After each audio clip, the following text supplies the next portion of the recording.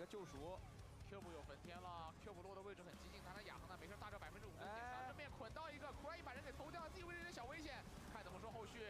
大招放下来，大手点被根本就没慢，直接死了。发育了一整把，团战竟是如此结局，还有后续点2枪，about 还要做后续的收割，再点点，一的又刷好了吗？差一点。这个位置鸡哥没办法做更多了，剩下个瑞兹也被1枪收掉，这不 about 完成了战场的最后打法。 这个闪现在南风这个位置变成了小车，跑的不是很快，得交闪。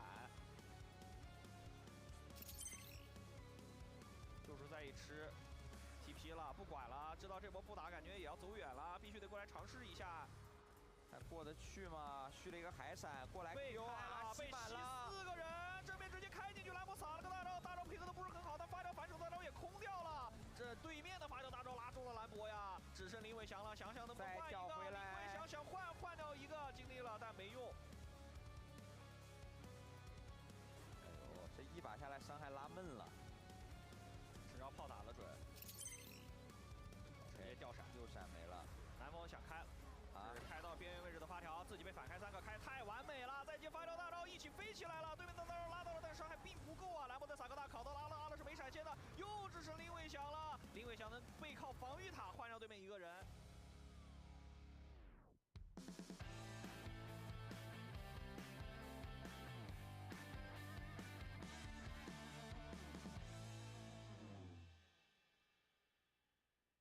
只要不卡，什么都好说。 不卡了，4分钟直接单杀上面，不能单成功。来，看我，上！顶到了。我下踢了，可以的。我可能死，我应该死了。我也死了。我下踢了，可以的，看位置。我顶到地了。随便杀，兄弟。你拉走。我秒接了。我炸去看一下。行就是没闪灵。看我，我在看。杀完。我在炮。 他有大法，没用。马上就处理完，你别死，还有大法。拉一下，把他封了，就这样吧，别管。帮他一马吧。你是不是你刚才好一点？压力好大，我靠。没事。他那个赵鑫可能在的。有闪。啊，我死了。交闪就这样吧。走。我去守。看。啊，我死了。没事。两个闪2个大。好，没关系。还要死。赵鑫在哪？能报吗？这个一口。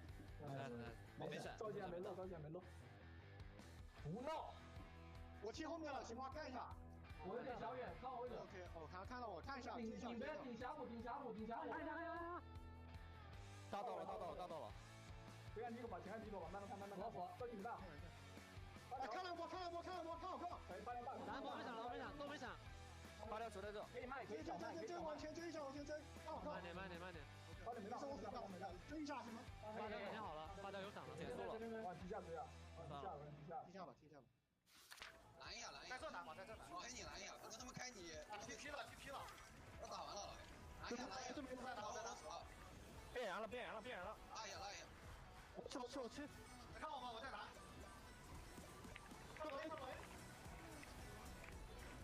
都没血。杀人话。都没技能，看上面看阿里。来看，我看你额的。我没技能，我1秒。什么情况？我们上单掉了。我也掉线了。什么情况？上面写的重新连接了。就跟一下。我来了。翻血。看吧，这波能压掉。打往前老右往前顶，我能开。对他，我能看。快点。没闪。我上坑。翻血。变人了，发到边缘了。nice。我跟你蹲。一步。往下走，24这个先不去。OK。看吗？可以赶。看。没力没血。不是没伤。等我打。拉一下。赶紧出线吧。辅助在这里想开，看，雷子没闪。辅助想开，辅助有闪。看卢岩。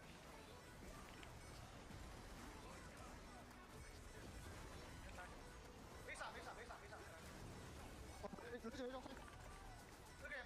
一下，你们打资源吧。我推他。这波可以打，我这辈子还可以打。来顶呗。我去顶。可以看啊。啊？慢。看贴派。没事。AD 死了，AD 没闪，往前打呗。往前顶。是啊，有闪，雷子。大龙。我收了小龙吧，你们去大龙，我收了小龙。OK。看我大，冲。OK， 看到。不许没闪。没有 W。他推他，一波。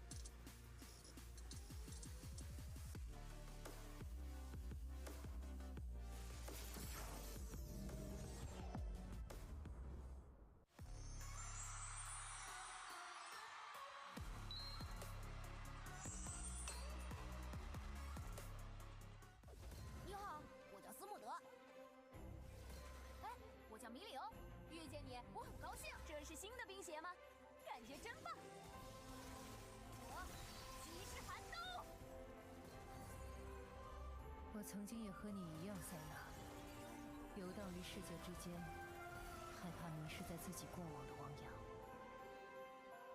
杰里祝你择日快乐。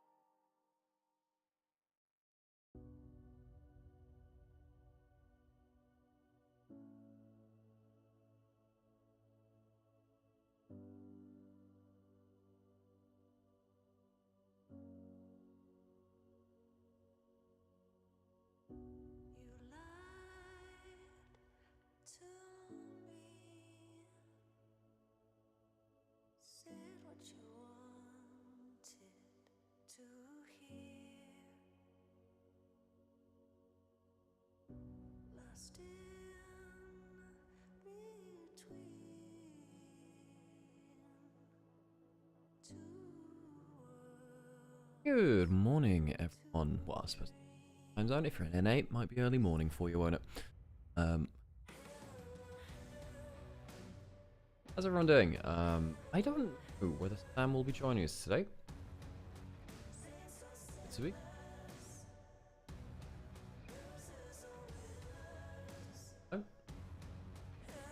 No? Oh, well. And enjoy these games, right?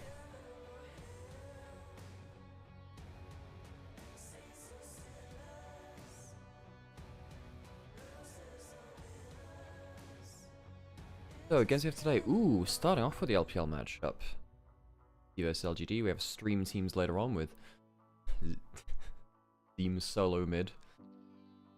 It doesn't stand for that, it stands for versus OMG, and then FRK. I have no idea what that stands for.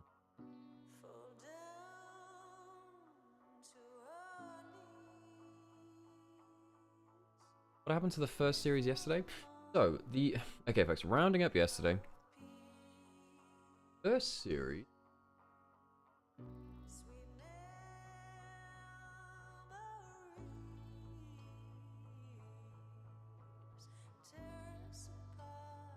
Okay, so first series, game 1 was played.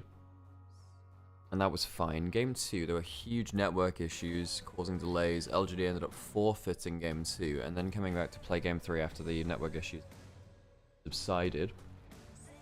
Series 2 was pretty quick and easy. WE just kind of dispatched FRK. And then the last series, Ultra Prime won game 1 of the series, and then network issues hit them. But, well, okay, it took about 2 hours for that series to start because they couldn't log in at first.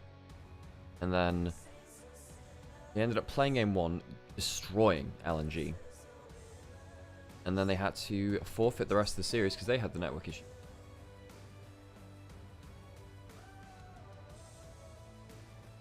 So, third series, we didn't actually play games 2 and 3. They were both forfeit because basically Ultra Prime couldn't get ready in time.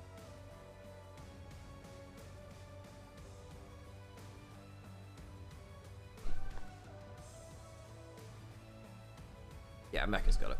Mecha's got it, exactly. Hey, the streak can build. What I need to do at some point is get back into playing a game after stream. That actually gets people sticking around for some different a little. So I'm not really set, and also just these streams will.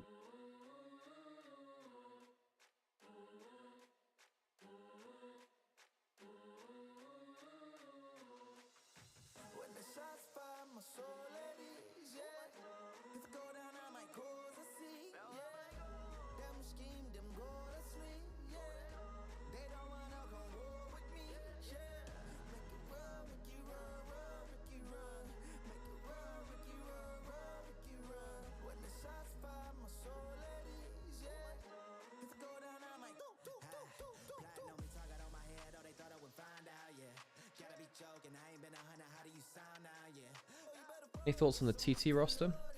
Heard about them? TT. Well, we haven't seen them play yet. A few players which I know are Junhao and Feather. Don't really know Ryan 3, Harry, or Feshi.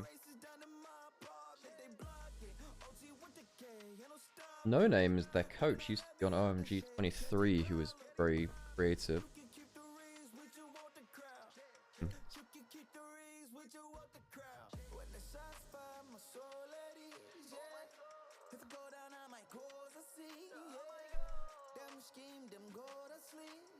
It's been on TT for summer as well, I didn't realize.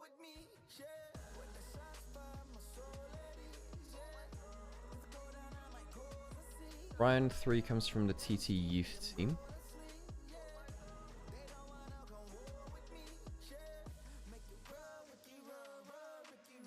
Nothing incredible in terms of achievement.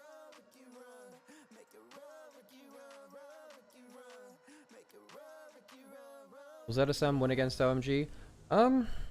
I don't think the stream teams will, like, legitimately win versus LPL teams. I just don't think they're coordinated enough.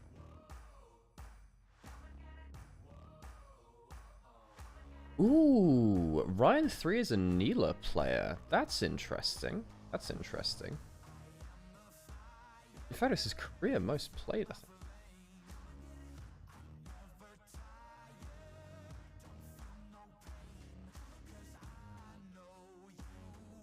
Haru, where's he been? LG, he was a T1 Rookies player. Ooh, that's interesting. Back in 23. And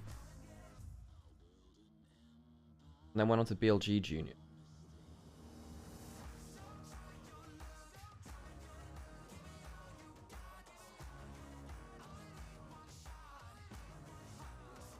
He's played Swain. He's actually a very good Swain player. 5 and 2. Wow, okay. Everything else seems pretty meta. He's a very prolific Ahri player. Most played champion of all time, by far. Big set. Played Cassante mid. Yeah, the only thing which really stands out in terms of like oddball picks is Wayne, which is like his third most played. Played 7 games of it. Eshi, where have you been? ET Gaming for now. BLD, he's very flower fresh actually. Only started in like midway through 24. ZSM so bad? The individual players aren't bad, they're just not as coordinated as an LPL team that are currently practicing.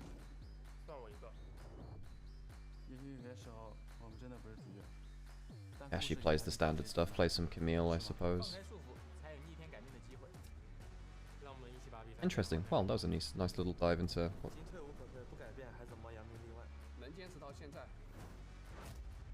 Yeah, so in terms of the TT names, Ryan plays some Neela.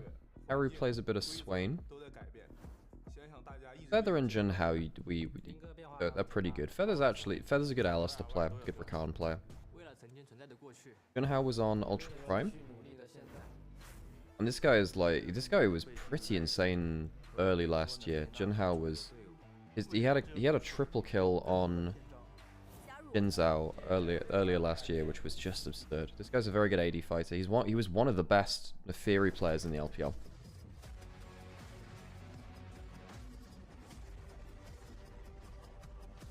And you know, Feather's he's a newer support, I suppose. Doesn't classify. God, that stood up today. Junhao had the most mixed year ever. Yeah, for sure. Oh, sorry, yes, his first split was awful, and then his second split was awesome. You're right, sorry, I completely thought that his first split was, very good. 应该说是技术、直播、制作的支持，谢谢。 Adoring masses. That's you. 可算到第2天了，第1天算是磨了1整顿。昨天下班了之后看了一下你们哈，差点干到第2天。其实我们离开这个场馆已经第2天了， Okay. 深夜了，11点快，已经12点了。其实我们 battle in, shall we? So first series of the day is our LPL matchup, TT, as we were saying. 看到了吧，也都呈现给大家了。 Oh, warning! They're now playing on the Pacific Korean server now. 队伍都能打出自己的风采，把内容顺利的进行下去。 Hang on, so they're on higher ping now to avoid the network issues they had yesterday. They're playing on a different competitive server. They're playing on the Korean Pacific one. Because presumably there are issues with the other one because of yesterday. Okay, that's interesting. That is... Well, yeah. Can TT win games? Against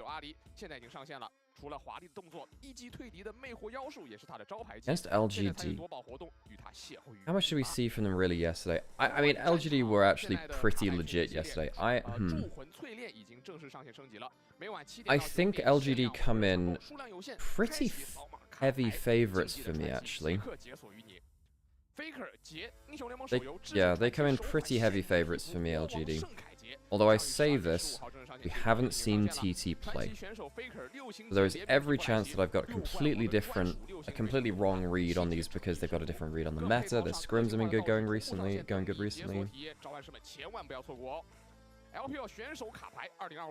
LGD won't disconnect today? Well, we don't think so. Yeah, so it seems like they found a way to make this, yeah, it seems like they've made the change to a different competitive server to, yeah. I think they might be playing on higher ping, actually. It won't be like a LAN environment. Well, not that it'll be a LAN environment anyway, they're playing online, but the ping might be higher because they're playing on Korean/Apex servers, I think. Oh yeah, Lucian Nami shared skin line. Lucian spends more time with Nami than his wife.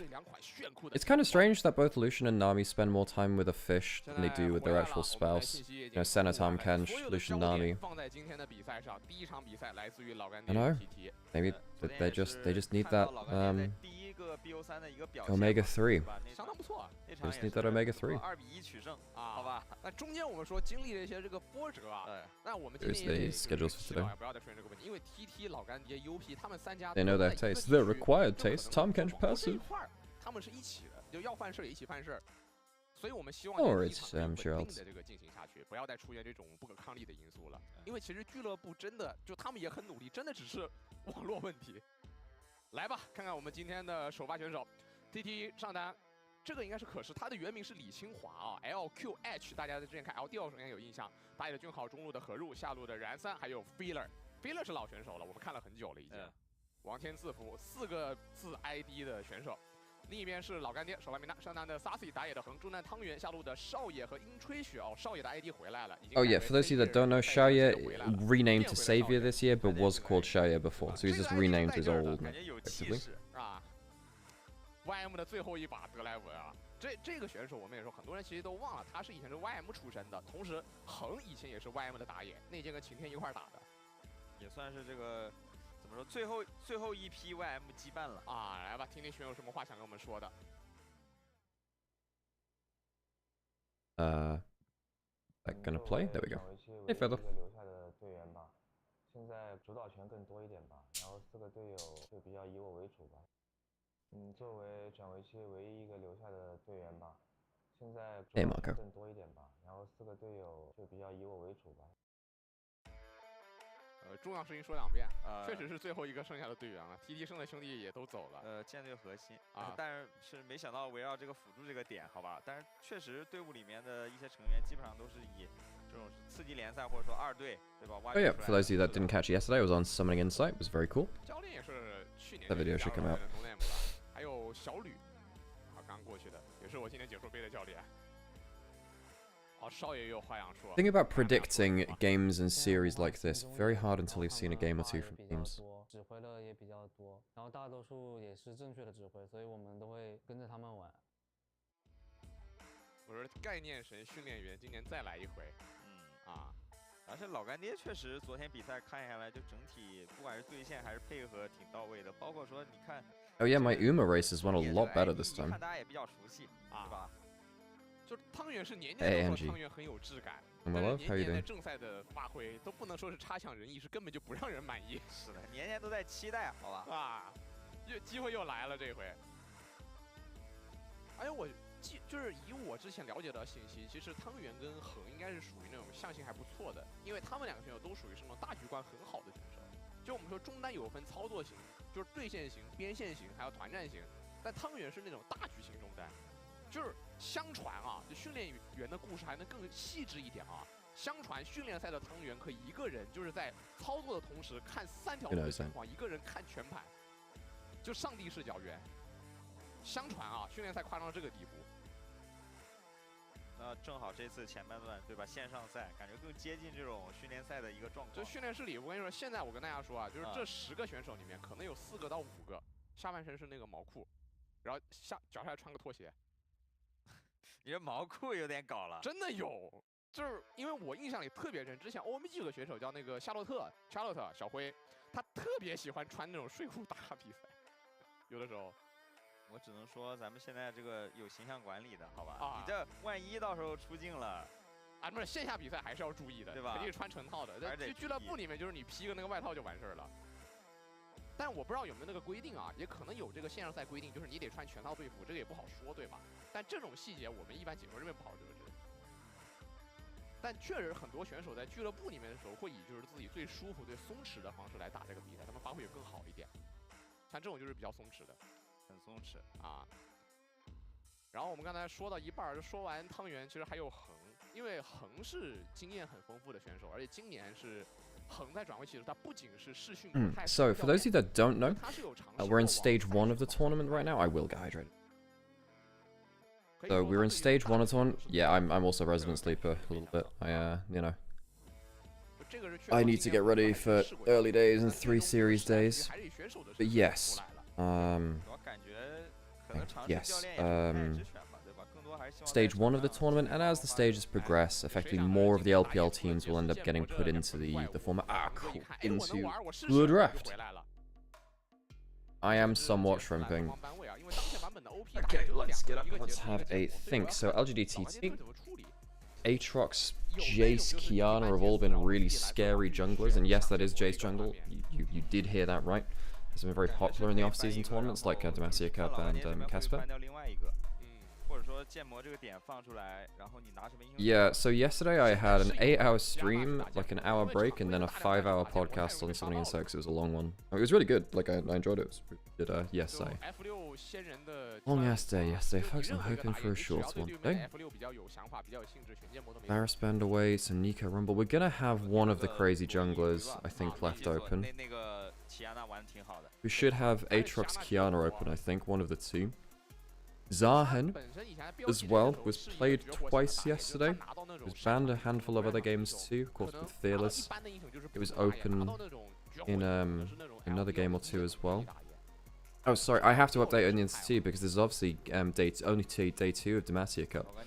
But if it goes to the last game of a series, so game 3 in a best of 3 or game 5 in a best of 5, it's blind pick. So we have completely ban-free blind pick for the last game of a series, which is quite intense. Both the crazy priority mid laners are gone in terms of Orianna and Azir. Yunara very high priority, chosen over something like Kiana, which should likely be locked in for something like Hung now. Stuff like the Aatrox as well, as you're saying, just feels very powerful right now. Who's going to win? I'd imagine LGD come in as favourites. I think Tung Yuan is really quite good actually. The mid jungle from LGD changed, and I think they are an upgrade. Thank you, Running.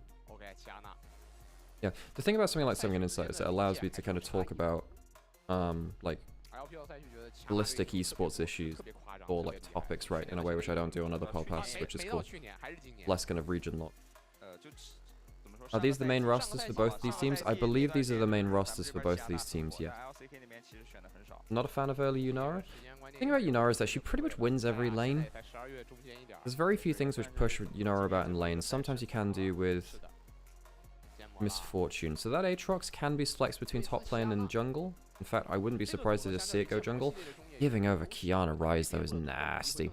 Kiana Rise is a strong combination, because the Rise is point and click and allows the Kiana to have kind of like a bulky mid laner that can walk up, shrug off a bit of damage, and set up for her very effectively.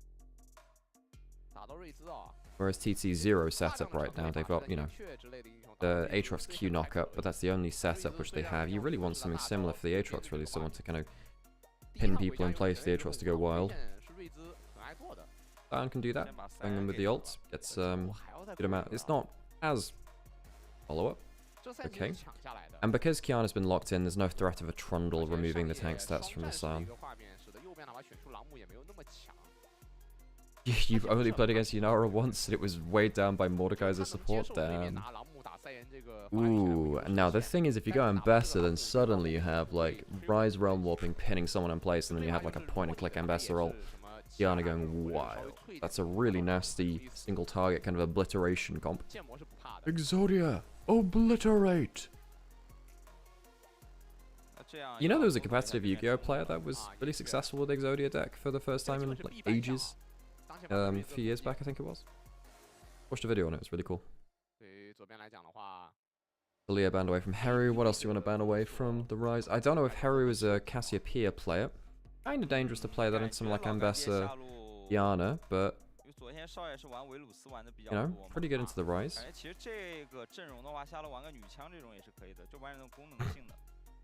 This is Misfortune banned away from Shaya. We were saying that there isn't much which pushes a Yunara around in lane. That's one of the things.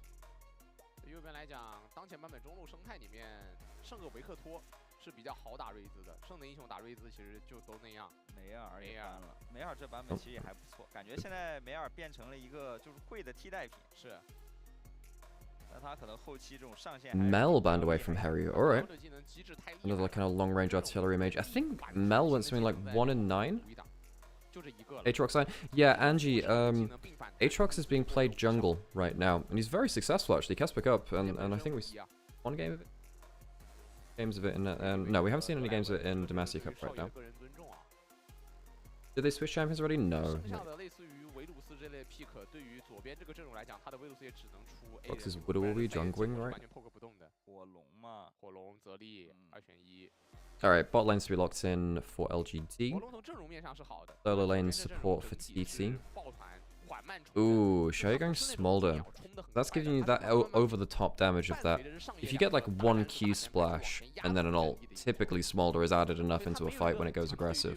Smolder's weird like that because typically when you think of scaling AD carries, a lot of the time you think of them as like backline threats, you have to dive into them. A lot of the time, right? You think about that with Xayah a little bit, or maybe a little bit less with something like FRK. Smolder can, because of his ultimate, can kind of always just throw his ult into the play, and if, you know, Ryze is gunning someone down, Smolder's quite good at going into that.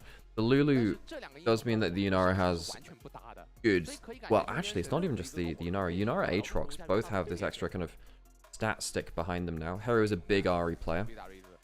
Quite safe against his top side, comparative to most top laners. I'm sorry, mid laners. Yeah, that should be fine. There's no one on this team which Ahri can't kill. But you can go for a very bursty build here. In fact, there's no one that can shrug off that damage. Maybe you go towards like a tank support, like... I guess you don't really want to go Braum here. You need something tanky from Y6. It might just be a Slam and Alistar angle, but then the lane is so hard. What do? You pick something tankier. It struggles in lane versus Yunara Lulu, and not that you were going to win that lane anyway. Yeah, you go for a hook support. Okay, Nautilus is kind of the happy medium, because you're tanky-ish. You're not going to survive a full burst combo, but you shrug off a bit of damage. But at least you can throw a hook out towards the double ranged. Nautilus is quite good versus double ranged bot lanes. It's a happy medium. My problem is, if you fall behind as that Nautilus, you're just a free kill. Okay, so TT, TT have a much better front line. You have Sion, Aatrox buffed up by Lulu ultimates and shields. And then... oh, Ambassador moved after the Rise Kiana pick? Oh, I actually didn't realize that. Huh, that's interesting. Catch that. Funnily enough, I think something similar. I think it was a graphical error. But in terms of the overall team compositions, I'm going to have to put on 1 minute of adverts first, by the way, because the pre-roll I was a little bit earlier. 正我是知道选 If you'd like to avoid adverts, please drop a subscription. 选那种就是没有任何支援的朗姆，就有几个朗姆的优质支援。一个 I like the juxtaposition of Kiana having the most lovely hair and then Rise's bald ass. 你队里有锁，或者是卡牌朗姆也算是一套。要么队里有个点控，你能帮朗姆。Like compare, for some reason there was a conversation about me and Northern Lion yesterday. And, you know, after 8 hours and 4 hours of pauses, it was like, well, you know, if only you had less hair, you'd probably find more stuff to talk about. I was about to say, you know, your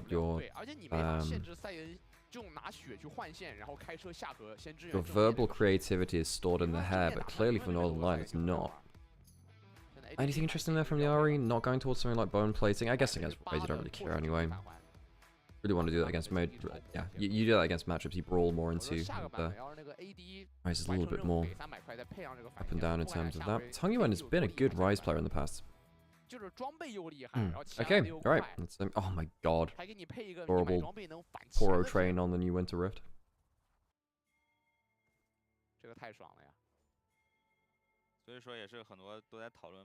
Yeah, I actually think that Ryze is like the Northern Lion of League of Legends. You know, the famous League of Legends player and aficionado, Northern Lion.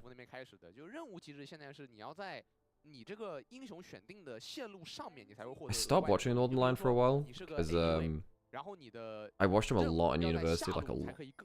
I used to watch him with like certain people and I kind of fell out of touch with them. I stopped doing that. And I came back to watching him because I don't know, I just saw him playing Binding of Isaac again. I'm like, okay, alright. Alright, we're back in this.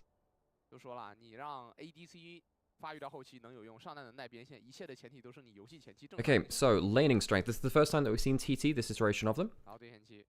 Ooh, hook at level 1. This is why you pick something like the Nautilus, because you there's actually pretty good versus the double ranged. And because he lands that hook, the minions end up aggroing them a little bit. Good extra thing there too is that Feather and Round 3 end up damaging some extra minions in there. Means that Xiaoyan and Y6, they're not looking to get the early wave push. You're not really able to. You just want to get some extra HP. Oh, hang on, this is a really early invade. Really early invade. Does he get it? He does! Oh my god, Hunk, that's so mean! You dick! He actually just goes up and straight up steals it. 2 minutes in, he takes Raptors, goes over, ends up stealing Grom because the Aatrox smites on first camp, I guess. I guess the Aatrox smites on first camp. I didn't realize that. Maybe that's a thing about the Aatrox clear which is exploitable. Both junglers were going top to bot, so Hung's gone Raptors, gone over, stolen one camp, gonna go for his bot camps. What's Junhao's plan? He did his full top side. They're both 2 camps to 2 camps because Hung's obviously spent a lot of time walking about the place. But if he does end up getting access to all of his camps, he will, you know, be 1 camp up, Junhao will be 1 camp down, so it's a 2 camp difference. You can't swim.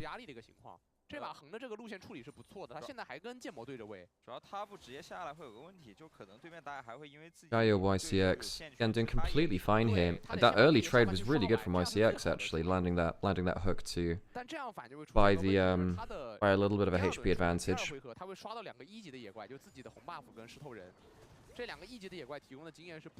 What's Hung's plan now? Does he end up ooh, this could be a bit close. Ends up smiting. Good damage there actually as well. All camps are gone. Junhao, I don't think there's much he can do. Reminder folks that Junhao did have some incredible highs last year. Of course, I am. Oh yeah, by the way, it was Ari's birthday the other day, 2 days ago. Ari's release day, the anniversary of it was then. Released back in 2012, I want to say. December 2012. The 13 years of Ari on the Rift.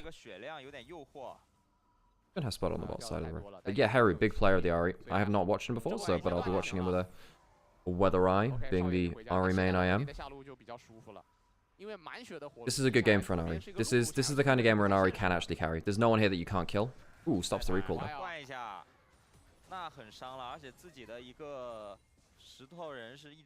Interesting, Yunara didn't go teleport to answer Smolders. Yunara always wants to go combat some issues, such as brawling AD carry.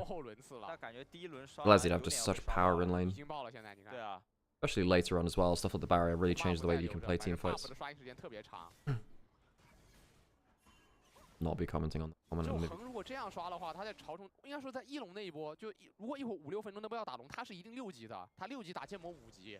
no crazy advantages coming out of lanes in early game. It really is this. I say that just. Hang on, that's getting really, really close. Very, very close indeed. And the barrier doesn't save him.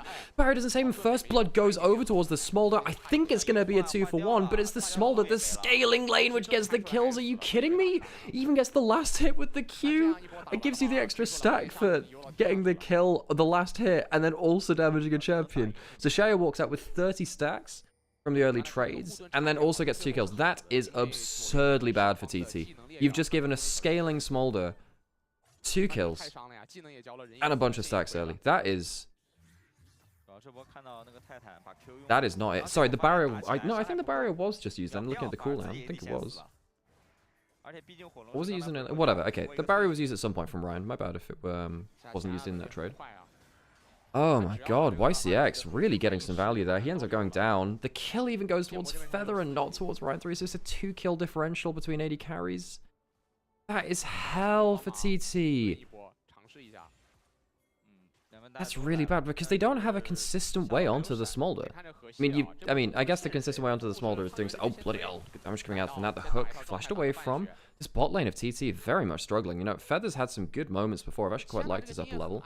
Might see if there's a combo coming through from the jungle here. Just out of range, I think. Really. Nymaera and Harry both flashes down. I can't remember if we saw that trade on screen. I don't know if we did. Aatrox. Now he's used the flash. Tungyuan doesn't have flash to follow himself. By the way, Tungyuan is a kind of dumpling, I think it is, in China. Like a sticky dumpling. Quite a popular food stuff. I think it's used for certain festivals. Tungyuan kind of...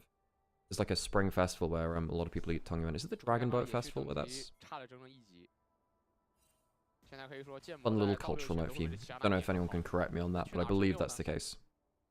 Very popular in certain regions of China. There was a player called Xiaolongbao, which is another kind of dumpling. So we had Tungyuan versus Xiaolongbao, I think, for one bit, which is quite funny to get the Battle of the Dumplings. Hang on a second, that's a flash. Let's Aatrox, and there's a roll more top of it too. A Supreme Display of Talent, a Realm Whoop, and a dead Aatrox. I don't think Ari's gonna be able to help much here. That is, oh my god, this is a sad day for Janhao, hey? Hung walking in, getting a nasty old trade. Funnily enough, yesterday too, Hung, in his game 2 versus the stream team before they forfeit it, ended up playing Zyra, getting like 5 camps over his opponent in the first 2 clears. Absolutely insane. Ended up walking from, he ended up doing, you know, 2 camps into enemy side of the jungle, stealing Krugs and red buff. Good old over the Q there from Sassy. I'm not too sure how much kill threat there is here. He needs his cooldowns to come back up. The early cooldowns from Ambessa are really quite high, like 10-second cooldowns. So there's no actual threat to finish off the kill there, but does end up, you know, escaping the Aatrox Q, the Scion Q damage. You know, low health trades both players there, pushes the wave in. Why is that Aatrox jungle? Funnily enough, Aatrox jungle was played a fair amount towards rework release. Like Season 8, Season 9, there was a fair amount of it. I think that was it anyway. It's cropped up occasionally for now and then. You want Nautilus jungle? That was buffed, actually, in the last year. Not really seen play and pro play. There was like 1 or 2 games. I think Stevie Lol played a bit of it.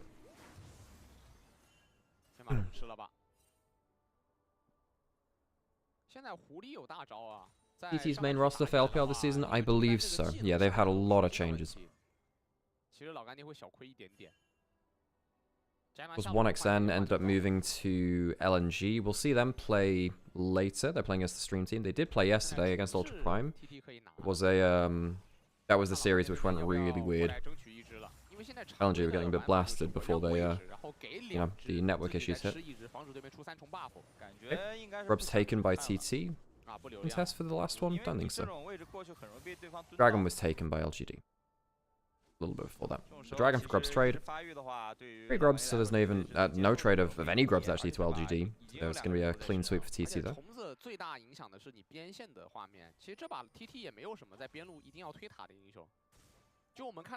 More people moving around the map. Collecting the wave top side. Smolder free stacking on bot side. Has 70. He's doing completely fine. He has teleport up as well. Cole stacking in. Xiaoya is so happy. only just realized that the player titles are in Chinese on the server. 让李清华来下路硬扛。那这样少爷爽玩了呀。 Mid lane very even. Good farming numbers for both of them. Just haven't had that much fighting to do. Alder's got to be pretty close to first item, you know, even though it's only 10 minutes in. AD 在换中，然后少爷有踢啊，这样好处是泰坦可以一直在中路靠上或者靠下。你上路把线推进来的话，你也是有压力的。万一我野辅来了，这波你不一定打得过。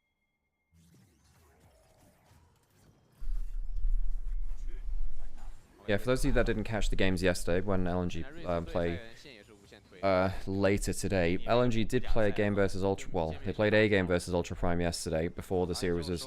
I'd say it's abandoned. It wasn't. It was forfeit by Ultra Prime, but it was due to network issues, which I'm not entirely sure were in their control. Actually, feels very bad for Ultra Prime. It felt like, you know, maybe you could reschedule it, but I think the schedule of the tournament with so many best of threes back to back every day meant that they didn't elect to do that. Bit of a mess, really, so that's just added context for what's happening there, which is a little strange because LNG are a team which I'd like LNG to do well. I just not like that, you know. It's not the way you prove it. Polymorph trying to deny some farm hit. Open up a little trade if they can. Really end up doing that much. First items coming in. Well, first, the big leaders in jungle, right? Was in gold lead already. The propane Hydra and propane accessories. Locked in. Junhao going towards what I assume is the Sundered Sky first. Just every AD jungler. They're more towards the fighter archetype than an assassin goes towards that. I have been enjoying watching the Jace jungle. Jace jungle has been really cool. Was Hung had a game of that yesterday in game 3. It was a game 1 and game 3 actually from LG. I think he might have played 2 games of it actually, which looked really good. Jace jungle can kind of go full lethality because he doesn't have to interact with laners and he doesn't need any extra kind of beefy stats to survive a laning matchup or something. Means you just get full lethality. Jace just nuking. 老干爹这边处理是，既然已经到了朗姆星矢的这个优势区，干脆线也就不换回来了。朗姆继续对塞恩，瑞兹去对狐狸。Oh, this is a Blackfire Torch Ari build. Okay. So he doesn't go towards the Malignance. I suppose the game's been a little bit slower. Blackfire Torch has been nerfed a fair amount. I wouldn't have gone Blackfire this game. I think this is the kind of game where your sole AP, you can be like major damage threat. Typically, Blackfire Torch is good if you're going towards something like Bloodletters later, because it ends up giving you the magic resist shred in a way that Malignance doesn't consistently give you. I'm not a big fan of Bloodletters and Ari in general, actually. I know that Faker likes going and a couple of others do. It's just not... I much prefer Void Staff. I think it's just a much better kind of set of stats to a lot of the time. Interested to see what his full build is going. He's gone for the Inspiration Rune secondary. I don't go for triple tonic that often on Ari. Harry is a big Ari player though. I want to see what his logic is. Especially against teams like this too, where, you know, the Realm Warp and stuff like the Ambessa ult or Nautilus can really threaten you. I think not having max ult cooldown can be quite problematic. I guess you have a front line to stand behind, so maybe Harry's thought is, I don't need my personal safety. I've got a Lulu and a Scion. I'll be fine for God's sake. Not. Well, see if Harry makes it work in his playstyle, really. Walking down towards mid lane. Dragon's up now. How many stacks you got? 109. Not bad damage from Hung, you know. It takes half the HP off the Aatrox. 2-level lead. Okay, this fight has to be on Scion. Scion's gonna have to do some work. That's a really good display of talent. Flash away from the Lulu. Needs to get out of danger, but Ambessa puts them right back into it. Managed to peel back. How much work can they do there? The front line needs to start getting set up. The Wild Growth goes onto the Ari, and I'm not sure that's what they wanted. The Charm cooldown is down. The Hook cooldown is back up, and LGD will claim themselves the Dragon TT. I think they're lucky to walk away with no casualties there. I think they're very lucky indeed. No, Hung starting proceedings off with a big chunk of damage. Junhao completely put into the hot seat. very early in. Very surprised that TT didn't lose a kill there. Feather ended up getting hooked out. Getting hit by that Kiana ultimate. That was really dangerous from TT. They really did group up for that. They were spoiling for a fight. They really wanted something like that. He doubly misses there. Hasty double stack. Stacking's been completely fine from Shaya.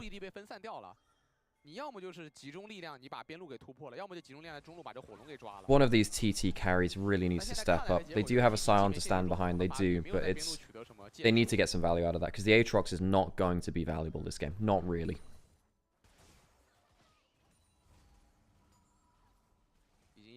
Eru or Ryan needs to have a good game here, folks, for TT. Their first games for TT as an organization. TT draft good, but play not so good. Yeah, I mean, I don't mind this draft. They had a winning lane and bot lane, of course, that got thrown under the bus a little bit by giving the double kill over to Shaya, who's been completely fine now. Just free scaling game. They have a Scion and a Lulu. You have a carry in the Yunara, which can use that platform well. Meta pick in the Aatrox in the jungle. At least it seems to be from this playstyle. It's a comfort pick for Heru in the mid lane from everything I can see. I don't know the player, but it's most played by far. Cooldown boots after the Blackfire. Again, I guess you're into the Merc Treads of Tongyuan. I don't know exactly how many Merc Treads there'll be. There was obviously quite a lot of auto attack damage on TT.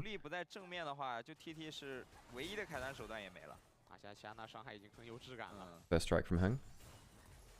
Always scary when you hear that sound effect. You're like, ah, someone's taking damage. You've missed the cannon there, Sassy. Sassy had a good series yesterday, you know, versus Arla. She was actually pretty good there.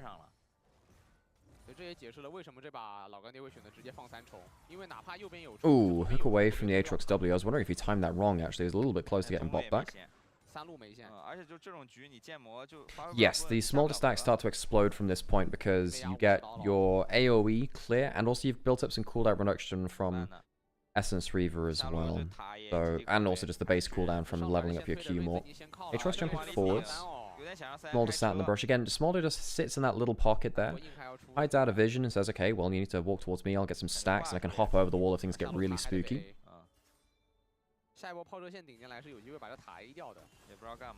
Hung's gone for the second item, Circumspect. Circumspect has been so popular on these lethality junglers in the last couple of days. I noticed it at Casper, noticed it here, well, obviously yesterday at Demacia Cup as well. Very cheap for... Oh, hang on. I was timing it so he can jump up towards top lane. Hungman's Rise is one of those picks which I remember more fondly from him, even when he was not great on RNG, which, you know, was a lot of his starting point of his career after Xiaohu was replaced by him. His Rise was one of the better ones. Ari was another one too. Who's his Annie, which really struggled at? Pop there from the Q. Scion going in! I think that's going to be a dead Nautilus. We'll die very, very quickly. This is why... Hang on a second, Ari. Does he have this cool charm? The charm cooldown? No! Misses it. Shaya had no flash. That is a big miss. Is it going to lead to the kill? It's really close. The Lulu saves him. No extra damage to come in. Heru survives despite missing the skill shot. LGD lose two, including their Fed Kiana. I think YCX was a little bit... I think he was actually a little bit greedy there. I think he should have just taken the loss and choose to step forwards into the Scion ult so the Smolder didn't take any damage. I think there was a world in which you just give up one, maybe turn something around. Like, watch this again, right?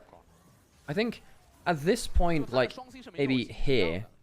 I mean, okay, not here, but right here, like, Smolder needs to not be that. I think that the Nautilus actually needs to walk forwards a little bit so the Smolder doesn't get hit by the damage there. There's no kill threat if the Ari's walking forwards alone. Not a great charm angle, hiding behind the Raptors there.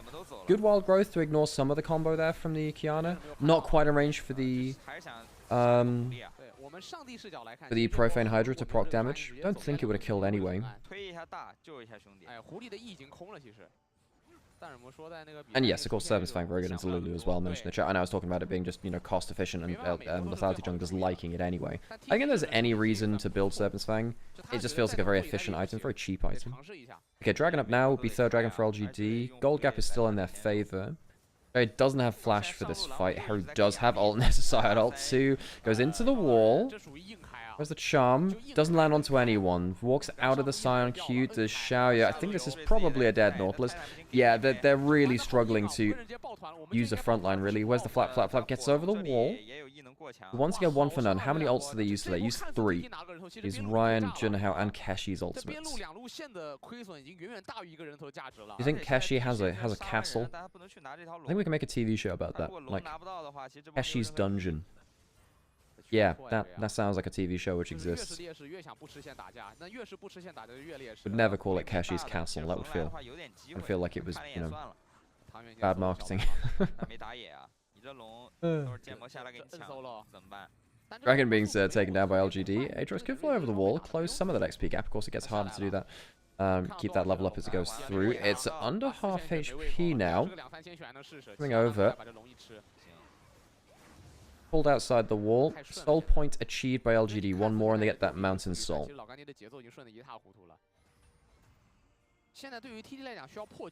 I haven't really seen Ambassa impact the games too much so far. Xiaoya does hit 225. There you go. That's the final upgrade for Xiaoya. 20 minutes, 35 seconds. That's a good timer.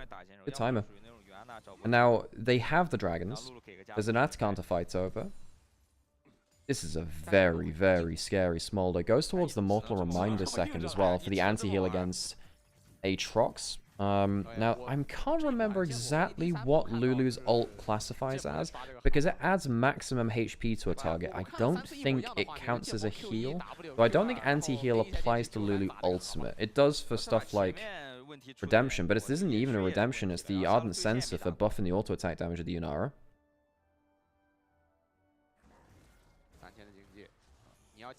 By the way, if you're enjoying the stream here, please like or one of those like subscription-y thingies, regardless of the platform you're on. It helps us keep doing what we're doing. Been casting the LPL since 2023. I've cast like 1,500 LPL games, maybe more. I've cast a lot. A lot of League of Legends here, folks.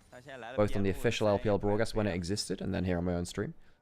And, you know, getting to chill here with you all, enjoying some League of Legends, Demacia Cup, LPL, what have you. It's very fun. Privileged to be able to do this for a living. And if you'd like to support the stream and myself and my brother who do this together, you know, goes a long way. Potential pick onto the rise. There's a flash available. Does manage to get a little bit of damage denied from that. So Redemption comes down. Flash away from Tong Yuan, who just walked into 4 members of TT. The only one not there was the Ari. Atacant started up now. Tong Yuan could recall and teleport back in. In fact, that's exactly what he's going to do. I don't know, taking a fight here against the Smolder, who's getting the splash damage over. The problem, because the Atacant has stood between you and him. He gets the splash damage from that Q flying over. Atacant's also taking damage off you as well. Yeah, the longer that lasts, the more problematic it is. Kiana pushing in the mid lane. Do they restart the Atacant knowing that? I mean, it's quite hard to force it down before Kiana gets into range. Quite slow to kill the Atacant. Alright, so they look for a pick opportunity on Tong Yuan. Can't quite get to him. Ooh. Not the best damage. Horizon Focus second for Heru, who really, I guess he just really wants to go for cooldown reduction, man. 2 cooldown reduction items, has the boots, hasn't gone for the Malignant, so he doesn't have the ult cooldown specifically. Not that high damage Ari build. There's no Dark Seal. Like, for those of you who've not heard one of my great many rants, I've literally been doing this since like, I don't know, 3-4 years at this point. If you're an Ari player, get Dark Seal first back every single game. It is the most important item on Ari by far. The best item on Ari in the game is weirdly not Malignant. It is Medjai's Soul Stealer. Medjai's is the best Ari item in the game. If you get Dark Seal and you get one good early fight, it gives you just a few extra stacks to transfer it into a Medjai's later, and it changes the way that you play the game like nothing else. Level advantage for the Rise over the Scion, actually. Often don't see that between top laners and mid laners, but then again, Rod of Ages tends to help you a little bit with that. Starting up this again, where is that Kiana? Coming down, will be in range to smite. How much damage can this Smolder end up doing? Hook onto the Scion, the Lulu. Oh my god! Nautilus is just gone! Nautilus is gone! But how much damage can come out from the side of it? Atacant is taken down. Good damage on to Sassy. I think there'll be a dead Ambassa as well. It is Flash Forward Charm on to the Rise. The ultimate from the counter, not fantastic, but the Smolder starts to burn and execute. Smolder tapped by that Yunara. What, 2 for 1 right now? LGD walk away with the Atacant, losing the extra member. Bit of a damage check there from both sides. Bloody hell, my CX just evaporated. Oof. Tongyuan potential mid laner. For a while, Tongyuan was potential man of mid lane in LPL because he's meant to be like the guy, which was meant to replace Xiaohu a little bit. Didn't really end up in the way that they wanted to. This was a lot of damage in a very short amount of time. Sion ends up going down to the smaller burn, I suppose. Does he get hit by... How does Sion die? Does he get hit by splash damage? Yeah, he gets hit by splash damage. Hang on a second. Hang on. Hang on, did Ryan just kill his top laner? Did he just dash the smolder splash damage into him? Hang on. Did I see that right? Did Ryan just dash back and the Q damage from Smolder hit the Sion who had just survived? No, Ryan. Oh, God. Well. Oh, well. Oh, well. Okay, this will be Mountain Soul for LGD. Took away from the W pullback. And there you go. Mountain Soul. Easy as your, like, extra shield, extra resists. Flamed by LGD. 2 Mountain Dragons. The shield top it, which regens over time. Or refreshes over time. Hey, Sam, how's it going? Hey, smaller damage coming through again. Bit of a disengaging Nautilus ult as well, forcing the Aatrox back. Ooh, charm. It does land onto the Nautilus. The hook not landing onto the Ahri forces the ult out, so that'll be on cooldown. Not the longest cooldown with so many cooldown reduction items, and the level 2 of the ultimate. Cool, Sam, we'll get you in for the next game then, because I don't want to be fiddling around with that right now. But yes, cool, we'll get a Brothers cast for a little bit. We'll be chilling a bit. Oh, we're getting the good old Realm Warp up towards the top side to get towards that Baron. How quickly can they do this, though? Smolder, you know, does get a decent amount of burn damage onto the objective. Rise pretty good at taking it too. DT walking up towards top side. Well, there is a potential of a hook out of the bush. He is way too far away. He's way too far away. Nautilus, my dude. Okay, that's a very close chance of a steal. Doesn't quite get it. Baron goes down. Aatrox goes down. No steal achieved. LGD, do they find the follow-up fight? They don't have an Ambassador ult to follow up with. They're running out of a few cooldowns. Keshi does have flash. Will that be enough? So, oh my god, Kiana damage. Kiana just removes Lulu from the equation, and I think that's the fight which they now are looking for. They have the Mountain Shield. Giving them a little bit of brawn as well. Hang trying to get that combo going forwards. And I think it'll be enough. Sion goes down. TT lose another member. 2 kills on the retreat from the Baron. LGD get Baron. They get 2 kills. And that should really be the death knell for this game. Wait, hang on. Is Junhao still using his Ultra Prime Tournament Realm account? Because there was a pop-up on screen which said Ultra Prime Junhao. That was his old team. I think they're using his Ultra Prime Tournament Realm account. Yeah, they're all using their older Tournament Realm accounts, I guess. Might be the worst macro game I've seen in a while. Well, I think that LGD have been fine for it. I mean, TT tried to pull some quick plays. Look, around the Atacant, they were trying to say, look, we're behind the game. Let's try and force an Atacant while they're out of position, or hope they're out of position. Right here, this is a good realm up onto the Baron itself. And it did just feel like TT were kind of scrambling to do that. Very close to a steal there. You know what? That was a little bit dicey. You know, I think that the actual realm warps have been pretty good from Tongyuan. He's been using it to get people back into position. They haven't left objectives in a position where TT could rush them down in time. That is an Ambassador ult in... Why are you ulting into 4 people? What happened? Why did he just ult into 4 people? It wasn't even like he got Sion ulted or something. Sassy, my dude. Okay, alright. That's stance ain't gonna salve you for that, buddy. Alright, well, MS is dead. 1 Baron buff down. That's going to change the way that they siege, presumably. 30 seconds till he's back up and available. Can't teleport in because, you know, he's dead. Damage from Smolder. Does have the Infinity Edge. The extra Q damage going to really sting now. Doesn't have the Fire Cannon for ease of access. Not bad. The Nautilus ult, not a hook, not going to land at the wall. But Smolder is still alive. It's a really good Kiana ult. Gets the splash damage onto 2. Tongyuan flashes forwards. And that's suddenly 2 kills back. Realm up to try and get towards mid lane. Tongyuan really wants to push that in now. Now they realize, okay, all right. We've got ourselves that numbers advantage which we need. Sassy can teleport back in. They just won the 4v5 there. Keshi tried to hit the clump, but Smolder was stood away from it. And, you know, Y6 pretty happy to die and just give the space for Smolder to do something. Going forwards is Ari. There's a flash from the Smolder. Use it pretty effectively. Ari Q. It's going to land on target though, and it's going to be dead anyway. I mean, Sassy just teleports to the wrong part of the map. He just... Why didn't you teleport in towards your Smolder? They wanted to push all 3 lanes at once. That's quite greedy, actually.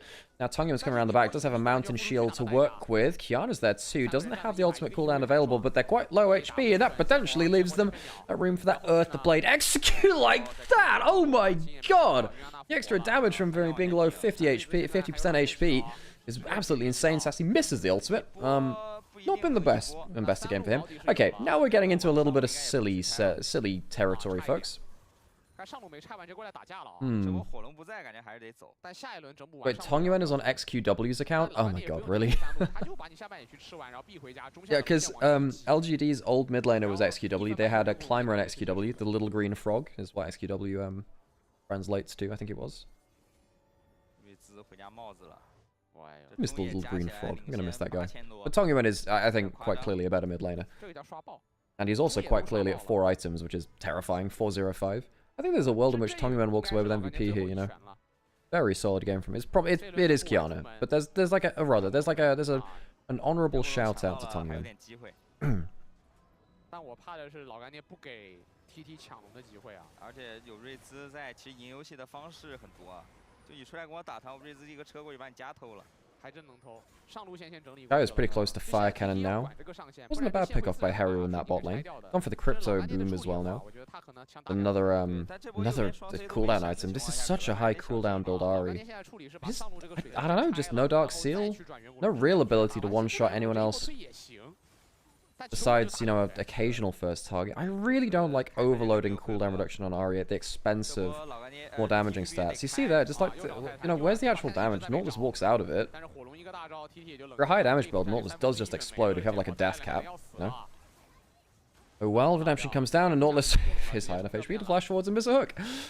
Alright, okay, fine, whatever. Smolder getting McHale'd actually. Maybe afraid of a Scion ultimate coming through. Inhib goes down. That's all 3 inhibs, so double super minions will be spawning in every lane from this point. First strike. Very satisfying sound effect. Not exactly sure. Well, I guess TT can look for just a miracle Scion blast engage. There is a 4-item Yunara with an Infedge and a Lulu backing them up. Does have 1,000 gold lead now, actually. And a fair amount of farm, and had a couple of shutdowns, I presume, as well. Elder's up. Oh my god, we're a little bit split here. Investor going in. And, well, okay, well, I guess the Yunara can't do damage if they're dead. The Lulu ult doesn't save them. And that'll be it. Double kill towards the Smolder, flashing forwards. ET try to find the split fight. Credit to them. It wasn't a bad angle. If you're going to hit them while they're split. Doesn't work out. The Yunara goes down, dies with barrier, and Dotler. What? What happened to the Chinese caster audio? What happened to the Chinese caster audio? Why did they just, like, Mike just... Okay, alright, GG, LGD will take game 1. I hope the Chinese casters are fine. Where did they go? The mics just turned off. Did they just unplug the mic? What happened to the Chinese casters? Guys, the Chinese caster audio died.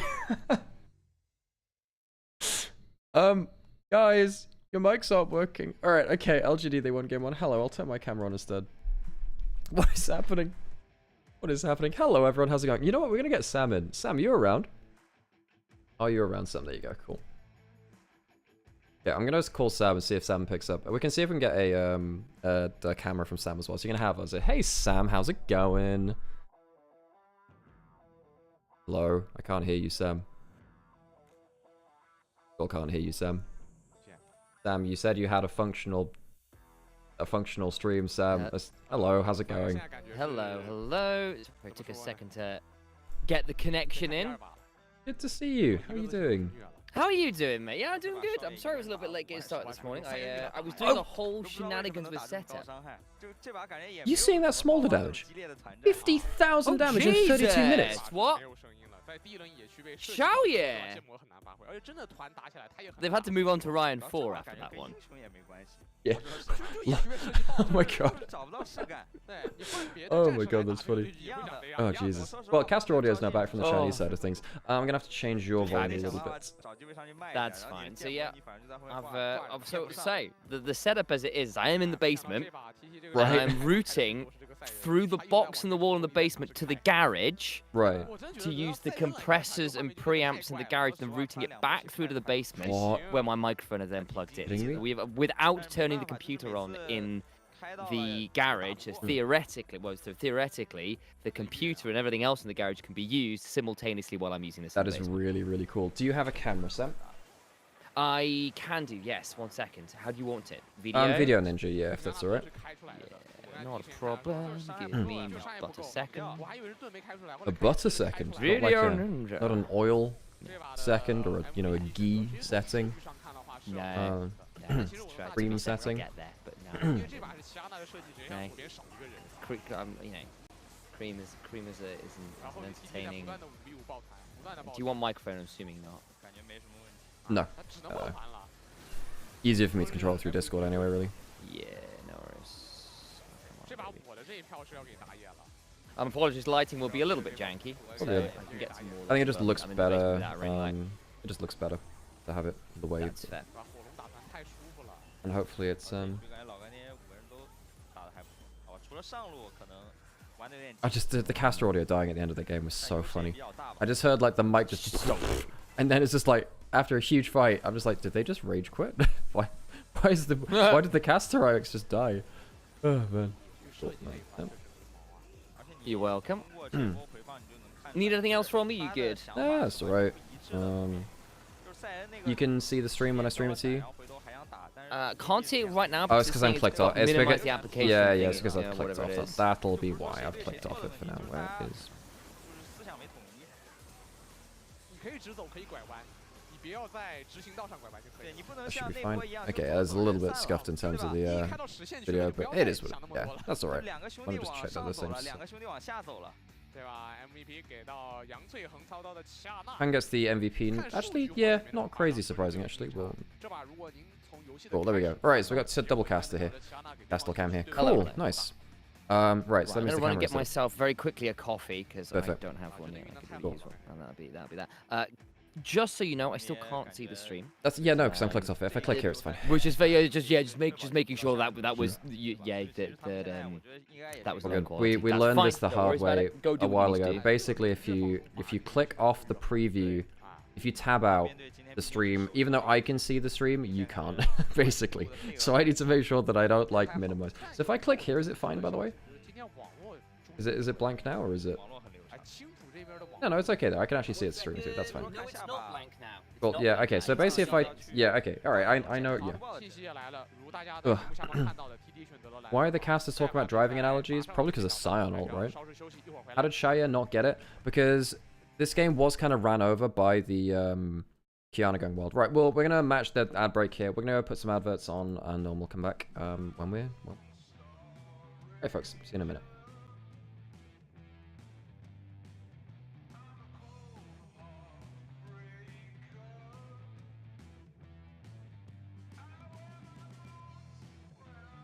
That was over a 1.5 thousand DPM game. That's insane.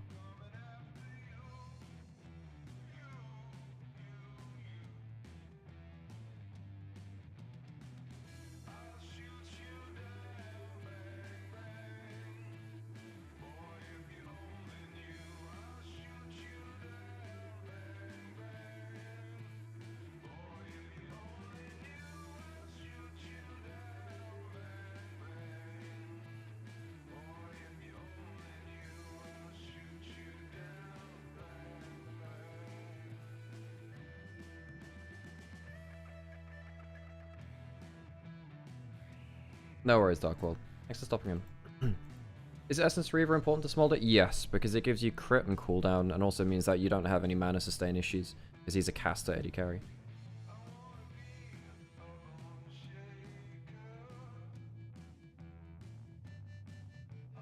Are any teams playing with their full LPL roster? I know this from a while ago, Sparky Slopes, but yes, most of them are.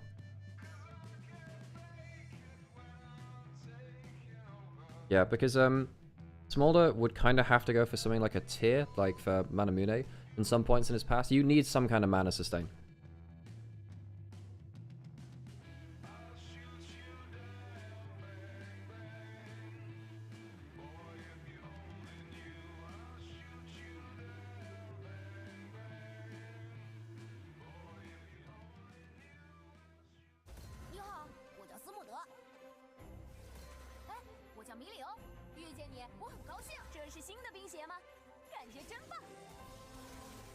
My god, we've got 67 subscribers. That sounds like a perfectly reasonable number.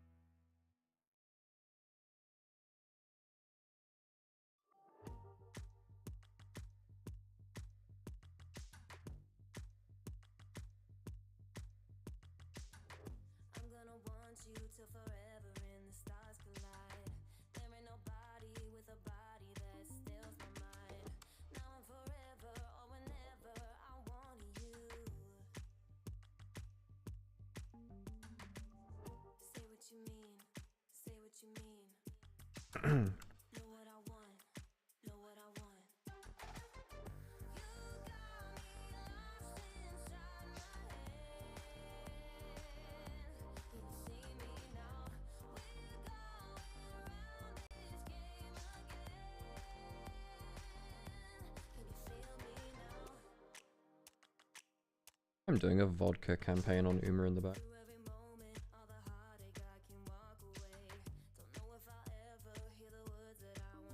By the way, I made my Group A finals for this CM. I had to rebuild my Nymaera Top Gun like mid-event to do it though. I was missing long ass aptitude. So that has now been.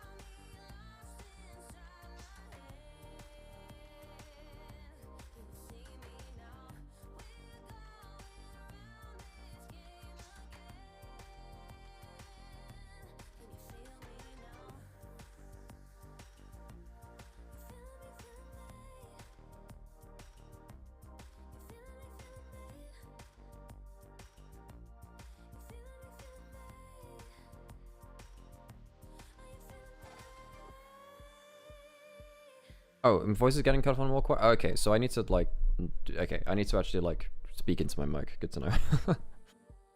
Thank you, Andrew. Appreciate it. I return. I have coffee. Yay! Brush my teeth. Good timing. Got a working microphone. Yeah, it sounds pretty good, Sam. Actually, it does. It's the audio quality is good. We did quite a lot of work. We were on I was on phone with Dad while he was in the garage yesterday, setting things up. I mean, it sounds good to me. Yeah. Obviously, so like we've done all the work on it. The funniest thing is like when you put all this work in, and then Discord just completely destroys the quality. Yeah, I know. Yeah. Oh man. I did double check that I was going through the mic and not my headphones, so I was actually sending you good audio. Yeah, yeah. Because that would have been horrifying. No, it sounds good for now, honestly, man. Yeah. We love it. We love it. Can TT win this? I mean, I think LGD. I don't know. That was not a pretty game, folks. That was pretty not great. The things that we loved about ThunderTalk coming into last year, and obviously things didn't turn out the way I think they were hoping for. Hello, how's it going? Things like 1XM being on a roster, or just an issue, depending on your pronunciation, I'm sure we've been over that shenanigans enough times at this point. Having Bejuan be a really good sort of like tip of the spear for the team, getting things rolling on Sejuani and Lilia and a few of those choice picks of his. They lost a lot of those key elements that made the jigsaw fit together, and I think it really is back to ground zero in a lot of ways for ThunderTalk, and think there will be some work to do. I think it will be a rough start to the year at the very least. Yeah. Folks, just another quick thing as well. How is audio between like the stream and us, by the way? And so like how Sam and I together. I'm gonna try and be a little bit more quiet today. One, because my voice is. Folks, I had an 8-hour stream and then a 5-hour podcast yesterday. That's a big Summoning Insight episode. Yeah, we just kept yapping. There was just more to talk about, you know.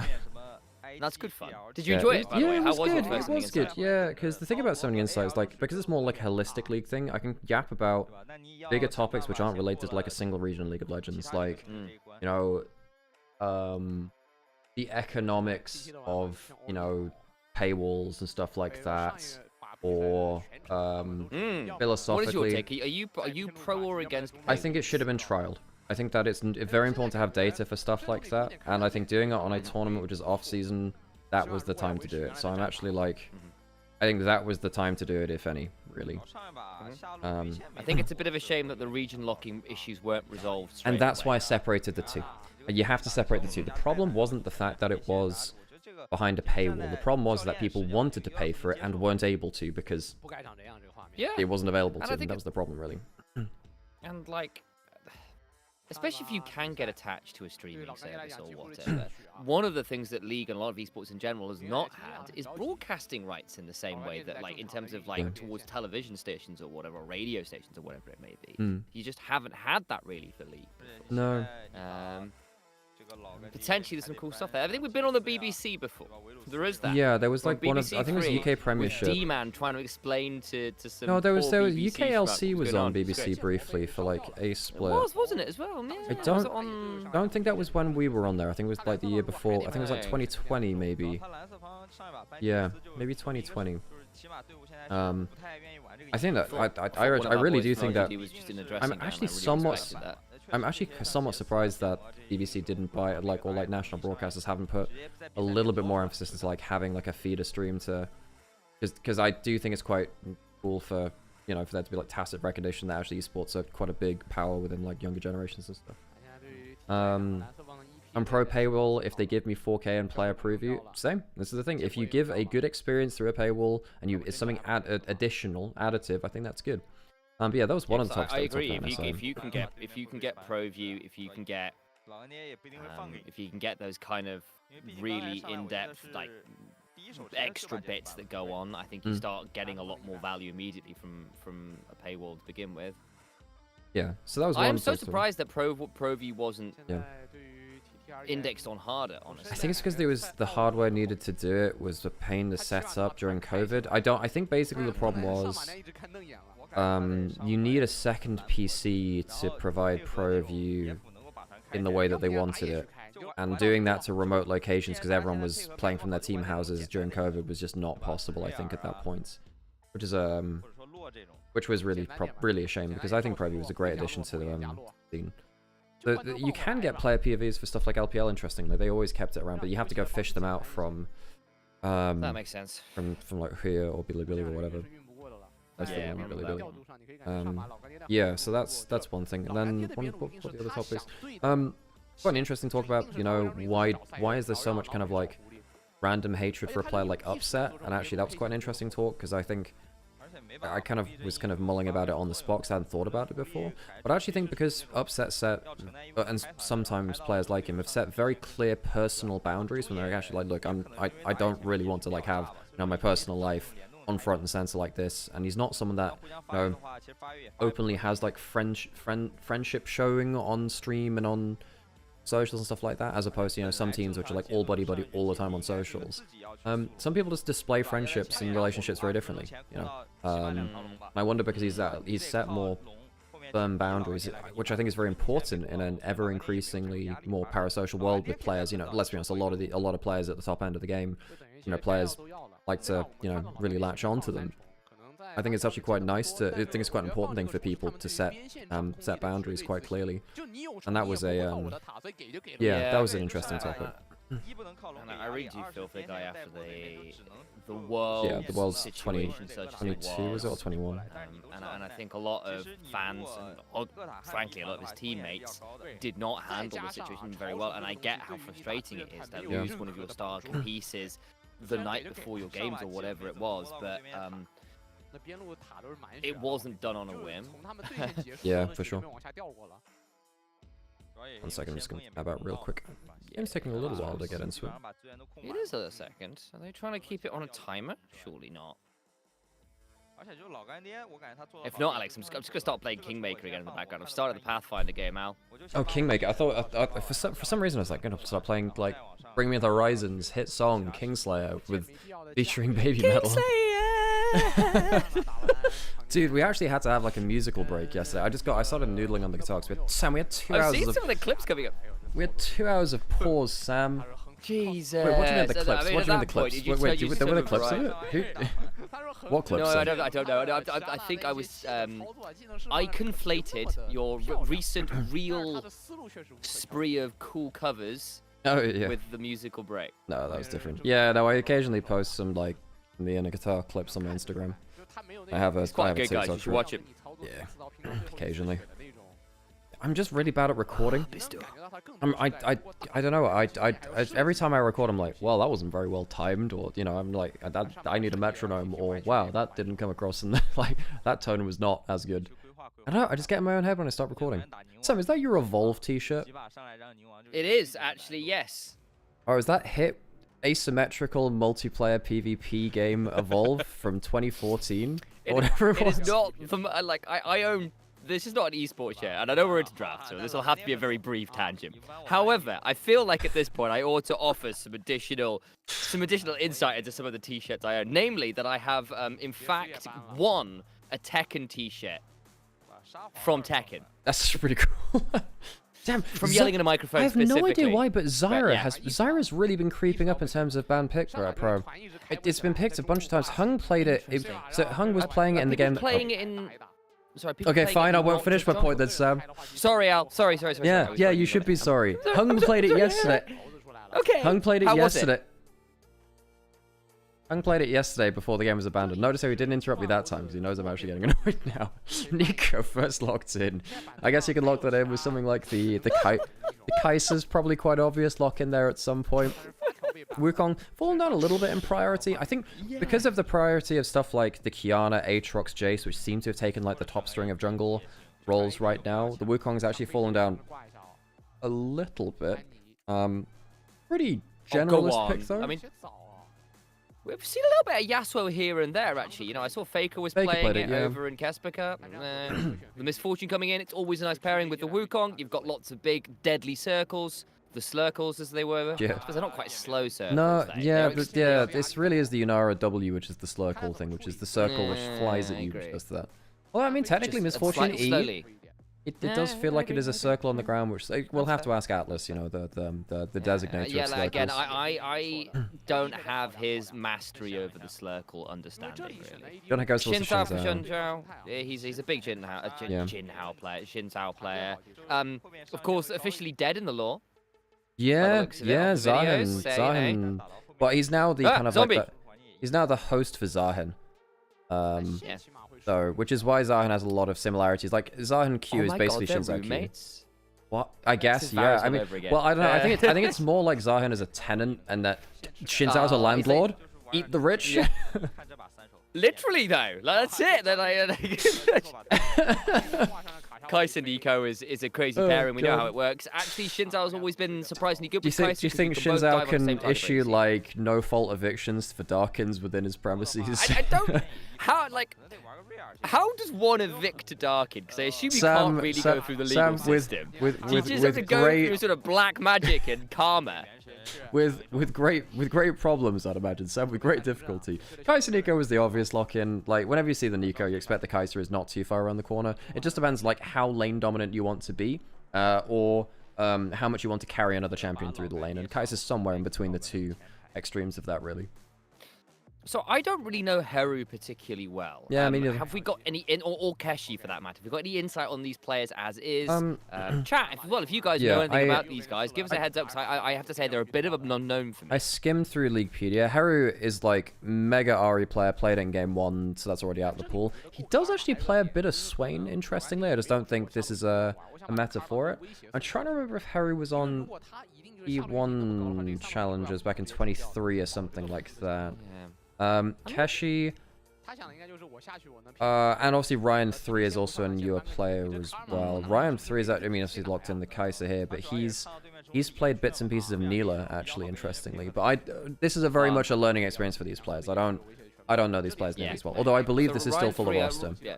Ryan 3 I know a little better. And again, as you mentioned, there's a few interesting picks in the back pocket occasionally as well. So if it were LDL, you know, as I said multiple times, if this was LDL, it'd be Smirarel.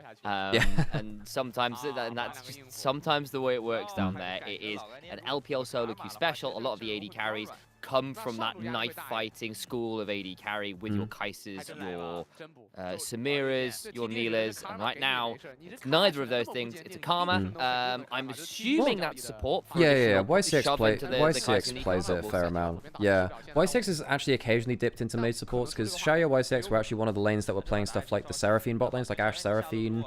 They played some of the Karma stuff there too. YCX does dip into mage supports a fair amount. Oh, go on, yes, we get ourselves a Syndra. I really like Syndra. I think she's a fun champion. Now, in terms of her actual power level, that does go up and down quite a lot based on like how items are strong and how her matchups are and stuff. But you know, in a comp like this, and how good you are as a player, honestly, because I think people joke about Syndra's outplay button, but to get to that point as a Syndra player, often the hard work's done before the zero skill one shot.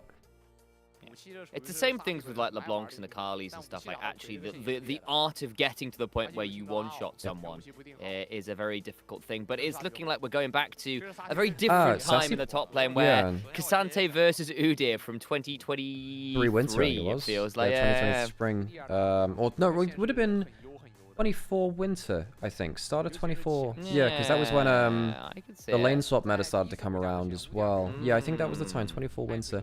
Sassy played a game of this yesterday. I'm trying to remember if that was in the game that was forfeit Sassy's always been one of our Udyr players, to be fair. So I'm not entirely surprised to see him pull out, especially into something like the K'Sante, which is a matchup he knows and it's always been a pocket pick for him into that particular lane state and lane matchup.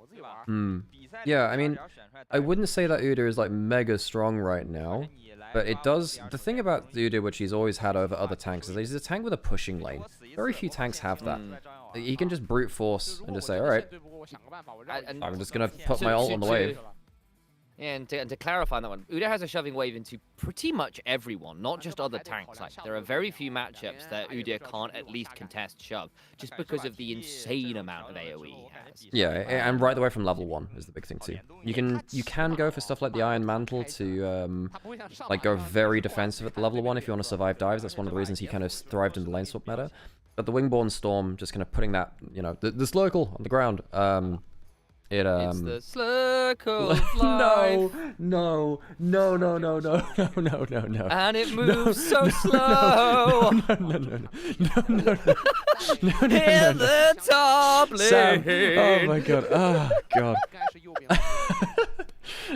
Clip it. Oh Jesus. No. That's the game is starting. Sam, okay, right Sam, your voice is clipping too. Sam, your voice is actually clipping at high volumes. Like it's starting to get the. I'm obligated to tell you, Sam, that the audio quality goes down when you start shouting like that. Oh god, that's inspired though, Sam. Yeah, you probably do need to keep an eye on that high. That was clipping a bit. It's getting a little bit crispy at the high end. Don't know why that was, but yeah. Fine for now though. Alrighty, anything at the level 1? Well, Udyr did that thing when he walked in and bullied people around, forced Shins out of back. That means they have vision on both sides of the start. Yeah, probably does. So, with that in mind as well, look where the Udyr's gone and thrown down that ward. You can, as an Udyr, be one of the most obnoxious level 1 anti-jungle start champions in the game. So you could just sort of see that Sassy was just hanging around in case the Shinzao was starting topside to play towards the Kaiser and the Nico, which would have made some sense. You could have gone and just bullied him off his blue. I'm just surprised that Junhao is not pathing towards bot lane. I guess because he knew that there was a ward on topside there. I think it's the point that you were mentioning before. If you do end up going towards topside, you there's a chance that Udi just comes in. Yeah. Udi ruins your day. Yeah. In fact, actually, Hung, I'm not sure you saw this in game 1 because it was right at the start of the game. But Hung took Raptors as Kiana, walked over to the other side, immediately stole Grump. Oh no! Because I don't know whether I don't know whether it's just a known thing about Aatrox jungle clear, or whether it's just something which has been picked up from Junhao in scrims or whatever. In terms of he used his smite on blue buff, I think it was, but he didn't have it available for. Hang on, there's actually health right here. I mean, yeah, I know. Doesn't quite have cooldowns, I think, but I think the second level 3 comes on through. Tang Yuan probably needs to back now, because I think he's at lethal. Yeah, I don't think you can be there. Ooh. Okay, that should be safe now. I think now at that point, your pot's ticking, and the cooldowns... Yeah. One of the big things that Syndra had removed from her was just her crazy early game lane power. Now, there is a... There is a... yeah, Talia, famous poke champion. You know what? If I have to fight you on this again... For those of you that did not catch any of our, I don't know, I can't remember if it was playoffs or worlds.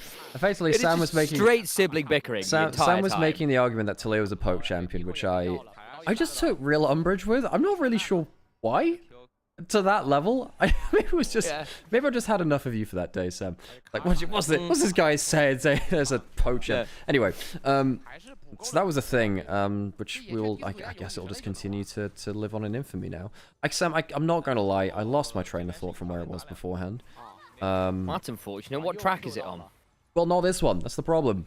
Yeah, we've lost the train. Changed tracks. There was a very funny clip of a German train somewhere where the announcer comes on and says, like, well, they say we do not exist, but we do exist, so we're trying to figure this out. Basically, train operator had completely lost. German humor as well. Yeah, for those of you who have never had to deal with Deutschbahn in Germany before, I pray you don't have to. It's quite an experience, I'll tell you. I used to have an acquaintance who used to run a Deutschbahn hate account, literally. hated it so much. Had a whole Twitter account with like a ban symbol over Deutschbahn. It was just like, just become so infuriated. Do I know them? Do I know this person? Possibly, actually, but I won't out them. Yeah, so, okay. Maybe but best for the, yeah. Best for their own, continued, anonymity. Yeah, maybe don't dox the person behind that. Good for the prawn. District 9 reference in 2025. I don't know why I went for the District 9 reference. It's not really it's a damn good relevant, but here we are. I heard something about that film the other day. Apparently, it was a rejected. It was a rejected or unused Halo script. So they were actually a lot of the tech for that movie was potentially actually meant to be for a Halo project in the early 2000s. Well, I mean, it could have been New Mombasa, couldn't it? Yeah, exactly. Yeah. Oh, the things we could have had instead of Jimmy Rings and his Master Cheeks, Yeah, Master Cheeks. Yeah, that Halo series was not good. Yeah, you know they're doing all the lore in an audiobook again. Are you kidding? They're doing a new audiobook. Yeah, like Joe Kicks are like Cortana is or whatever the weapon is choosing her name in the book. Yeah, I did hear that. I thought that was actually an infinite though. I thought that was an infinite. No, she didn't choose a name. She just said, "I want to choose this," and he goes, "Oh, okay, okay." They didn't actually hear what it was, so we should actually. This is what we actually know officially. Theoretically, it's Cortana, but we'll see. Is there anything that's worth talking about in laning phase here? The only thing is that there's a bot lane lead because Misfortune Karma is a really disgusting combo. I think later on, I mean, this is the thing about Misfortune. Like, you can bully lane like this. Misfortune is one of the most lane dominant champions in the AD carry role. You have very little setup for your ult. One thing which I'll say for LGD. So LGD, I don't think they have the easiest comp to play. I don't know. What's the pronunciation? Is it Heng? Is that the correct pronunciation? Yeah. Hung, yeah. Because I know obviously we've got Hung, who is a different pronunciation. So if people do have... Sam, just wing it. Vocal notes? Fine. If you make an effort, we'll consider it a victory. I know. It's just one of those ones. Always nice to double check where and when possible. And I'm kind of agreeing with you. I think Xiaoye, for all he has been a Misfortune player his entire career, is going to have to do a lot of his own stunts. You've got the dream of a really good Wukong ultimate and maybe a little bit of incidental CC from Sassy, from Tangyun with a good flick, but it's not exactly a Sejuani ult, is it? No, or something like a Nautilus combo, which would be more kind of common in the meta. Obviously, Leona Misfortune was the one which was huge for forever, but there's no one with like that extended combo. Same kind of stuff. You can make similar arguments for something like a Ziggs, right, where you need a CC champion which has a combo long enough to buy, you know, probably like a full second of your ultimate. That's not easily going to happen with this comp, so... And you've also got stuff like a lot of cancels in K'Sante W, Syndra stun, the Nico ult as well. It's gonna be a hard game for Xiaoye, and you know, credit to Xiaoye, I think that he's become better at executing in those late game scenarios than he was, particularly at the start of his career. When he first came into LPL, he was a guy which, unfortunately, he would consistently throw in late game. He would consistently throw in late game in a way that very few LPL AD carries do to that level. Because actually, LPL AD carry has been a really good role here, right? He's gotten better at that point, though. Yeah, and like initially we was like, oh my days, if you put too much pressure on bot lane, he cracks, and then he becomes a bit useless. So they put a lot of effort in, and he wasn't carrying when it mattered, having put so much effort in. And I do think he's largely stable, which is great news. Not that LGD are the best teamer right now, but they are certainly with some players who've managed to put their hours in, put their games in, have come out to be a relatively solid team all in all. Again, a little bit sad to have lost people like Climber, of course, was a big part of the squad for a long time. He was, but Climber's one of those players who I don't think really grew at the level which he needed to. And like Hung, he kind of had a year out in the cold because he was ended up being replaced on WE by Monkey. Yeah. Then Hung, who was phenomenal. Yeah, I can't remember where Hung went after. Cause I think he did have a game or two at the start of the year, but then I think he ended up being left out in the cold. But hang on, this teleport towards the Groves. Probably need to talk about this stun. Escaping. Warrior Trickster, okay. A little bit of a dash forwards there from Shins out. Lose about half the HP, but we'll still be able to secure this last grub just fine. Still 2 secured by LGD. Nicely done. And again, as a Wukong, one of your great abilities is just be able to press W on things, and that's the stun down. I think this Sage Rush will be enough. Of course, just about there with move speed. A little bit of footwork and path maker is required from Keshi. But gets on out there is not a Nunu because it's not Kesha. Shut up. Shut up. That's actually pretty good. You know, I can't even fault that too much. So LGD walk away with 2 grubs and they come away with the early dragon as well. Playing top. What? It's Kesha's TikTok. What? I have no context. I need I need the I need additional. There is a very famous artist called Kesha. Oh, right. And you're trying to conflate that with the G2 content creator live stream. Yeah, Kesha. exactly. So I went for so Sam, like I'm sat here in that like reaction image of I require additional context hat. I've just got this little hat on right now. Yeah. But I'm here to vague post. Right. Offer unusual tangents. Normalize giving context, Sam. Yeah. Normalize giving context. Then you kill it with context. I just can't do that. You just got to understand it. Yeah. Sam, there's a level. Yeah, no, starter last year, Dracos made in one of our LEC meetings, Dracos made a very salient point. Like, you can't kill your points with context, because at the end of the day, if you have to sit there giving all your citations, you will be sat there for a very long time. However, Sam, there are points where someone also does need to actually be feasibly able to understand what you're saying. I'm not sat here like giving smoke signals to say, ooh, you know, Udyr might not be the most powerful champion in mid and late game because of XYZ. Come on, give me some citations. Why is he not the most powerful in late game, huh? Because he doesn't... I'm seeing this man is like able to channel the gods of the Freljord. Sam, well, he's just into a man with some big sticks. Why is he not? It is way too... Sam, the hour on the clock is not double digits, Sam. It is too early for this. It's an hour earlier for me, mate. I've been up since... Exactly, Sam. It's a problem. The Hysteria Horizon has been breached. Ooh, that double up stung. Yeah. Shot there from Xiaoye. It's one of the problems with Kai'Sa. You're just not the longest range, and if you want to get a range for your Acathian Rain, Misfortune goes bet and presses Q. And then also... have a pretty rough time with it. It's been a very long time since Kai'Sa built early sustain Hinnock. It's one of the big problems with Kai'Sa late game as well. A lot of people consider high... hang on, is there a stun hit? No, so that's safety. That stun hit might have been a dead guy, actually. Yeah, hit movie by Ryan Johnson. Wake Up Dead Man. I was about to say Dead Man Walking. I'm like, no, that's actually not the name of the film.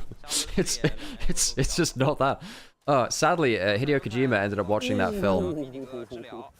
And he said, he did his classic, like, I watched this movie, and then said nothing else. And that's when you know that Hideo Kojima is being very polite, but he probably didn't like the film. Yeah. Yeah, that's fair. A little bit note bot side as well. Did see the bullet time get popped there with things like the Mantra Q coming on through. Heal force from Feather, Ryan 3 forced off the wave, and it is getting towards a fairly significant CS lead bot now. For a while, there was a thing where Kai'Sa would drop 20 CS, but they'd have Cull, they'd come into mid-game with that deficit and be able to recover it because their Kai'Sa's hit the 2-item breakpoint. On the other side of this it... is a little different too. Yeah, on the other side of things, you know, you've picked MF Palmer, we talked about this earlier. It's not a heavy CC combo. You need this CS lead because you're going to struggle to play out the game later as MF without a significant lead, really. Your bullet time's going to be quite easily cancelled. Potential of a steal. It's a hop over the wall. Oh, he does it early! 20 HP on the smite remains. Flashes on out, and John Howe just says thank you and see you, nerds, and does his due diligence. And that stifles that LGD early game we've been talking about. You see, it is the dragon, not the Atakan. He has a type advantage into this one. Yes. The problem is, you know, Shinzao, the Atakan, that's the insta-death. Yeah, for lore reasons, you know, he just taps you once and you die for some reason. You look at your Yunara going like, my dude, Yunara, buddy, come help me with this. That's what happens here. Oh my god, 20 HP early. 20 HP. Well, that's why you combo your smite with an ability or something. I guess they just didn't track where Shunhao was. They didn't expect it coming over. This is why Stealer's advantage is a thing, because you know you're planning to go in. The enemy doesn't always know you are. Sometimes it's obvious. In that case, it wasn't. Now you lose the dragon, which is such a shame for them, because they had the early dragon. They ended up getting early drugs. Not drugs. They did not do early drugs, folks. That, please... Please do not take that slip with the tongue. That's what's going on in the Dragon Pit. No. Illicit deals. Yeah, do not take. by the FBI. John Howe's there. Okay, folks. Stop police. Folks. That was a do not take me. You know, slurring syllables. Early grubs and the dragon. Oh my god. Hang on. Cyclone? Oh, Cyclone. That's pretty good damage. Oh man. Well, there's a Trinity Force on Wukong. And Heru has definitely discovered that firsthand. Jeez, that's a really good kill combo. I realize there's no flash on the Syndra. And yeah, Cyclone is a hell of a good amount of damage. Your voice is clipping towards the higher energy, Sam. Do you need to tell you that? So I'm not sure if there's anything you can do about that. But yeah, when you start going to modes like that, it's a little all good. Just thought I'd let you know. Mention now, we'll figure it out in the break. But basically, once you get towards higher energy, it starts to clip at the start of your sentences. A little bit crispy audio there. But all good. Right, so LGD, look, LGD is still in the event. I know we've been riffing a lot this game, folks. It's been a fair, look, folks, that's actually our first blow at 14 minutes. It's been a slow game. 1,000 gold lead in the jungle. Hung's had a good tournament so far. I say that he's only seen, you know, 8 games versus the streamer team, and this is the first game versus an LPL team. But in terms of individual decision-making and impact on the game, very quick to punish people out of position, playing well through his individual jungle advantage. The guy's actually been playing pretty well. And I felt like he was a little hard done by in the past, getting kicked off of WE. Understand that team was going through some renovations and trying to figure that stuff anyway. And I think obviously Monkey's coming and been excellent for the team now. But yeah, I mean, I think this guy has had some great moments before. He was like the Mundo jungle player in the LPL before anyone else was. He's had a couple of really good moments. And I'm glad to see him back on a team. And I think for LGD, it was an upgrade. And I'm glad to see him find a place here. Agreed. And then also looking at Xiaoye, who's cashed in that cult. Now 2,000 gold ahead on the Misfortune. Going to be the easiest game, as we said, to get just raw ult value off the MF. But it's still very scary here. Don't have the ult quite yet for Hung, and half the HP down on your Wukong. Not necessarily the best place to be, actually, around this Herald. I think this could be a bit of a bold contest here, LGD. But they're coming into the river nonetheless. Watch the Cassante here, who could definitely cause a lot of problems on that flank. Herald secured. And it is just a little bit Safari League of Legends, as over finally comes Sassy, warding TT out of the river a little bit, getting shoved through mid lane, as LGD actually do a fairly decent job of protecting and, well, preventing TT from protecting their mid lane tier 1. Exactly, that was their objective there. That's their objective there. LG realized, okay, we can't really walk in, and as you said, quite hard to get like max bullet time value out of this kind of team comp. We talked about that a fair amount. What they do is just shield the retreat towards mid lane, and they get a chunk off of it. They lose the Herald, but realistically, the amount of damage they get on mid lane turret is not incomparable to a Herald charge anyway. It does, I guess, count towards the feats of strength markers. Because now that's 1 apiece would end up giving that. LGD go towards this top lane. They have an inside track. Should be able to escape there just fine. Worth noting as well, As it's sometimes a question for Udis how they want to build. It will be the Thimble one to build, basically, because you get so many shields anyway. You just end up getting so much extra value from that transformation once it gets there. And that mid lane tier 1 does go down, and that is not a great space now for Ryan 3 and Feather, who have been struggling to get a lot of value out this lane. I've not really seen many Mika routes. Ryan 3 in particular has just ended up being chunked every time he so much as sniffs at a minion wave. That CS lead has grown again, by the way. We're now at more towards 50 CS, which is a very big breakpoint. 2.2k ahead for this Misfortune. Yeah, maybe there are some concerns about how easy it will be to wield that gold lead, but it is certainly a significant one. Yeah, exactly. What happened to the other Ryan, Sam? Well, after last game where he... Okay, folks, in game 1, Ryan 3 and Feather picked Yunara Lulu. Now, I don't know if you know much about League of Legends. Lane, right? I don't know if you know much about League of Legends. It's pretty good in 2v2. They got double killed by a Smolder Nautilus at level 4. So, I think what we found is that... yeah, so what happened was, you know, Ryan 2 has left the building. We have now, you know, moved on to Ryan 3. After this series, maybe we'll be at Ryan 4. Maybe we should keep an active tracker of that. Like, how many Ryans do we go through? In fact, actually, for every death, we should just count the number up 1. That's fantastic. Bullet time! Ooh. Out comes a Shin's out ult. Does clear the wave. I don't know whether you actually, to be Sam, fair, that was entirely too hyped for an ultimate going into a Shin's out Crescent guard. Very true. I wondered whether it might have been a mistake with Dragon being up, but actually Hung was soloing it out there, so it's not going to be too much of an issue. Back for the Spirit Cowl. Top side, out comes the Weaver's Wall as well, looking to punish. Cyclone stacking, decent damage, all out. As Cassante tries to run away, but there's so much slow, so much consistent DPS that the flash will be forced as well. Collapse. Void Seeker goes wide, and actually Sassy's here as well, preventing the Syndra from getting on in. Still going to have the Shin Sao try and jump on forwards with the Audacious Charge, and that's a kill onto XQW. The little frog is in the frying pan after the fire. No, Sam, it's a kill onto Tong Yuan, who's using XQW's sword realm account.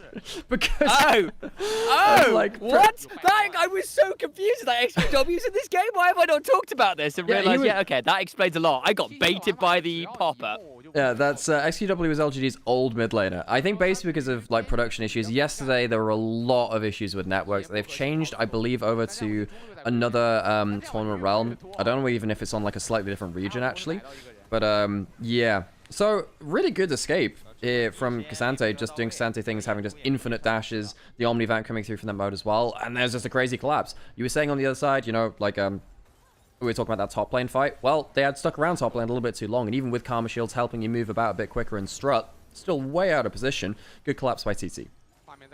And Ryan 3 is the one who picks up the kill credit as well, which is great news for this guy who has been saying is really being on struggle street, which turns out is found in the bot lane of Summoner's Rift, by the way. That's the real name. It's got a little plaque, little street sign. Yeah, I think probably until we figure out audio stuff, probably need to keep the audio down a little bit by the way, just because again the crispness is doing that. The spectator. Is it? Okay. Yes, it is. A little bit. It's all good. We're deep frying audio here, folks. You want anything from the fryer? Don't put water. Don't put ice in the fryer though, folks. Don't do it. You know, if you're in your last day of work in your fast food chain, don't put ice in the deep fry. Don't do it. You ever done that, Sam? Would you be the kind of person to put ice in the deep fryer? I hope not. You hope not. Well, I mean, we've never actually seen you in such a moral dilemma situation before. Who are we to tell the difference there? I might do it just to be chaotic. I'd like look you dead in the eyes while I did it. You know, like Isildur with the ring? Isildur! No! Initialise! Don't do it! Sam, I have a really fun fact about that scene. You know that scene where he's like, throw it into the fire, Isildur! No. You know, Isildur's voice is also done by Hugo Weaving, so he's speaking to himself there. He did the voiceover for Isildur.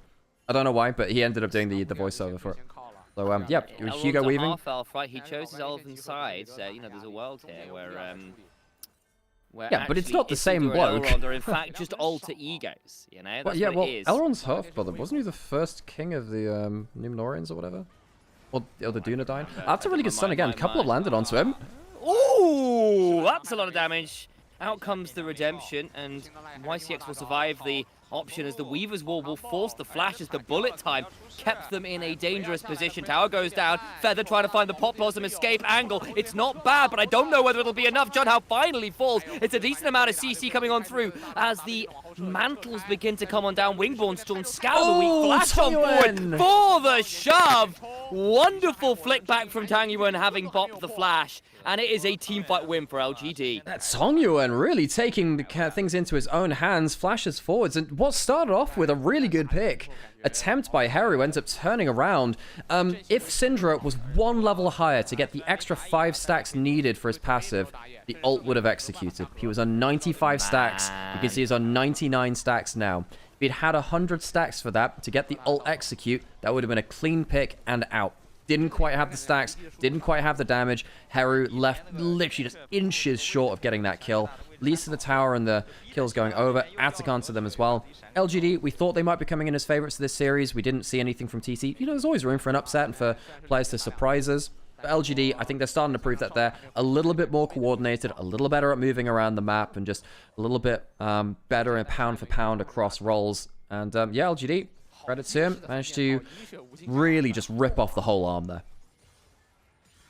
Completely agree. 15 seconds on Dragon. This would be sole point for LGD. Worth noting. I'll note, however, that Heru and Ryan 3 have now hit 2 items.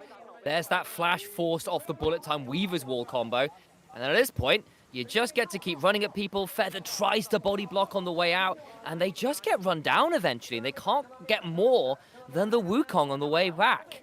Yeah, and I think it really doesn't help the fact that just the Kai'Sa is just not that strong. No, the Kai'Sa is down 2,000 gold. They're down, what, 60 CS or something like that. Dragon's now up, and this one could be quite important. Be third Dragon for LGD. Yeah, the approach goes. Watch out for those Syndra stuns. Maybe TT can work their way in somewhere like that. However, they are walking into enemy vision and are flanking Wukong. Watch out for those wrist rockets, by which I mean bullet times. And, of course, the Wukong is dangerous!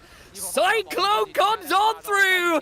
Category 5 danger as ThunderTalk unfortunately meet the Hurricane and have a significantly worse time of it. Cassante tries to flash on forwards, can't find the Endorphin Strike flick back, but Tang Yuan certainly can before going on down. It's 2 dead actually for LGD, despite the health bars from ThunderTalk being significantly worse. Scout of the Week prevents Sassy getting the kill onto the Syndra. Heru escapes, ends up being the 2 for 2, but health bars being so critically low means LGD in the end still come out on top. Credit to ThunderTalk though, they got more than I thought they would. I mean, especially given that flank right onto the backline. The Syndra, you know, like, I just thought it was going to be unplayable. But LGD end up somehow not quite getting everything in place. And at the end of that fight, LGD don't have the members to take the Dragon afterwards. LGD will have to return out of base to go try again. It's not a bad attempt by TT, given the point in the game. We'll go to a replay again. Off of vision, you know, the Wukong had a very good approach to this. The Udyr just goes in like a bat out of hell. What happens here then? Cyclone goes forwards. The clone had already been used, and just the Wukong just gets obliterated. Because he doesn't get that defensive clone, the Cyclone doesn't get to be reactivated. Syndra just presses the R button, and that's the, you know, that's the outplay button. Good drag back by the Cassante. That's your second kill of the fight. What looked like a very good kill angle gets turned around by a very quick and a very concise turnaround with so much damage onto the flanking member. I will give real credit to Xiaoye there for actually come back to life, and that's just a kill onto Heru, who doesn't have the flash still. That's a dead mid laner. Baron's up. You can certainly tank your way through this. You've got an Udyr with 2 items. This will disappear. Yeah, I mean, Sassy has been a real threat on this Udyr. I have to say, I'm not the biggest fan of Udyr. It is like a tank generally. It feels like he doesn't scale like the others, but Sassy's playing him well and just running at people on cooldown. Double root stops the play happening there, but, well, Junhao, he's kind of left out to dry here. Flick back, he has his Crescent Guard, but I think this Moon is somewhat waning. Jinzhou will die just like his Law counterpart. Out comes the focused resolve. Tether broken by the footwork, but jungler dead for 35 seconds. Heru with no TP, only spawning another 5. I think that's likely going to be the Baron start, and indeed it is. This would probably be, again, the death knell. You lose the Baron like this, and I'm just not sure you have the wave clear to survive through LGD. I think they'll be, yeah, the siege with stuff like a bullet time, the threat of a flick back. A 5-man Baron like this, which it won't quite last them into the next Dragon, but they can just full shove across the the map, this is the kind of thing which will just completely lose you the game at this point. The Atacan's already gone over. You're already down in objectives like those Dragons. TT, they're really hoping for like a miracle pick situation at this point. You hope that LGD mess up in a macro sense. You can pick people off when they're isolated. Third item picked up for Xiaoye, who has also got the... I forget the name of the upgraded boots. They never stick in my brain. The upgraded boots, we'll call them that. Sam, they're going in like a patch anyway. Something Vanguard-y. Anyway. Vanguard's Advanced or something like that? Something like that. That sounds about correct. Shove that. A bit of damage coming on forwards. Good poke, as you might say, from Talia. Shut up. Half the HP bar has disappeared from John Howe, who has just got to back away. And again, without Keshi, then really great front line, it has to be said. Decent stun there, but doesn't really lead to all that much. Again, the Syndra with this build in particular, yeah, lots of cooldowns that you can get your way through, but really that high DPS as it stands. And talk outside of one or two moments have really struggled to find proactive moments. Now the wall is there, and I think Misfortune might just throw down the firing squad. Not quite executed. Swift escape with the press of the flash button, but the turret falls nonetheless. And you know what, Al? That's twice now I've seen that Weaver's Wall bullet time combo. And maybe you don't need CC if you can just put terrain in the way. Well, normally it'd be fine if Syndra just held on to E so they could cancel it. I think that Harry's trying to use everything he can to just wave clear on cooldown, but then you don't have a cancel for the bullet time. No, and it is about the same range as the bullet time itself. Yeah, exactly. If you land that stun, you're safe, but you need to kind of use that E to start wave clearing through the Baron up minions. 2 minutes till the Dragon now, a minute left of the Baron.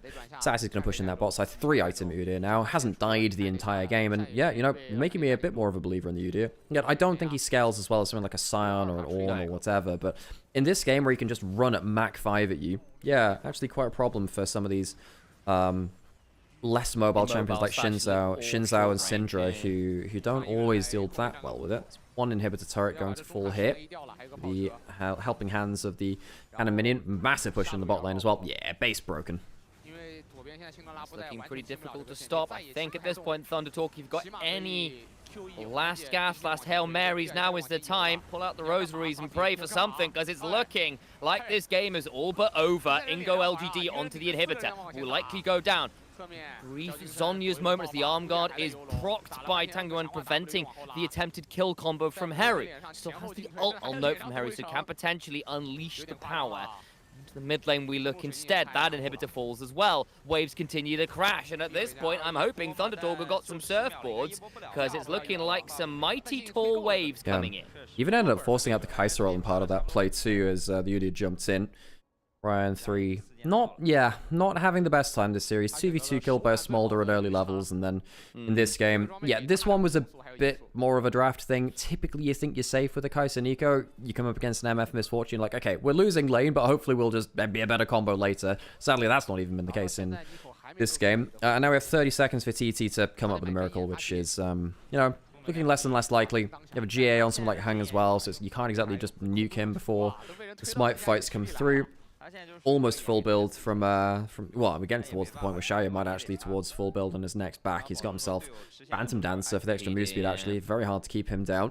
So with TT, yep, what do they got? I mean, you don't have Flash on Nico. Very hard for them to force fights in the way that they need. You've at least got 3 items on Hero and Ryan 3. If one or both of them can get some value, you want to say Sassy, as we said, doesn't scale that well.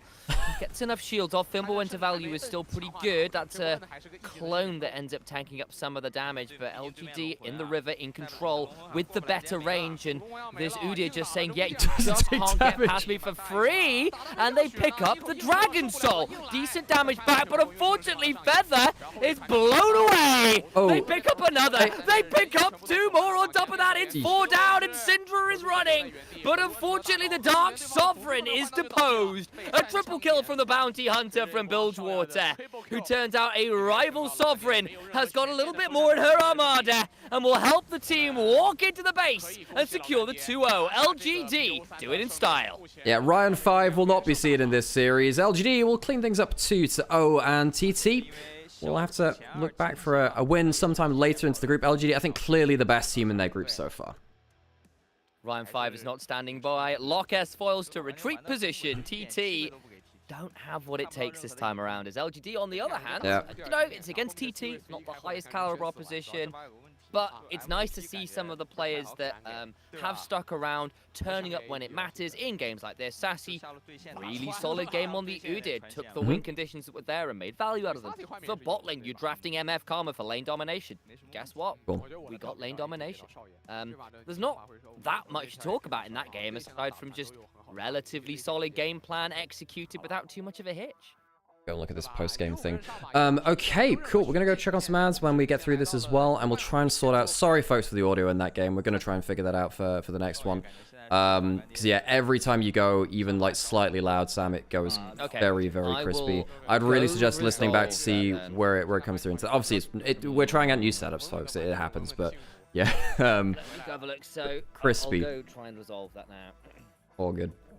And appreciate you coming in, Sam, and I know it's a new setup and whatever. We haven't tested all of it. Sounds great when it's at low volume. It's just that, you know, whenever any kind of energy gets put in, it goes... Bzzzt. Dude, Hung has had a great series. Games yesterday were good too. Am I running from the Ari ad? I mean, yeah, do you want to hear KDA's Pop Stars again? I hear that was being played a lot yesterday. Again, happy birthday to Ari from 2 days ago.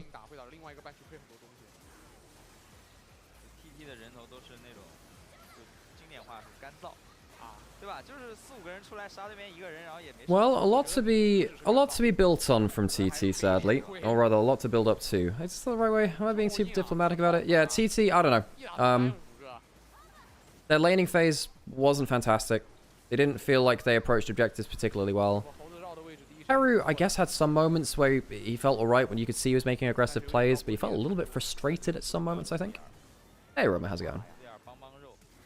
Oh, yeah, KDA Popstars, hit song from the last, you know, recent memory. Definitely not released in 2018. God, it was released in 2018. What do you mean 7 years ago? Ridiculous. And of course, the most important thing I can do now is, you know, play Musume in the break. I kind of ended up saving my CM. I had to rebuild 2 different runners for this CM. Ended up rebuilding my debuffer and then having to rebuild one of my aces as well.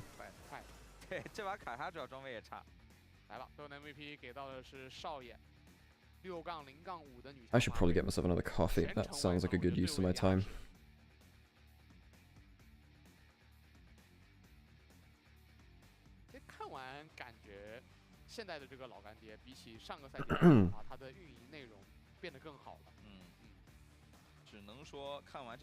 I'm rebuilding a vodka right now for team trials. 对吧？你看他下一场不是打 OMG 吗？是啊。如果说有机会，对吧？拿下的话，再跟这个 TT 一战，怎么说？哦，有没有那个幻想时刻？有没有那个幻想时刻？因为目前看来，老干爹确实在这组里面，我觉得。I know there was a comment way earlier, but did you watch any of Casper? I watched what I could. I watched through Jamada's stream for some of the replays as well. So I watched, you know, the last couple of series. I should have watched more of the NA games because they're actually quite significant for that region. I probably should have paid more attention to them, really. 那主要今天没出现那种情况呀，对吧？而且也希望最好后续都不要再有了。对。其实当解说最怕出现4个字叫网络波动，它没有任何道理，就意味着暂停跟等待。还真是，就一般小波动一下还行，还能承受得住。它一来，哇，3点干到10点，这谁顶得住？那挺好的，今天一切看起来挺顺利的啊。这把也是结束的比较快啊，这2局，而且这2把就感觉打的没有想象中那么激烈，对吧？没有爆发那种比较激情的团战，就是打起来都是老干爹比较一边倒的。 其实几乎是平推，然后我们现在也接到消息了，我们采访准备去嘲讽是少爷选手，我们把他请出来吧。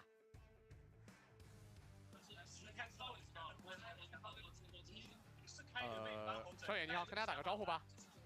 Hello， 大家好，我是 LGD 少爷啊。首先非常恭喜老干爹赢下了今天的比赛。其实从游戏进程上来看是比较轻松的。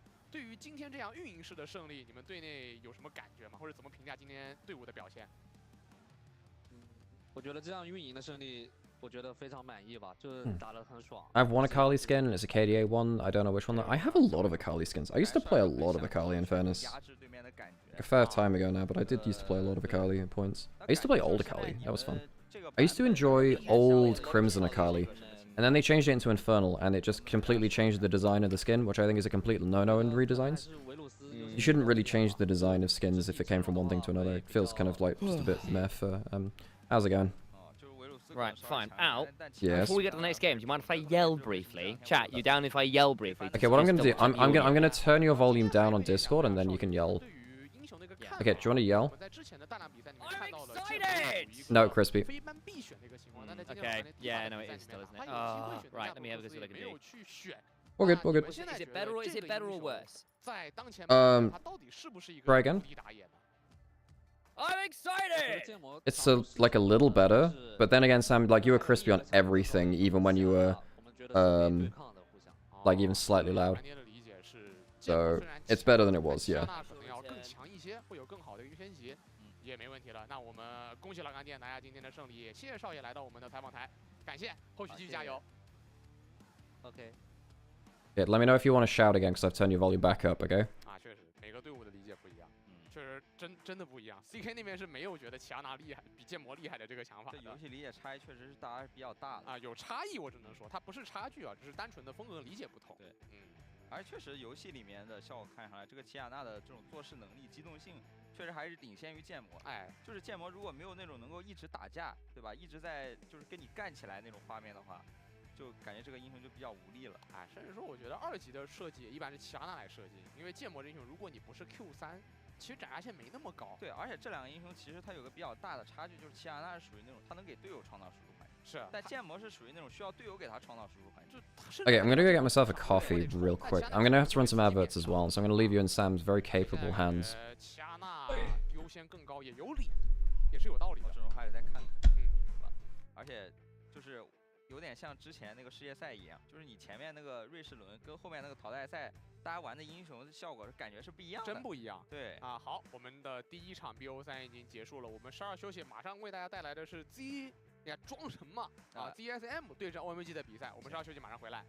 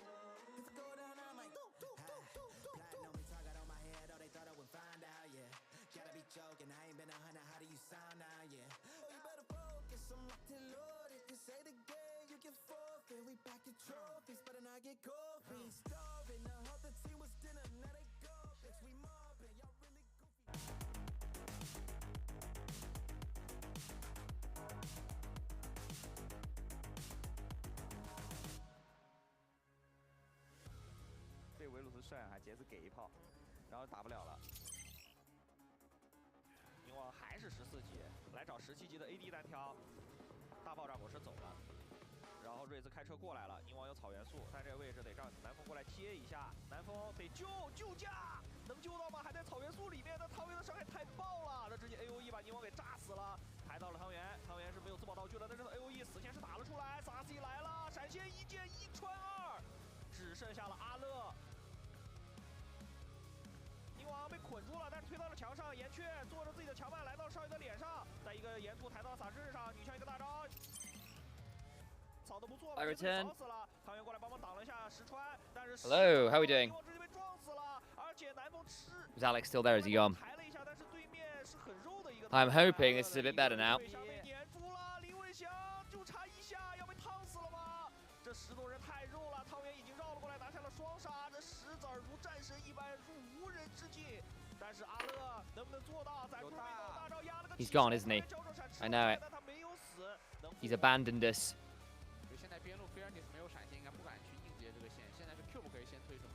You know what? Chap, I can't see you, so I have no idea what you're talking about, but I I need more coffee. I might not. Might wait on my second coffee.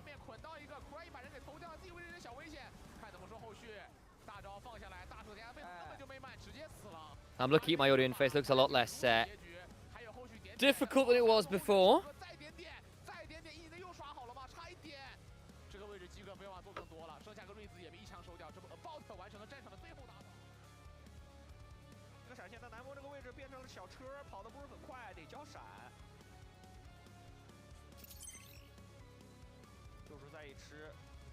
皮了，不管了，知道这波不打，感觉也要走远了，必须得过来尝试一下。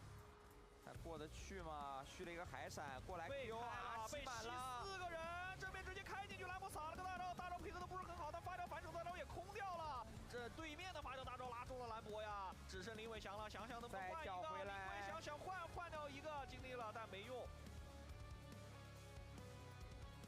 哎呦，这一把下来伤害拉闷了，只要炮打得准。直接掉闪，右闪没了。南风想开，开到边缘位置的发条，自己被反开3个，开太完美了。再接发条大招一起飞起来了，对面的大招拉到了，但伤害并不够啊。兰博再撒个大烤到了阿乐是没闪现的，又只剩林伟翔了。林伟翔能背靠防御塔换掉对面一个人。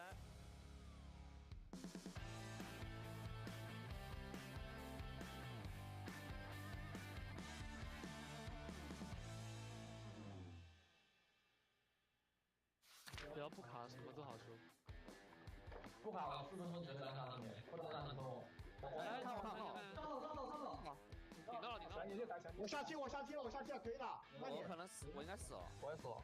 我下踢了，可以的，看位置。我顶到地了。随便杀，兄弟。你拉走。我没有，停了。我炸去看一下。What up? Your homeboy's back. How's it going? I am. How's my audio as well? I mean, I can't tell. If you would like to shout now. Yeah, sounds better. Yep, cool. Try it again. Fabulous. Try it again.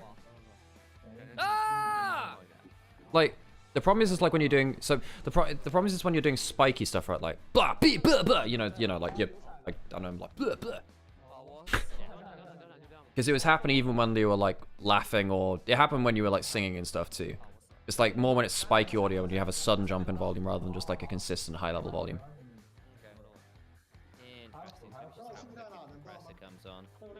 Okay, cool. Well, it sounded okay there. I just don't know. Again, like. Yeah. Okay. Okay, and again, you can check that through Discord audio, I think, by the way, so you can do like your Discord preview. Unless you don't have headphones, I'm not sure. But I do, but my issue is to change things, I have to go out to the garage. Oh, okay, right. So that's what I'm doing, is I'm having to leave to go to the garage to come and do right. Yeah, it'll take a while for us to zero in on that stuff. That's fine, cool. It's all very worthwhile doing, right? Because we're going to be using this in the future.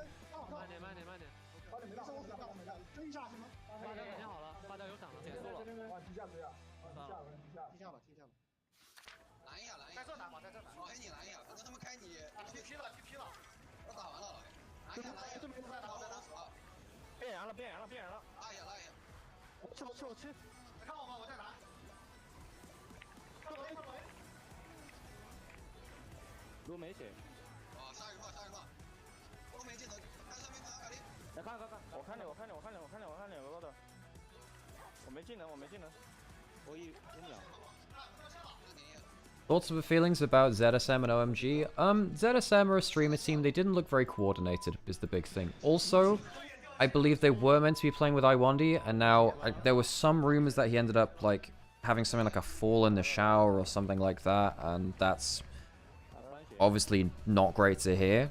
But yeah, effectively he's not playing with the team anymore, and I think Southwind did not look great in his series the other day. They don't look that coordinated, which means that when they're going for aggressive competitions and stuff, it just feels like it's fighting an uphill battle at that point.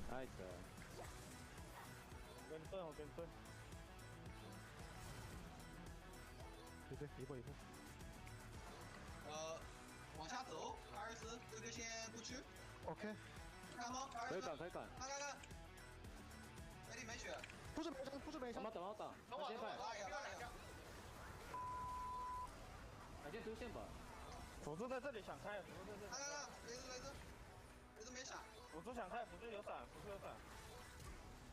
看卢人。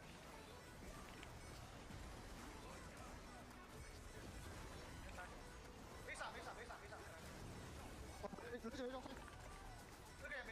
以下。你们打支援吧。我推他。这波可以打，我这位置还可以打。来顶呗。我去顶。可以看啊。啊。慢。看贴派。没事。AD 死了，没闪。能打呗。往前顶。是啊，有闪。First time here, excited about it as well. Thank you for joining us on this stream. So, yeah, Sam and I, we cast a lot of LPL. Not that we know all of these players, because this is kind of the fringe where this is where new players start coming into it, so we start learning more about them. And these are also the first days of the tournament as well. So this is one of the hardest times to actually get a proper read on these teams, really.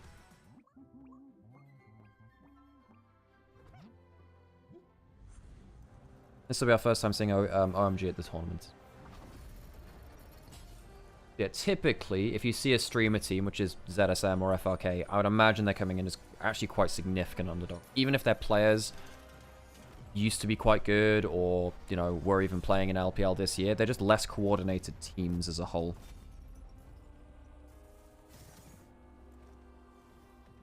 Finally some League. Yeah, well, yesterday we didn't have much of that, did we? So I'm glad we get some of that back, you know?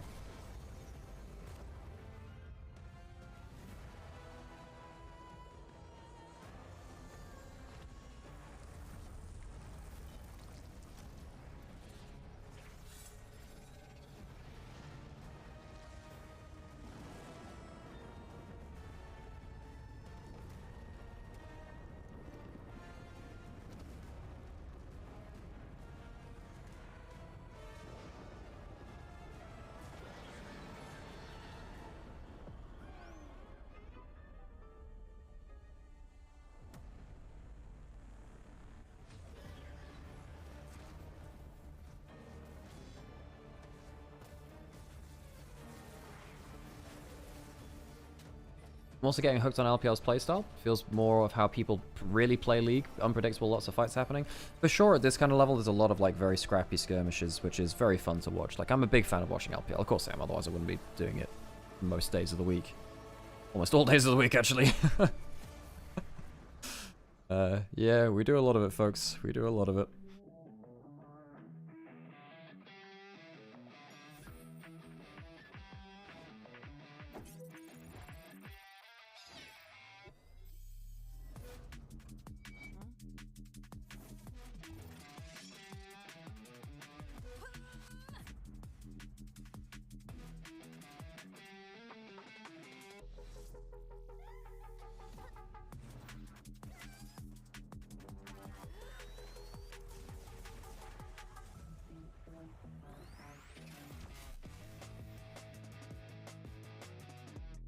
LPL is boring compared to LCK? I think that's a personal choice thing. I don't think that everyone would agree with you on that.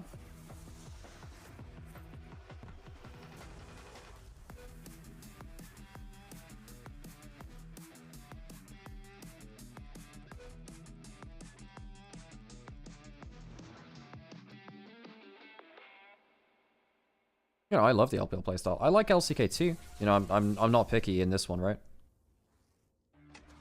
Hey, Kiwi, good to see you. Hey, Duo as well. I know you put the hello in chat.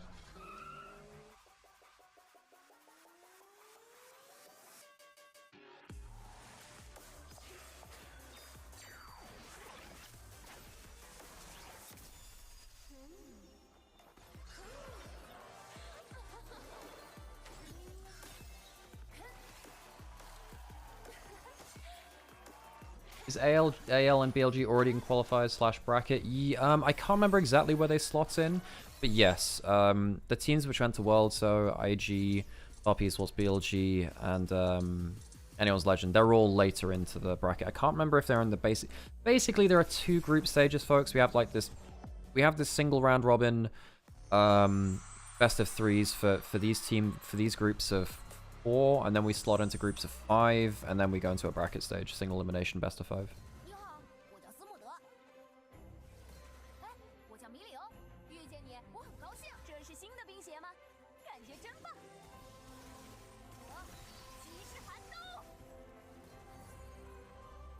曾经也和你一样，塞纳，游荡于世界之间，害怕迷失在自己过往的汪洋。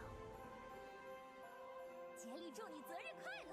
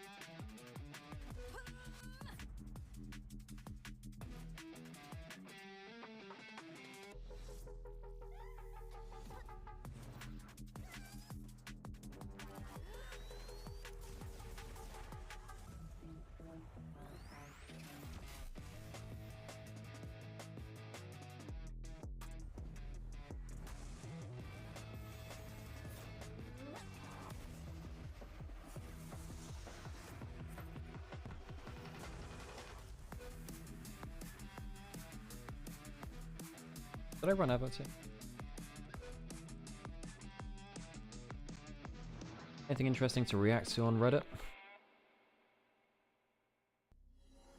There's on the T1H transfer drama. After the transfer, I went through a tough time. These days, with short-form content like shorts, so many false stories spread around. When I see that, I want to correct it, and there are definitely parts that feel unfair, and I often felt like I wanted to talk. Ooh. Oof, that's a big statement, actually. Yeah. I think in fact, we talked a little bit about this on, we talked a little bit about this on Summoning Insight. Effectively, like, you know, I mean, there's obviously, like, there are a whole bunch of reasons. Basically, you can never really assume stuff around these deals, right? Because, yeah, like, at the end of the day, if you start winning stuff, your price goes up, which means that after you win a Worlds or something like that, it is actually very hard to keep a hold of players. That's one thing. But then, basically, you know, it's... I swear, I've heard Popstars so many times over the 2 out of, like, 4 hours of breaks yesterday. I'm actually just done with that song. But what was I going to say? I've lost my track. I've been trying to thought. Long day yesterday. Yeah, basically, it's quite easy to, like, for negotiations to fall apart after you win Worlds, something like that. I think that ZOFGK is kind of, like, made people forget how hard it was to... It's made people forget quite easily that most rosters would change after every Worlds. Very rare for World Championship rosters to stick around together for yeah. Yeah, it was quite hard for them to stick around for a long time. you know, like Samson White immediately just dissolved because of the Korean Exodus. And even then, like season 5, SKT, Marin left. Season 6, like Duke left. Season 7, Sangsum, pretty sure, well, Ambition retired after season 7. Season 8, from IG going into season 9, and I'm pretty sure that, well, didn't. I can't remember when they started changing, but I think that Ning and Baolang, they started like, I can't remember if it's season 9 if they kept the same roster together. Maybe they were one of the ones which actually kept things together. Yeah. Oh, Ambition was in season 8. Right, okay, my bad. Yeah, I mean, some teams will stick together for a little bit, but on the whole, it's quite hard for World Championship teams to keep together. Like, and also just on another level too, even if you're very loyal to an org, you still want to be treated right, you know, and, you know, be paid what you're worth. On the other side, you know, organizations will try and get their best deal for themselves as well. You know, there is a certain, like, cutthroatness to it where, you know, business is business. And you can't blame people for wanting to go find their value if they think they can get, you know, literally, like, life-changing money slash whatever. Gumiyushi actually made a statement as well. They haven't made a statement. He made a comment in an interview saying, he talked about leaving T1. Honestly, I realized at some point, I think at some point, if my goal is to be the best player in the world, I realized I couldn't stay at T1 forever. It's not because anything was wrong with T1. Rather, I felt for a long time that I needed to build my own career, and I think now is the right time. People have been saying that for years, really. Realistically, we've all been saying it. It's like, Gumiyushi is sadly in a point where, yes, he's definitely one of the greatest AD carries of all time, but when you're playing with, I think, definitively the best support of all time, how clear is it really? You know, is it going to be the case where a lot of what Gumiyushi does will be attributed to Carrier? Almost certainly a lot of it, right? Because Carrier is you know, very visibly the best support of all time, just because, you know, of his playstyle and the quality of his playstyle, right? So yeah, I mean, I think actually, yeah, in terms of his legacy, if he achieves victory off of T1, obviously it changes and all. Of course it does. So I can understand the logic there.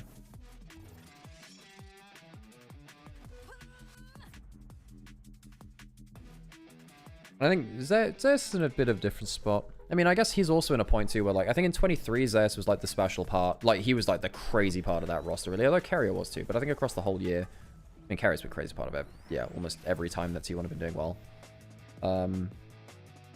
So now we have like these split pieces of T1. Regionally, LCK is going to be excellent next year because we've got Gen G sticking together as their roster. Will they keep their dominance together? Then you've got kind of like the split pieces of this triple worlds winning lineup now. Although Zeus obviously wasn't part of the 3-peat, he was there for the 2-peat, right? The only issue I have with ZOFGK was that it was incredibly... I mean, yeah, I mean... Again, like, things get a little strange, right? Because obviously Zeus is like, you know, things felt like they were unfair, blah, blah, blah, and there was misinformation. Reminder, folks, that, you know, like, you had a bunch of people, like, making statements and interviews and whatever. Right, I say a bunch of people. Like, Joe Marsh definitely put his, put himself into the ring there with that one. Yeah, and that's the kind of danger of kind of, like... That's the danger of kind of putting yourself into the equation without it being very easy to, like, definitively say what happened, right? And at the end of the day, both parties want to make themselves look good. So, yeah.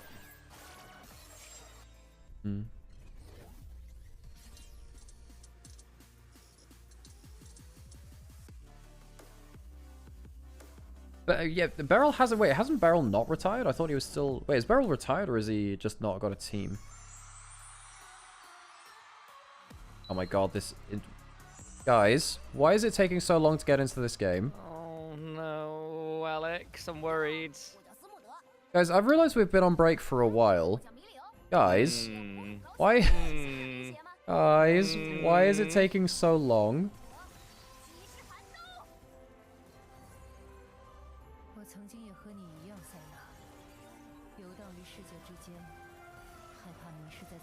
Oh, sorry, they have to go get Ryan 6, right, yeah.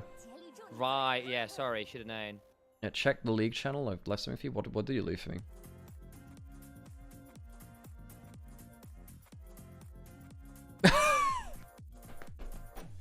It's a Rise edit of Northern Lion.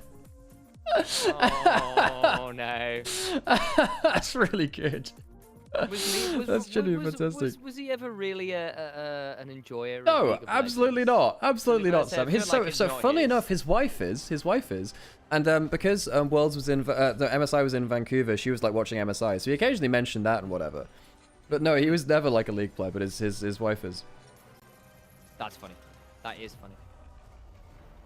Yesterday, 2 teams had network. Yeah, we were streaming it yesterday, and it was 4 hours of pauses, folks. I swear to God, if we go through like an extended pause again. Gonna start screaming. Why is your brother not in chat? Fake fam exactly. Why is my brother not in chat? I don't know. It's like I'm just saying he's very supportive. No, yeah. Sam is actually allowed to do whatever he wants. Sam. That's true. In fact, actually, maybe it's better for mental health that he's not in chat. You know.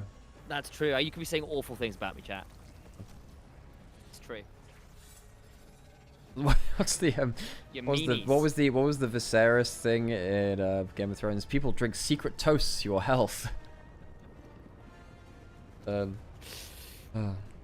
dude, I started watching The Expanse again with Angie because we've already watched like the first season. It's so good, isn't it? Yeah, but apparently I saw a thing just a day or two ago. Like literally, like within this week, it's been 10 years since the first episode. What? 10 years ago, but if you want a really good like hard sci-fi show to watch, go watch The Expanse. Very good show. Really enjoyed that. Also, we're not that far off getting the Expanse video game.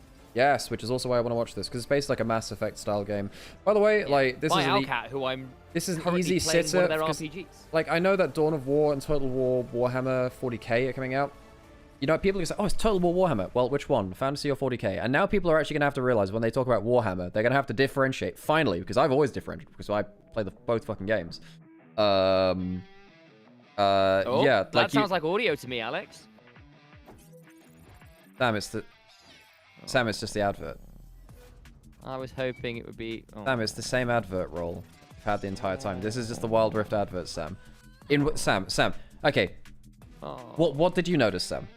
Oh, don't worry about it. Sam, what happened? What was different, Sam? What noticeable difference was there in the advert? The answer is Alex, I was tabbed out. So I just heard audio and went, oh, that's exciting. I didn't know Warhammer and 40k were different things until last week. Yes, there is Warhammer 40,000, Warhammer Fantasy / Old World. There's Age of Sigmar, and there's Lord of the Rings Warhammer as well. And technically there's also offshoots like there's a lot of other board games. I mean, there's also Horus Heresy, which is a precursor to 40k as well. Yeah. The thing is, basically in terms of modern pop culture, in the last like decade or so, it's probably been way more 40k. You go back like 15, 20 years, it was a lot more even. Fantasy had some... Yeah, the Fantasy was actually pretty up there for a while. In like the 90s it was. Obviously 40k is... And then the problem is basically Space Marines were such a hit that they only supported Space Marines for such a long time that now they're the only relevant faction within 40k. So now the problem... in fact, I actually mentioned this on something inside too. Basically, the problem is when you have like one faction you want everyone to play in to be really cool, you need to have like adversaries that it's worth playing against. Otherwise, every tabletop store will just have Marines versus Marines, and every lore battle will just be Marines against people you don't care about. And there's an even bigger problem. Like, I always preferred Fantasy. Then people talk about, oh, I love Warhammer. Okay, well, you're talking about 40k because you don't know what this other fucking game is because you've never looked into this shit. Nymaera, can you tell Sam his name is Initialise and he casts? Sam, you're Initialise and you cast. I didn't know that. Yeah, we're going through the same ad roll a lot, folks. So I think we're delayed. In fact, let me put some text on screen. I swear to God, if this is another like lengthy delay. Not gonna lie, Alex, I've loaded up Pathfinder in the background.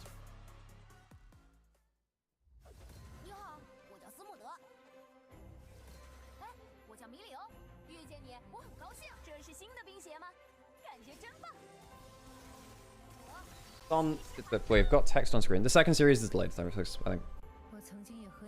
Total War Warhammer will be free on December 20th on Epic Games if you haven't bought it already. It's an excellent game. Now, the recent releases for Warhammer, some of the recent DLC releases have not been very well managed or like marketed, I suppose. But the actual experience of Total War Warhammer has been fantastic. And again, that's fantasy, worth noting. Yeah, I really like how they portrayed every single faction, because one of the problems with Games Workshop is, again, they're really bad at supporting their more niche factions. Creative Assembly were much better at that. God, they gave a really cool DLC to... I say really cool. This is one of the ones which is better, like, well, that's good managed. But the actual design of, like, Chaos Dwarves, which were actually a race which were just, like, completely removed from Fantasy after all, because they weren't selling well / well supported. They were just, you know, evil dwarves with big hats. And now they're actually just very, very cool, right? They are indeed. I was introduced to Warhammer Fantasy through Boris Todbringer. Oh, Toddy, what a guy! What a great. Because hang on, he's one of the main characters around the Warhammer Fantasy roleplay campaign, right? Boris Todbringer. He Isn't is he the Count Elector Count? Elector Count. He's an Elector Count of where did we end up going? What's the city? It's the Uberwald Forest. It wasn't Nuln. That's not Nuln, was it? No, that's the cannons. It was what's the one? Middenheim? Oh, Middenheim? It was Middenheim. Yeah, Was it Middenheim? No. I can't remember. Oh, I can't remember because it's such a long time ago. Look it up. I'm actually not great at Empire lore of all things. Like, again, I was a Wood Elves player. I like my elf shit. Oh, what's the one that begins with O? Not Ubersreich. The Ubersreich 5. You're gonna have to Google it, Sam. Yeah, we'll do. I don't know if I can take another. I don't know if I can take another day of heavy delays, man. Ogrimmar. There's Herion. I don't know whether that's a. Oh, you're just saying shit. Okay. Well, you know, add a disclaimer in. Remember that Civilization 6 mod I posted that added BLG League team to the game? Yeah, so, yeah, Duo found a Civilization 6 mod which adds BLG as a faction to the game, Sam. Wow, you that's catch actually cool. Wait, I did. I think, so what's happening, folks, is we do this a lot. Because, you know, we have to zone out and conserve energy. Sometimes you say something which you actually need, like, some engagement from, and it's just do you know there. I do this too. I heard faction being added to something. So, Duo found a Civilization 6 mod which adds BLG as a faction to Civilization 6. Oh, that is fun. Wait, what? Oh, fantastic. Who's Sam, the leader? let me finish. Sam, let me fucking... Okay, I was engaging! You asked me to engage! Engage in the right way, Sam. I thought that went without saying. Whatever. The faction special unit for BLG. Do you want to guess what the faction special unit for BLG is? It's a swimmer, so they can swim back home. No, it's the BLG junglers, Sam. Yeah. Yeah, BLG jungle has a unique trait. Yeah. Wow. Like, I mean, folks, this game is just going on for. I mean, unless there's a rolling schedule or something. Like, what? Presumably, this is. I mean, yeah, it should have started at 10 a.m. if it like. I don't know. It should be a rolling schedule. And there's no timer on screen. Has anyone got any information on this? What a god, man.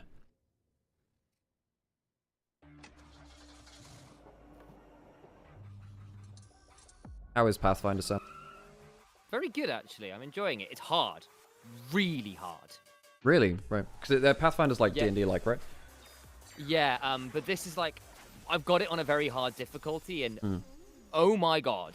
It's, I think basically the rule of thumb with Pathfinder is everything is more powerful than D&D, but that also applies to the enemies. You also have... It is a lot harder to play for flavor. Right. You specialize very heavily. Your builds are very well optimized, especially if you're playing on harder difficulties. And if you don't, you get your ass handed to you. Right. Like I spent 2 hours on a 20-second fight. Wow. Because it was sort of like I was going into a 225 AC fighters and couldn't damn well touch them. Okay, folks, I'm getting to the point where this damn KDA Popstars advert in the background is actually going to give me PTSD again from yesterday. I might have to silence the stream for a bit, but then what are we gonna do? Do you want? I don't know. What do you want to do on stream, Sam? Is there anything you want? Anything? You're doing? Well, you're doing Pathfinder. I can show you my Pathfinder stream if you want. I don't know if I can window capture that without my PC feeling unhappy. Yeah, it would have been fun. Well, I don't know. We're in like whatever. I'll put on some like chill music in the background. Go find Sessions Diana. That's my go-to. Problem is, when I put on like so many chill tracks like that, they end up going into all of my Spotify Wrapped, and it kind of ruins my Spotify Wrapped. Yeah, Jamie, my Spotify Wrapped is horrific. As a result, well, it's not horrific, but it's like it's all video game soundtracks as a result of. Yeah. And now we wait. I like, folks, I don't know what to do. Like, I mean, it's just delayed for forever again, I guess. I prefer Space Marines because I prefer Fantasy because Space Marines just drown everything out. There was a post I saved on Reddit the other day because basically 60% of 60% of Warhammer models are Space Marines in terms of sprues, which is just ridiculous, really. Where is it? Because people are posting about this on the side. Because basically Total War have realized, okay, if people are going to do like DLC and stuff for Warhammer 40k, it's just going to be like a million Space Marine factions. Because the problem is, basically every single notable Space Marine chapter has its own faction at this point. And it's like, and yet you can't add on like any extra like coalition races to the Tau. There's no Exodites for Eldar. I mean, Eldar are actually one of the ones which have got it a little better, because you have Drukhari and you have Harlequins, which are actually fleshed out into their own book. I mean, credit to them, they actually do have their own stuff. Eldar have got it a little better than others. You know, Necrons have basically no extra stuff. Tau, I guess they have the Farsight Enclaves, but it's not meaningfully different. They haven't added too many of the other races to them. Yeah, and it's not like, put it this way, it's not like Eldar Craft Worlds have books. Not really. They have like a couple of different factions. Whereas like every single slightly different shade of red or blue with a horseshoe has its own book in 40k. And it becomes a real issue. Now, some of them obviously do deserve their own book. Like, for instance, Grey Knights are so different and they look different. Whereas, you know, let's be honest, folks, a lot of people wouldn't really be able to tell the difference between a lot of different Space Marines. They're just like they're the same models in a different color. And that was basically what it used to be. It's like, wow, these are the red ones. They are the Blood Angels. These are the blue ones. They are the Ultramarines. These are the green ones. They are Salamanders. These are the black ones. These are, like, Black Templars. Stay away from them. You know? And the thing is, like, the most fun I've had with the 40k universe was playing Rogue Trader, which Rogue Trader's an fantastic. Incredible game. Incredible game. Especially because you were playing... You kind of got to experience the Imperium as the Imperium was, not how it is presented from a Space Marines book or from an Imperial Guard book. You got an idea of how the cities worked, how the bureaucracy was a mess, and all of the superstition and religious ossification of everything. And then the rare times you did see a Space Marine, it was like, oh my god, they're not a myth, they're real. Yeah. Because people don't know about these things. Well, like they're spoken about in whispered tones and like reverential kind of, like, it's almost religious, really. Yeah, big time. It's an angel of the Emperor. Oh my god, it's here. Yeah. And that was really awesome. And so one of the first big fights you have is this Chaos Space Marine turns up, and you've got an Inquisitor in your party, and he just goes, "It's been an honor." Yeah, it's like, okay, well, there's literally like one Chaos Space Marine. It's like, okay, well, that's it. You know, like, what do you do against that, basically? Yeah. And that to me kind of like it kind of returns the mythos of things, because let's be honest, 40k's sense of scale can sometimes be all out of whack. And you know, because every story includes Space Marines, it's like the same thing. Star Wars has the same issue, actually. Like, Star Wars has the same issue, and I think Andor did a great job with this. Andor didn't need lightsabers, and it means that when you do use lightsabers and you see Jedi, like, they mean something. The fact that Andor is a story about like regular people, it means that the stories about like the special people outside of that mean more. One of the problems I have with, say, you know, it's one of the problems I have with like Asuka making Sabine into a Jedi is like, well, she didn't need to be, and I feel like you're oversaturating it now. Mandalorian was going the right way and then it didn't. Yeah, I think that Mandalorian would have been a much better show if they just allowed Grogu to go off on his own and that kind of story completed itself. Yeah, and part of the problem is with how the sequels went, you needed Luke's school to fail. And that meant that someone like Grogu couldn't really have been there, because they didn't want to kill him off like that. I think the way... They weren't going to kill Grogu, it's just like they'll just, you know, write him off into a different storyline, you know? But they needed that whole storyline to kind of tie itself up. But I think it's a real shame, because again, it's another one of like, okay, so Luke's turned up and done this cool thing, and actually they've wrapped it quite well. Honestly, The Mandalorian could have ended there if they wanted it to. But we'll see, and then the movie's coming, so they've kind of janked it in. It's been... The thing is, it's very comic book writing, if you know what I mean. It's like, well, I need an arsehole to get these people back together. Yeah, but then basically the problem with The Mandalorian, the thing is basically The Mandalorian is not about Din Djarin anymore, really. It's not really about the Mandalorian that started the show. It's about a Mandalorian, and most of the time that's actually towards the later part of it. The guy just becomes a side character in Bo-Katan's story, which is fine. It's just not what the story was set up to do for a long time. And that gets a bit, you know, messy, basically.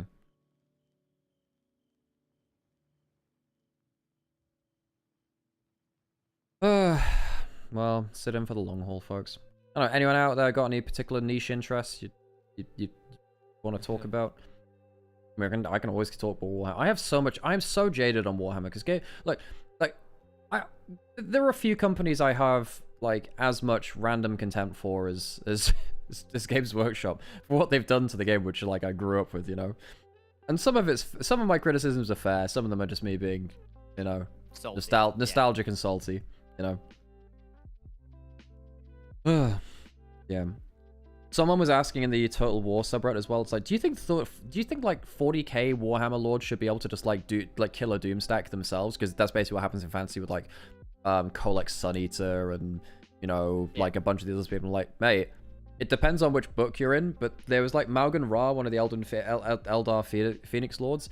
He punches a Biotitan to death and kills an entire hive ship, which is like a mini hive fleet. Like, he just like solos a he just melees a Biotitan and kills it. Like, mate, it depends on what book you're in. Sometimes you have like the Avatar of Cain just slipping on an egg and, you know, dying, despite it being, you know, a shard of a god. And other times you have like a guy who's removed his helmet becomes, you know, the next coming of Jesus. So yeah. So yeah, there are definitely canonical examples of characters that can kill a Doomstack. Yeah. Seems like every Star Wars show except Andor has a side gimmick that hijacks the show. Sabine being a Jedi, Bo-Katan being the protagonist, Din Djarin hijacking the frankly terrible Boba Fett show. Oh, the Boba Fett one sucks. And I feel so bad for the actor because he didn't want that show to be the way that it was either. And I feel like he has a lot more to give. Yeah, that one really, really hurt. And Kenobi was, yeah.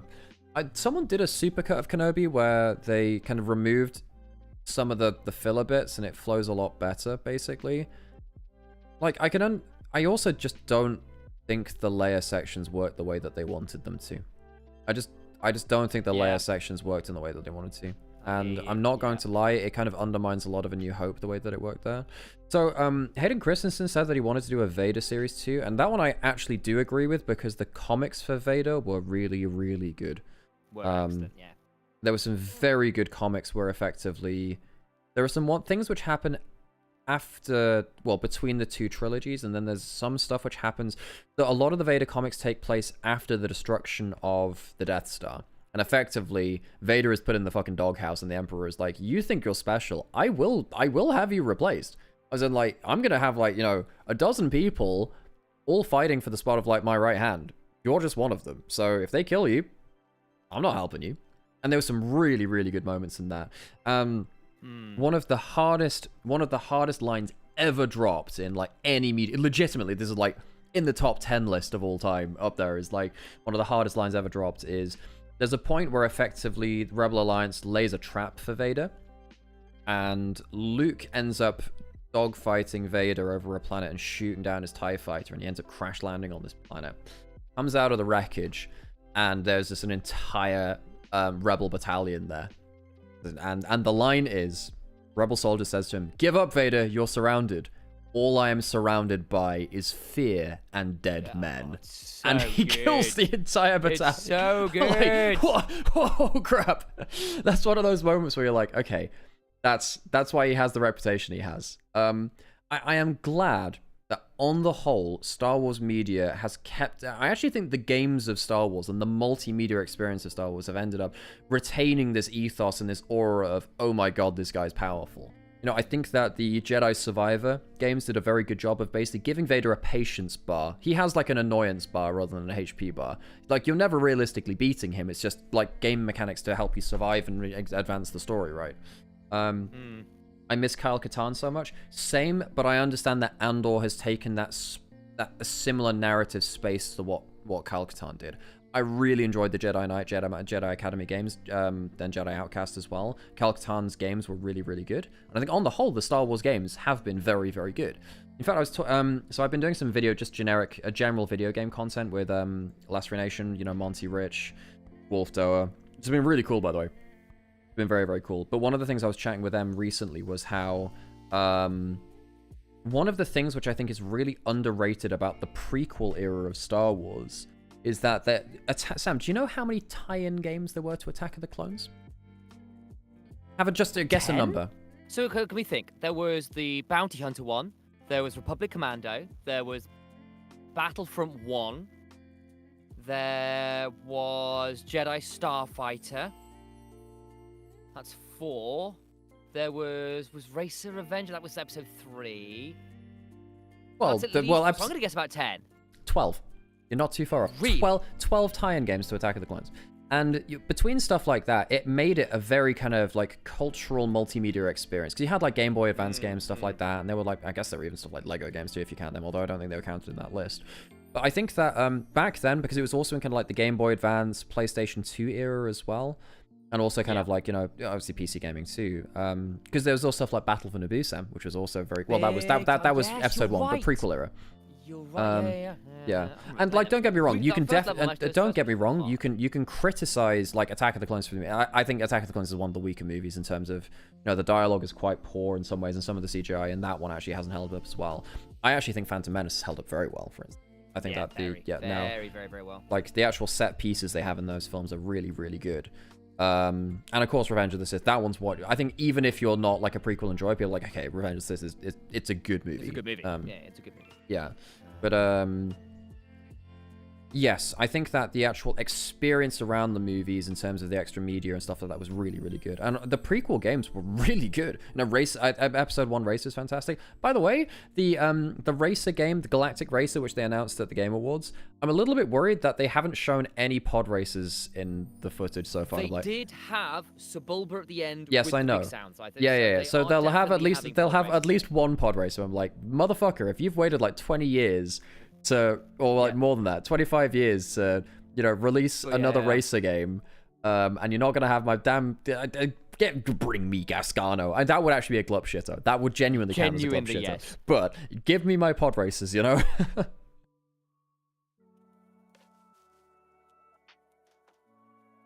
Well, this is, how long have we been paused for now? Long time. We've been live for 3 hours and we've done 2 games, folks. I swear to God. I think if you show many people any frame of Attack of the Clones, I could probably tell you the lines. True. Yeah. Why is it taking so long? No idea. No idea why it's taking so long. Well, whatever. We'll keep on until something better happens. What are LPL English gonna do during this time? I don't actually know. Hopefully, just have fun with it, guys. Yeah.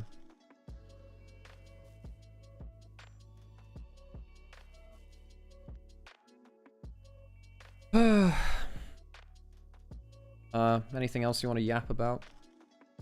I could always put more 40k or Star Wars, but that's true. Game Awards, how you feel about them? Look, Game of the Year, it had to be Expedition 33. Look, okay, I think it was, for me, actually between Expedition 33, Hades, or KCD2, which I think was overlooked a little bit. Expedition 33, you know, I'm glad it got the recognition it did. I don't think it should have won all of the awards it did, though. There was so much, I think it was just, it kind of got in on reputation of just overall reputation of it being a good game, rather than it being specifically good in some of the categories. Which ones do you think you would you not have given it? I think it should have lost Best Direction to either, I mean, I think that in terms of stylistic choices, I think Death Stranding 2 genuinely should have had an option to that, because it is just so visually out there, and I know it's very good, but there are and obviously things like Hades 2 as well. I think the direction of that game is fantastic as well. Yeah, I think that direction is one which it maybe should have lost out on, and actually the big one I think is RPG, because I don't think Expedition 33 was as advanced as an RPG in terms of the RPG specifics compared to something like KCD2, which I think is one of the most complete, well thought out, and most connected between gameplay and kind of narrative experience of an RPG that I've ever seen. For instance, one of the things which there was a streamer I was watching about it, and it wasn't Co-Carnage for once, but basically everything which Henry learns in KCD2 as an RPG mechanic, you see him physically learn, and you actually physically partake in him learning those skills, which I really, really, really like. If he learns how to do alchemy, you learn it alongside him. And like, when you learn how to read and stuff like that in the first game, which is a similar thing, like, you actually don't get to see the words on the paper first, and you learn, and then you get to read it more proficiently later. And it's definitely it's very intricate. I sometimes find it gets a little bit lost in the weeds and gets a bit too sim-like for me. Yes, which is why I didn't have as Game of the Year. But I think in terms of an RPG, very, very advanced.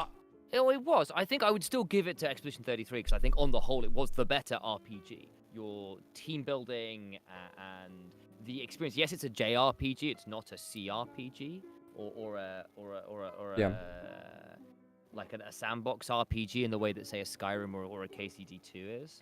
But I think people going, oh, it's not an RPG, don't really get what RPG No, I'm not saying it's not an RPG. I'm just saying in terms of RPG element, I don't think that the RPG elements are the best things about Expedition 33, whereas I think they are the best things about KCD2. Yeah, I can see that. And like, put it this way, like, I think Expedition 33, very valid choice to be like best game of the year and like considerable for all of these. The fact that it's won the most awards of any game at the Video Game Awards ever in such a very stacked year for games, that I think is not an accurate reflection of how many good games were released this year and how many games were very close in those categories. Like, for instance, you know, when Baldur's Gate won all of its awards, I think it was clearly best in so many of those categories. Whereas this year, when Expedition 30, I'm like, you know, like, it's like 5% difference between some of these categories, you know? And it won all of them, but yeah, but I think it was like went 9 and 2. I think there were some very competitive games like Hades 2, Death Stranding. There were some phenomenal games this year. The thing is, nearly every category it won, I went, you know what? I would probably have voted for that.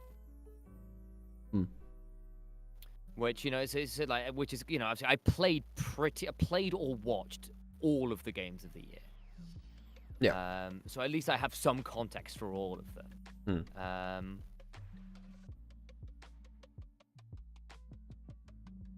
And I still think I probably would have gone with...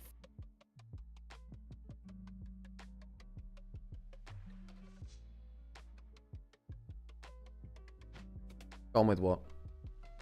With Expedition 33 winning... That's why I realized I dropped the sentence off there. Winning what? Winning an individual award? Winning all of the awards? Winning pretty much all the awards it won, yeah. Yeah, but the thing is, though, like, I put it in context, and I think this is a stronger year for gaming than, I think, you know, the Baldur's Gate 3 year, and Baldur's Gate 3 won less awards. I think Elden Ring, when it won all of its awards too, I thought it was a better game than Expedition 33 was compared to the field. And I think Expedition 33 is like, when I think of like games of the decade, I think you've got a short list of like Expedition 33, Baldur's Gate, Elden Ring, and I understand that, you know, Elden Ring, some people it's not some people's cup of tea or whatever, but like if that's your kind of short list, but I wouldn't have Expedition 33 winning game of the decade despite it being record-breaking amounts of wins in awards. I do think that the voice acting, for sure, definitely it deserves a shout out. However, that's another thing too. Voice acting, this is my hot take. I actually think that Troy Baker should have won it because he did an inimitable, like he imitated Harrison. He ended up imitating Harrison Ford. He imitated Harrison Ford to the point where Harrison Ford was like, "What the fuck? How did you do that?" And imitation, I understand that some people would view that as a less valuable skill set or whatever, but imitating one of the most iconic voices of all time to the point where the original actor is like, what the hell, I don't think I've ever seen a voice actor in a game do that before. So I think that Troy Baker actually could have won voice actor of the year. Not that it was a bad choice for Jennifer English. I personally feel very sad that Ben Starr lost out on for Clive for Final Fantasy 16, having like a generational performance there, and then also losing out to Jennifer English in this one too, from being from the same game. It's like, again, like, are these valid choices? Absolutely yes. It's just that Ben Starr has put out some like generational voice acting performances and just fallen short, like in two of his best performances ever, which is crazy. Funnily enough, I actually think on the Baldur's Gate 3 year, I actually would have voted, if I was part of that panel, I would have voted for Amelia Tyler. Because I think that the narration of Baldur's Gate 3 was actually I think that was the most intricate, high-level skill set shown in terms of voice acting, because what Amelia Tyler did was a very slightly different nuance of the narration for every single origin story and character in that game. So if you played any of the different origin characters or different kind of like moral roots and stuff, the narrator would change with you, and the narrator is not always, you know, a reliable narrator. So she's very different if you're Dark Urge compared to if you're like your own custom origin character, stuff like that, which was, I thought that was just very, very good. It's a ton of voice work, but the nuance, the control to deliver that kind of nuance is fantastic. It's like, I think that is maybe my second favorite narration performance ever behind Disco Elysium, which I think is the greatest like narration performance of all time. That game is so special. Yeah. I think that's not an unreasonable take. Elden Ring made me have hope that open world games can actually use their worlds rather than being big for big's sake. Completely agree. The game which actually showed that for me, weirdly, was Genshin Impact. Genshin Impact's open world is very, very populated, and I really enjoyed spending time in the world of Genshin Impact. In a way that I didn't do with Breath of the Wild. I'm gonna throw this out there. I'm a Breath of the Wild doubter / hater. I'm not a fan of Breath of the Wild. For me, it felt like a tedious romp through what was, you know, a very beautifully rendered open world in a lot of ways, but I did enjoy Breath of the Wild. It wasn't my game. I felt like it coasted quite a lot off of Zelda nostalgia in a way. A lot of Nintendo games do. There were some cool things, like, I know there's a lot of in-depth lore about the divine beasts and the warriors that went to go fight them, and there's some cool stuff about that, but realistically, I just didn't enjoy the narrative line of Breath of the Wild that much, and I just found the game quite tedious, sadly. Yeah, which is why, you know, Genshin is like anime Breath of the Wild in terms of like anime waifu Breath of the Wild. And in fairness, it kind of is. I actually did better for me in terms of making me interact with the world. I enjoyed that. I enjoyed interacting with the world more. I enjoyed the world puzzles. Stuff like Economia and Tatsunomia. What's the Thunderbird Island, Sam? Tatsu. What is it called? Oh, there's a timer! There's a timer! Oh, timer! Okay, Sam, voice does clip a little bit when you shout like that, by the way. That was a bit close, possibly. It might be my bad. But yeah, it gets a bit crispy when you do that. Sorry, this is just the first time I said it, so I noticed it, so yeah. We have a timer! Let's go! Gonna be starting at 11 instead, I guess. That will maybe less than... Okay, cool. Alright, well, we take those, I guess. Nice.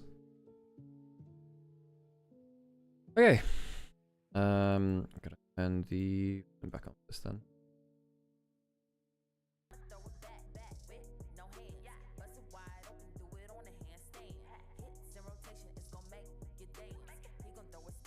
But yes, it did go a little bit crispy there when you shouted.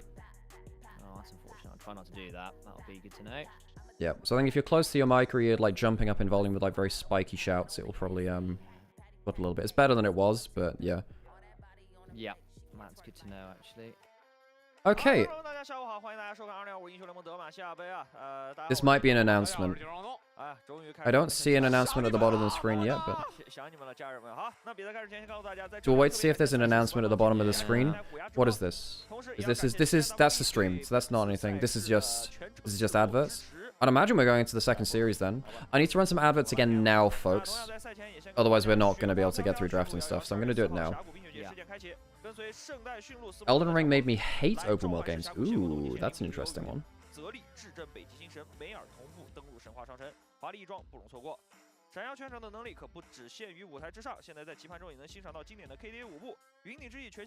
Well, I guess we hope that it carries on as normal now. But these delays just make it just makes the days longer, you know. I haven't seen any notifications on screen, so I guess we're going into the second series, so...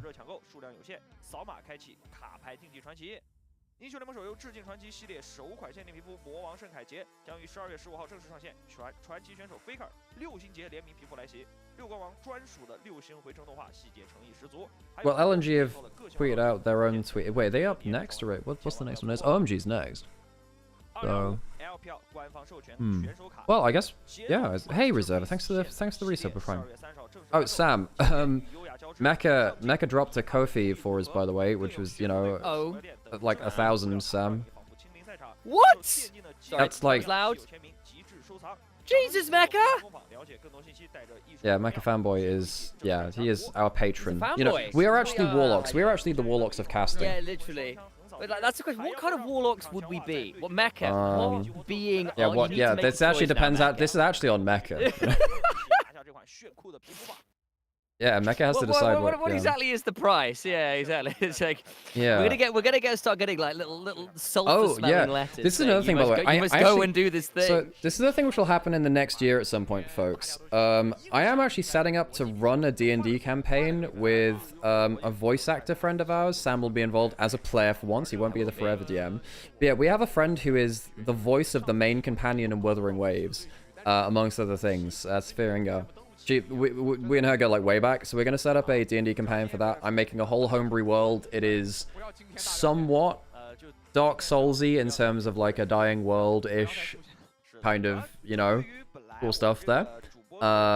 So stay tuned for that. I think we will be streaming it. I think we will be streaming it. That's my plan really. But yeah, stay tuned for that. Keep an eye on Discords and whatever. Should be really cool. Make me an NPC. You sell Zeals. If you want to guest in for a session. I have Zeals if you have coin. Yeah, we'll figure that out. And, I need to figure out who the full party is going to be. We haven't decided on who everyone's going to... Well, Sam's going to be in, Saf's going to be in. I think Saf's bringing one other person. I think they've got player they want to play with. And then I guess I want it to be a party size of 4 or 5. Tends to be the classic one. And then guesting in outside of that. So we'll... Who wants to go in outside of that? Right. I think because players are on screen, I guess we're close. We're getting there. Oh, yeah. fantastic. Now, my problem is, folks... Oh, we got up. Oh, hi, Cho. Hello, hi, Cho. Hi, Cho was actually alright, you know. He outplays himself sometimes, but yeah. Is ZSM a legit org? It's a streamer cup. It's a streamer team, so they're not really a legit or quote-unquote legit org. Like, I don't think they have a coach and stuff like that, put it that way.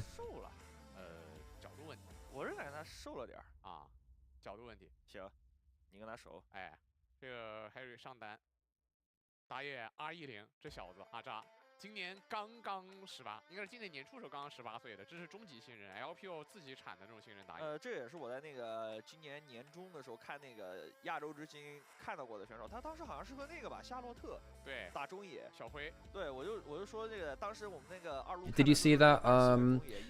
Korean LCK is not going to be on YouTube anymore, so English LCK will be on. But yeah, they've done the things that they have actually done this before. I don't think people, like, I don't know if people realize this, but it has actually happened a couple of times before where the LCK Korean feed has not been on YouTube because they've been on, like, Neva or Afrika or something like that, or Soup at SOOP. Do you really need a coach? More teams that have coaches don't win Worlds every year than coaches that do have them and win one. I mean, yeah, there's some arguments that, like, you know, T1 is actually coached by Faker. Which is actually, I mean, then basically the coach is there to, you know, book scrims. Facilitate them. Facilitate book scrims, Sam. Yeah. Get those eye drops in. I mean, that was the running joke for the longest time there, wasn't it? Oh, hang on, I need to sort out your volume again, don't I? Because I turn you down for the shouting. Yes. What did you end up changing, by the way, in terms of audio settings? I dropped the preamp game down a little bit. Right. And something else. Compressor stuff, presumably. Yeah, I dropped the compressor drive a little bit, and yeah, just pulled everything down a little bit, basically. What I've started doing is, like, I've started pushing the preamp harder, but then putting the compressor way more harsh, and that's worked better for me, actually, on the whole. Yeah, so the problem is you end up with the volume getting ducked with that. Yeah, it does compressor setting. Sorry, go. In compressor settings, the idea is that actually when you get loud, the volume still actually stays overall the same, and that's why you've got like that. We have a draft! Oh my god, it's happening! We have a draft. Are you guys siblings? Oh my god, someone actually who realizes we're siblings. Yes, we are actually real-life brothers. It's true! This is my brother Sam. I understand there'll be a lot of people coming in for the first time. My name's Alex, this is Sam. We are actual brothers. We cast together, so... Yeah. Hey Al. Hello. Can I get the stream back? Why is the stream not back? Actually, what? Why can't I see it? The stream is... That's a good question. Why can't I see it? No, I found out how to do it. Because I put the little menu down at the bottom of the screen. Okay. Okay, so we're gonna have one of something... We're in. So, it's all right. we have big picks up. We have Yunara, Oriana, Kiana, Aatrox. I don't know whether these teams will be Zahen pickers. ZSM have Arla as a top laner. He did play Zahen. He might go towards that. Yeah, I actually know nothing about Zahen's kit. I know. Okay, so the easiest way to do it is, like, yes, if he can ever get his passive by constantly auto attacking and doing damage, very, very good. He doesn't get his passive. kind of ass. He's kind of like... Was that an animated cat background? Yeah, Sam, they have like green screen stuff. Yeah. So Orianna first pick, no surprises there. Hai Chao's pretty good at that point. Fofo playing for ZSM. This is like a streamer team, folks. Obviously, you will recognize a lot of these players. They have literally like two Worlds winners from IG and FPX, Ning and LWX.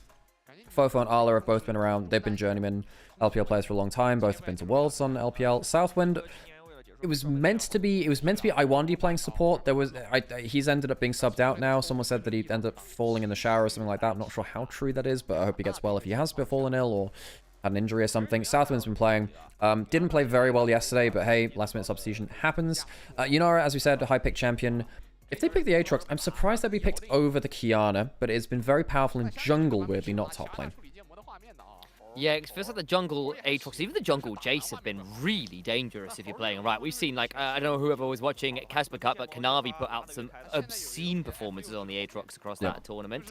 And there'll be the Zahen instead for the side of OMG. Wukong and Zahen sounds like a pretty nice combo. I think Zahen having the Orianna ball and a Cyclone to work around should give him enough disruption to get enough of his passive off to get some value. Are we just Garaning this? That would be really fun. Allah's always been a bit of a chef. So, thing is, I have no idea what the matchups are for Zahen, but Arla played it already, so obviously he's been trying it out. So the thing about Zahen's kit, Sam, is that he has like a lot of random healing in his kit. Like his Q is, so it's gonna be the Camille versus the Zahen, which is it basically. I think this works quite well for Camille. If you take short trades, if it's like a W and a Q2, you win. Or if you stun and you walk off, that's fine. If it goes longer and Zahen gets his passive, then you lose. I'd imagine that's how it works. So, his kit, Sam, if you haven't seen it, is basically his Q is a double reactivation. It's an auto attack buff. The first one is like a double hit, and it gives him healing and extra damage.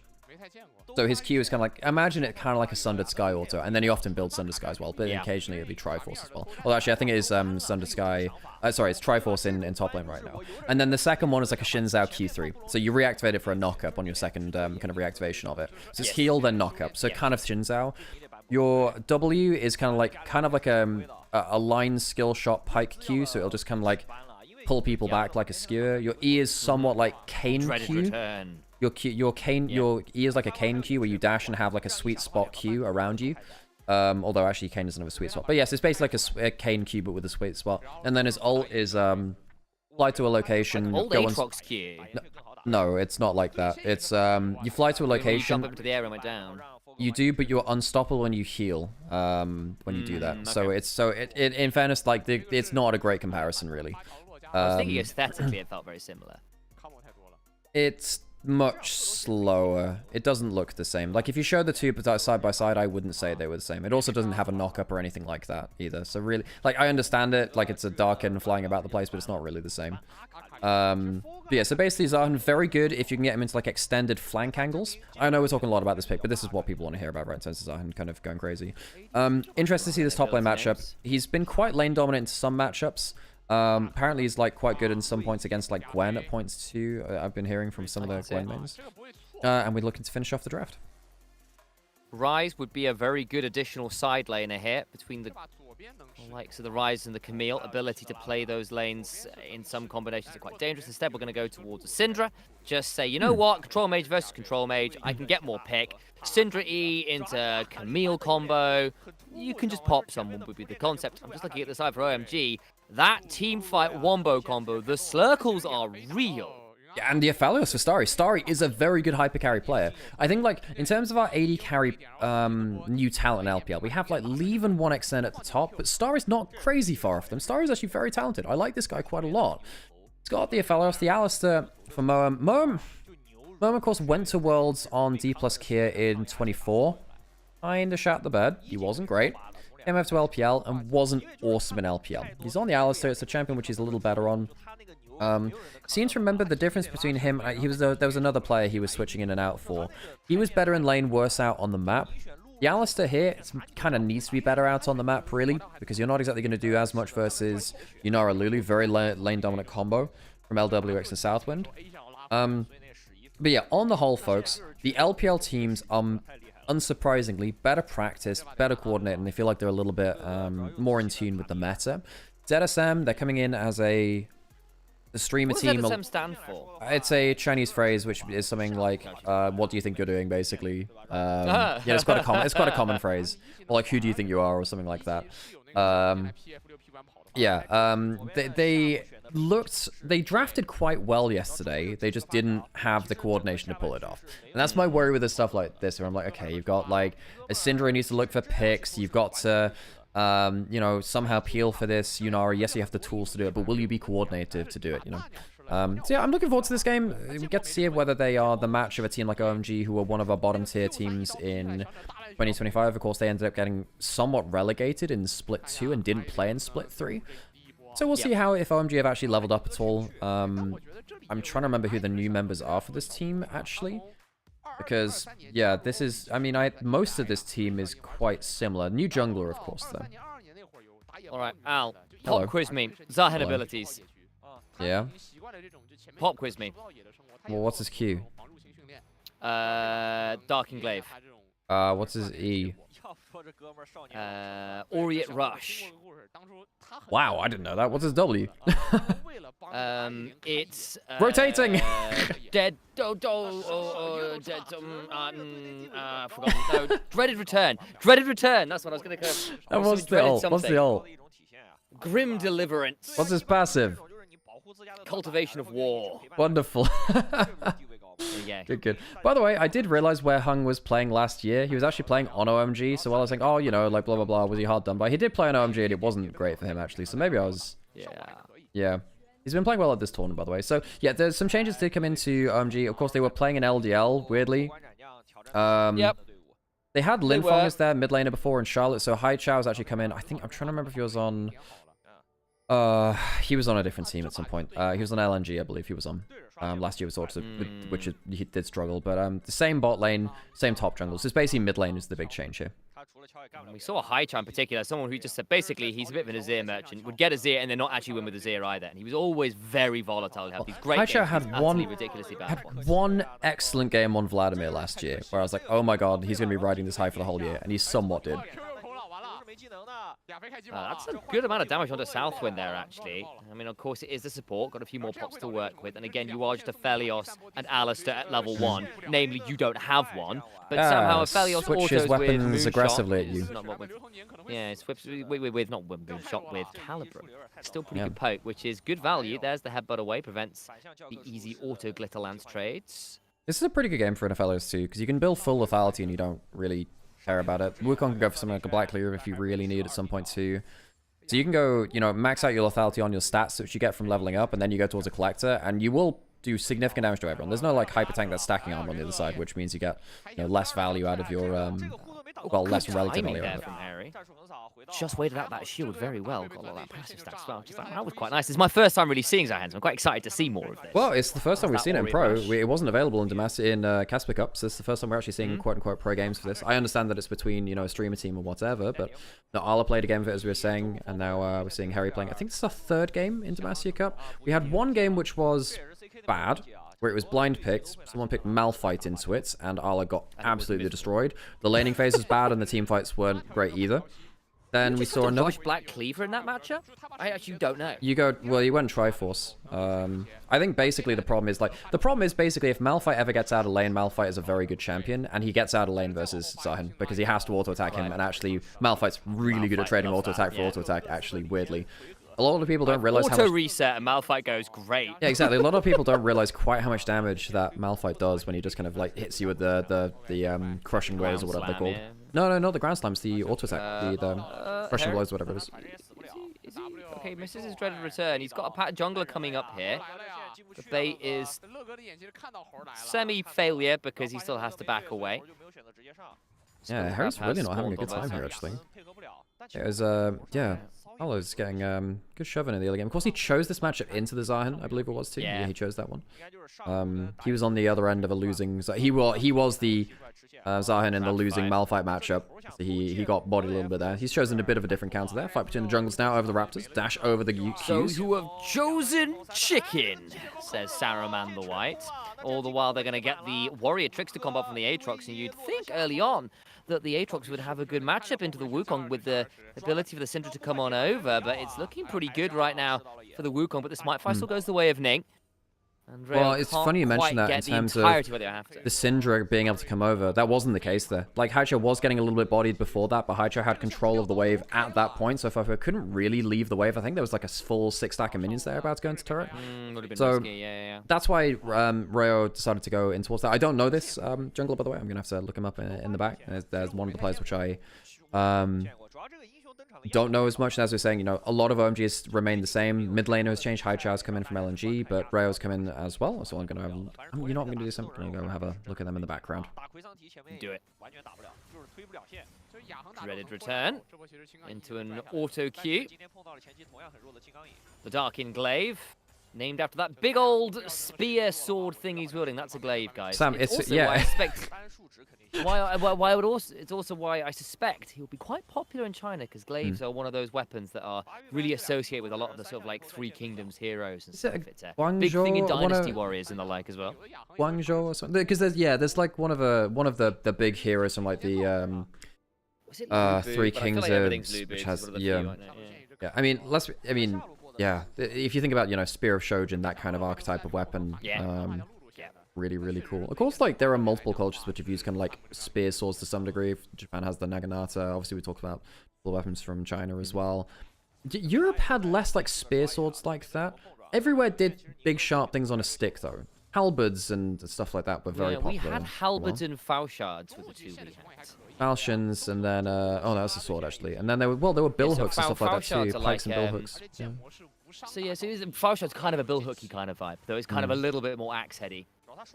Yeah, I went on a real binge on like medieval fighting formations which use pike and shot, like I was saying, like the Spanish tercio and the. God be praised. Is that? Wait, what's that from? No, it's Kingdom Comes Deliverance. That's the one. I thought it was. Oh man. It's Henry's come to see us. Henry of Scallops. Angle. Actually, the Alice has come to see you, by the way. In comes the Duskwave into another little Binding Eclipse combo. The slows from the Gravatom's going to force the flash. Yunara and Lulu losing lane again. Oh, they are, and it really feels like the Yunara lanes have not delivered that well here. At Demacia Cup so far. Starry pops the Ghost, and I really like what he was doing there in terms of the early trades with Gravatom. Really nasty. They're going to look for the kill angle. Oh, into the Binding Eclipse, and it's beautiful. We'll lose one on the retreat, but it's Lulu getting the kill versus the Aphelios. Flashes on in Israel, who did not quite get everything he was looking for. His Ning also flashes away. Cyclone Part 2, looking to try and steal these Krugs. How long until the Warrior Trickster, because he's stuck in here now, does get over the wall. Will not get the big Krug, and we'll end up just trading some summoners and ultimates. Yeah, so it's flash ult from both junglers. But what it does do is buy the time of Ning, so we can't go interrupt someone like Harry's pushing into this top lane here, who's, you know, ended up getting a bit of a recovery in this early lane where he was struggling in the very first phases of it before he managed to get back into it. Lanes from OMG performing quite well, actually, and this is one of the problems that we have with the streamer teams, is that yes, they are pro players, but are they, you know, actively scrimming, you know, up to date on the matchups, especially when you've got new ones like the Zion coming in and whatever. Starry and Moam doing quite a good job down here, and Southwind on the other side of it. I think particularly he has struggled individually. Reminder, as ZSM weren't meant to be playing with Southwind. They were meant to be playing with iWonder. And look, Southwind is a player that was around for a while. The end of his career was quite dire. So, as much as it, look, as much as the end of the day... We're the jailers keeping Rookie from Worlds, unfortunately, true. Guys. Oh, gosh, true. I don't want to be sat here as a hater, but like, you know, Southwood definitely had his struggles. I'm not a hater, but I am a We're a realist. We're realists, you know. Gotta, you know, as I take on my role as the diplomat every so often. I try and smooth over the rough edges, but there are a lot of rough edges here, Sam. Yeah, there's only so much sanding down you can do. And again, it's been a while, and we'll see how it all works out. Southwind, of course, at his peak, was not a bad player. Puff and Southwind at one point were very... I don't know, people were quite excited for them, and it just never really manifested, I think, in the way that they and everyone else who'd kind of invested than they kind of were hoping for, which is the way we'll put it for now. Grub's being started from Rayo. Harry is going to come on down and try and stop Arla from coming and interrupting that. Everything's on vision here. A couple wards there, ensuring that the Camille is a very known quantity. He is going towards that phage. Likely will be the Triforce again. That seems to be the LPL build here. We have seen a couple of different builds. I know Harold was talking about it a little bit in chat yesterday. Again, if you get that sweet spot, it's a ton of damage, actually. But the big thing is, basically, if you ever get hit by enough stuff to give the passive, Zahan just wins. It's just, it takes a while to stack it up. It's something like, I want to say 10 auto attacks and abilities ends up getting you towards it. It gives you effectively a GA, and it gives you, like, even more stats than a Darius passive. Obviously, it's harder to activate, but oh my god, the stats are insane. Which is why, right here, he's, you know, trying to freeze that wave, get an extended rundown. Good trade here. That's the ult coming through. Moonlight Vigil, look at the number of chakrams. Out comes the Wild Growth. They're turning onto the Yunara as Southwind had to ult himself. Will end up burning some ults, but nothing more there on either side. In fairness, you do not want to stand and deliver against Nephelios very often. Nephelios is one of the best DPS champions. He has the right weapons for the job right there. Ended up stacking up those chakrams, as you were saying. And Starry, as you were saying, this guy's got a good reputation. We like him here on our channel. He's been pretty good. You know, he is up there with the likes of your Leave and your 1XM, maybe behind the top cut there, but he's definitely a player which we've come to really appreciate for his work he's done at OMG. This is a guy that came in to replace Abel, of course. He was even changing, you know, trading some time with him at different points at the end of Abel's career. Sadly, Abel went on to go basically be a streamer instead, which is really sad, actually, because I really enjoyed him as a player. But Star was damn good. In fact, he took a game off of BLG, I think, last year in 24. I think it was BLG. You know, the crazy roster. He got like a quadra kill against them or something like that in his first ever game. It's kind of insane. The guy's had some pretty high moments. This is that, you know, it has been on a struggling team, and I'm not going to say he's consistently had those moments either, you know, not all the time. But this is a guy which you have to keep your eyes on. Agreed. And as you can see, if you keep your eye on that CS discrepancy, after the early dive, it went to about 20. It's just accelerated even further. That's a very early collector. And you're into things like the Aatrox, into things like the Lulu, can be very, very dangerous. That's is going to be a nasty next combo. Yeah. That's a 35-40 CS lead. I don't know if there's any wave being pushed into the rest of mid lane there. I think there is a little bit. Yeah, that was 40 CS lead at 12 minutes. And this is why, again, when we were assessing teams like the ZSM or FRK, you know, these... Southwind, we were talking about how we weren't haters. We may have to revise that opinion. You know, actually, Southwind, you're not really blowing, are you? It's not a gale, is it? It's an insipid breeze. You know it's bad when Sam brings out the vocab book.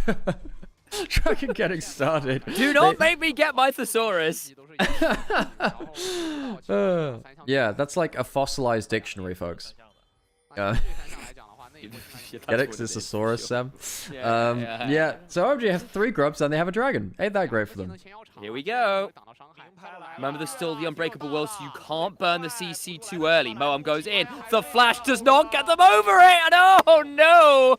LSO, namely Fofo, goes down. Again, I am baited by the name on screen. You gotta love the Tournament Realm accounts. Watch the names on the side, Sam. That's what I've learned from this one. Don't watch the big popper in the middle of the screen, because they're lying to you. They're using different accounts for Tournament Realm. Years of hard trading has ruined this for me. And that's gonna be first turret as well, by the way. Yeah. Hey, Brackish, how's it going in chat? Good to see one of the regulars going back in here too. How British are you feeling, Brack? Oh, Sam, I feel it. So you've caught me at a very Chinese time in my life, Sam. In fairness, the last 3 years of my life have been quite a Chinese League of Legends time in my life. Thank you, Doklet, for that wonderful phrase, by the way. Well, no, that phrase which far predates him. It's just he did it in all of his vlogs. But he's the most recent. Yeah, Sam. Sam. It's a thing which goes beyond our little envelope of League of Legends. It's just a meme in general. I'm sorry. League of Legends doesn't quite have the cultural impact to grass is not a real substance. I don't believe in it. Well, it wasn't for 4/5 of Grasshopper's existence. Yeah, exactly. I feel exactly, and that is really at that point, at least within the bounds of astrophysics, a statistical error. You know, that's within error margins, Alex. In the grand scheme of things, I just don't think grass exists. Why, Sam? Well, you know that typically trees don't don't like quote unquote exist. Like they're not like an you know, they're not like a group because too many things have evolved into different trees. That's probably a dead Southwind. Okay, no, it gets out with the flash. It had to flash, but it's flash and heal down for just an exhaust. That's rough. And Moam just goes, great, I've burned my summoner spellbook, so I've got heal back. So how does that one feel? Well, not great for the... He's feeling pretty worse now, Sam. What do you mean? He's just gone back. I can't believe that he's lived through that. I was wondering if Rare would just go and kill him, but I guess they think, well, we don't want to jump into like a Syndra or something. Yeah, and the fairness Aatrox was coming, so I think they might have struggled to kill Oh my god, he's on vision. I actually wonder if they could kill... Come on, please, someone. It would be very funny if they like did it to him 3 times in the same spot. He's going to get the whole tower here. Maybe just about. They're going to try and think about unleashing some power. But no. Save the turret, but only really for a wave. I don't think they'll be able to do much more than this. Keep your eye on the Camille, though. This might be a way to deal with Starry. He's on the right side of the lane, though. He has flash and he's stood on the right side of the lane. Typically, Camille was one of the better answers into Aphelios back in the 22 meta. When it was all Jinx Aphelios. Camille was used to kind of force him into a point where even though he stands and fights, there's just way too much random burst dive onto him. That being said, it's just a little bit out of range. It's only the 1-item Camille right now, and not going to lie, 1-item collector Aphelios is very, very scary. I'm not actually sure what the meta is with Aphelios level ups in terms of stats right now. I know there were some points where it was, you actually put some points into lethality early just because it was really efficient at points. Push round to Caliber and Graviton. Very high ammo on both of them, actually. Interesting. Oh, he steals it! Oh, Ning! Can't pull him back over the wall with the shockwave. Won't be able to get to the eye, but that is still a win in terms of denying that, and that would have been a mid lane. A mid lane what? You cut off there, friend. Oh my god, have we lost Sam? I think we might have lost Sam. Not only have we lost a mid lane, we've also lost to Sam. Don't know where he's gone. Oh no, I'm here. Hello. You're back, you're back. You said like he's lost it. You're back. Good job. Okay. Well, what I said was like, if they'd given up the Herald, that would have been mid lane turret as well, and then they all the other turrets would have been disaster. Was where I was going with that. Good, cool. Well, I'm glad you're back, Sam. Not exactly sure what happened there. I heard you and could watch things the entire time, so I don't know what happened. I don't know, whatever. Network's still better than the tournament realm so far. Good at that. True. I want to cast your eyes down towards this ADC discrepancy again. Yes. That is now a 40 CS lead. Yeah. Man, this is the thing. Often AD carry CS leads end up stabilizing in mid game because every team kind of ends up like allocating the same resources to AD carries. But even here, you can see that Starry's just getting the extra, eking out a little bit of an extra advantage.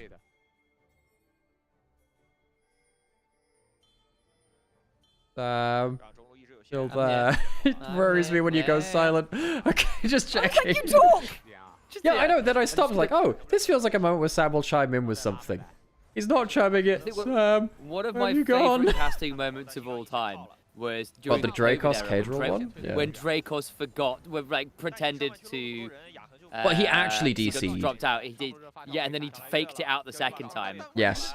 Oh, that was legendary. It was very funny. Oh, that was hilarious. That is one of my favorite ones too. Here comes violence, heal, Cyclone, Wild Growth. Cyclone Part 2. Aatrox will bring the world ending, but he's into his nemesis in Harry, potentially finding an angle on the other side, though, as he goes to get the shockwave. He's caught inside the Hextech ultimatum, though, and will be brought down by Arla's Camille. Now looking to get some more value. Moonlight Vigil Flash!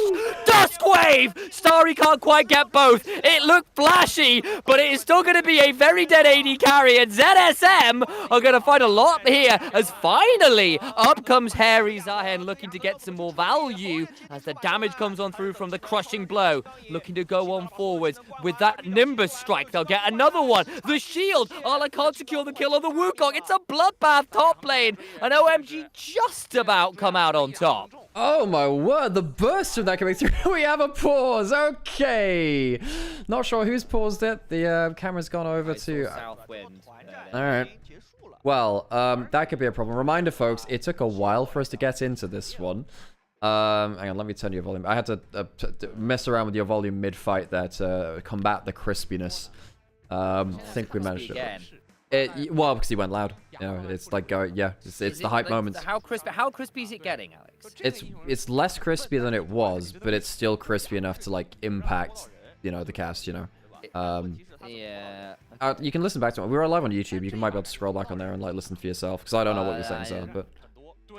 Well, I can't change it. I can't change anything here anyway. Yeah, I know, but it's just like I know, but it's more like just giving you the information you need to fix stuff. Because then it will zero in on eventually. It's just trying to give you the right kind of feed, the right kind of like info at the right time. Okay, we're back into it. Luckily, not an extended pause. Ain't that nice? So, what's the grand total of the fight? 3 for 3. I want to say because Ning died first. It was a 4 for 3. 4 for 3. OMG got more. Who was the other person they killed then? Did they get Southwind at the start of it too? No, because he died already earlier. No, he didn't. He died. Oh, yeah, because it was LWX that died. He was the one who survived, yeah. Right. Okay, gotcha. Cool. So this is the play again, where Wukong kind of goes into the top river. If Lulu is the first person caught out, you've got a problem, because now you've used your wild growth onto a target, which doesn't really want it. Lulu just never really wants to take damage like that. Mom almost saves the Orianna by punting the Camille out of her own ultimate, which would have allowed them to move. That is the burst damage that we come to expect from the fellows. Luckily, Fofo gets a good burst damage back, which means that it's not like a fellows gets the extra follow-up order to instant kill the Yunara, forces the Wukong into going for like that last gas dive as well. And then finally, Harry turns up. That was a 4v5, by the way, that OMG won, effectively. That was insane. So now Dragon was taken just now. OMG took the first of the Chemtech Dragons on the Rift. So they're 2 up. So they get themselves feats of strength sometime. I can't remember if they got it from turret or whatever, or how long they had it for. Kills and turrets was my assumption. That makes sense. That makes sense. Cool. Getting to the point now where 2 items are going to start coming onto the board. Still have, huge 80 carry lead. In fact, it's gone up again. This just every time I look at it, it's just like an extra 10 CS added onto it. This is almost 60 CS lead.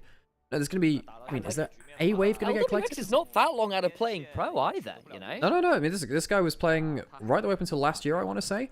Of course, he was on FPX for a long time, and then he ended up switching around the place. Maybe it was, I'm trying to remember if it was 23 or 24 when he ended up like being his last year in LPL so far. Infedge just brought up by Starry. This guy is on mega form. He's also going towards level 13, so he's about to get towards the point where he has like maxed out AD and lethality on both of his level up stats. Oh, Southwind. Oh boy, nice combo from Moam, who finds a wonderful angle onto the little Lulu, who does not get to become a big Lulu even momentarily, and she just dies. It happened in the same place, Sam. It happened in the same place.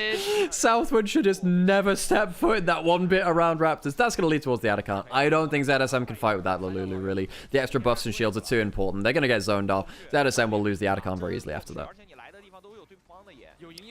Yes.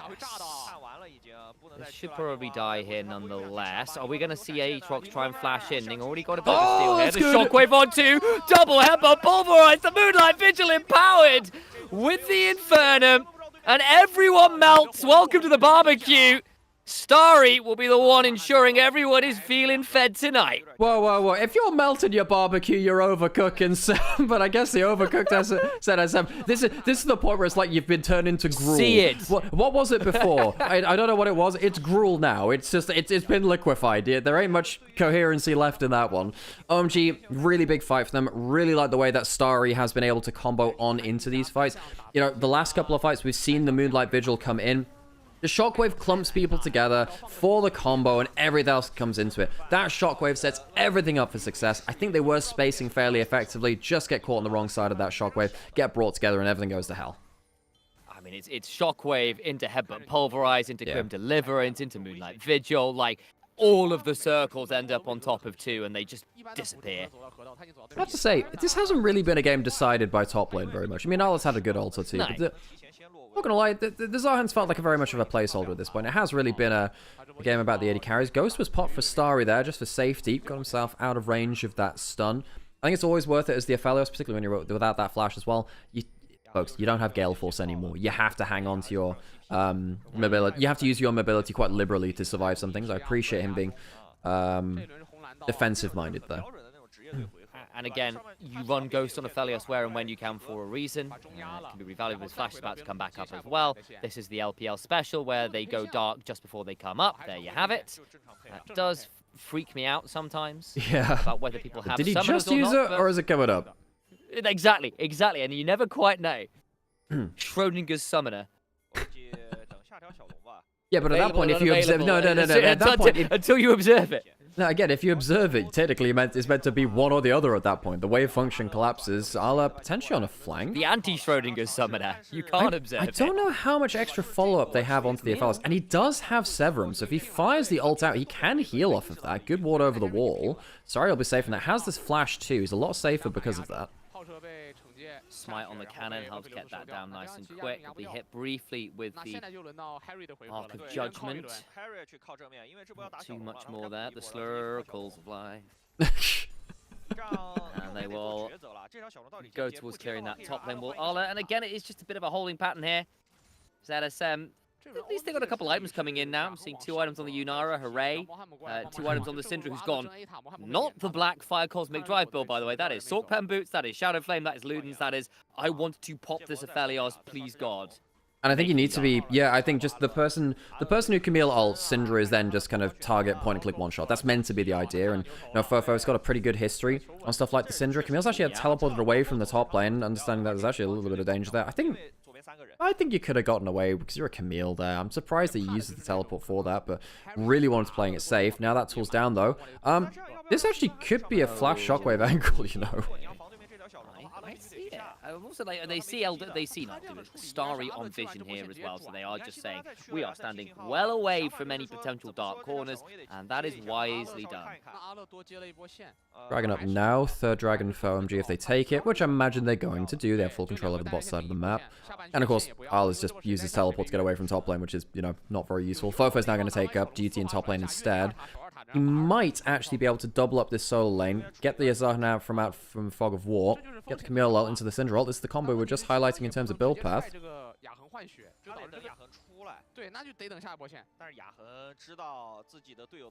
Good defensive stance from Harry. I realise that he is on the weak side. If he had walked up to that brush, he would probably be dead. There are a lot of people in his top jungle too, not quite sure how much information they have. They have that water going in towards river. That definitely helps them. Whatever the wall. Oh dear. This might be a catch on something. Can they catch Southwind out again, potentially? Alistair?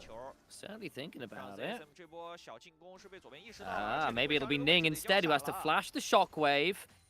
Apologies, that's LWX. For some reason I thought that was Aatrox, which says a lot about my ability to read that skin, but here we are. More valuable flash, honestly, all things said and done. Yeah, and now suddenly you have the ability, you know, flash Alistair combo or Cyclone, and then LWX is probably dead after that. I don't think we're at a point in the game where the Lulu is going to be saving you that effectively. 3,000 gold up in the 80 carry roll. Some of the farm has been clawed back a little bit. It's now more like a 50 CS lead than a 60 CS lead, I suppose.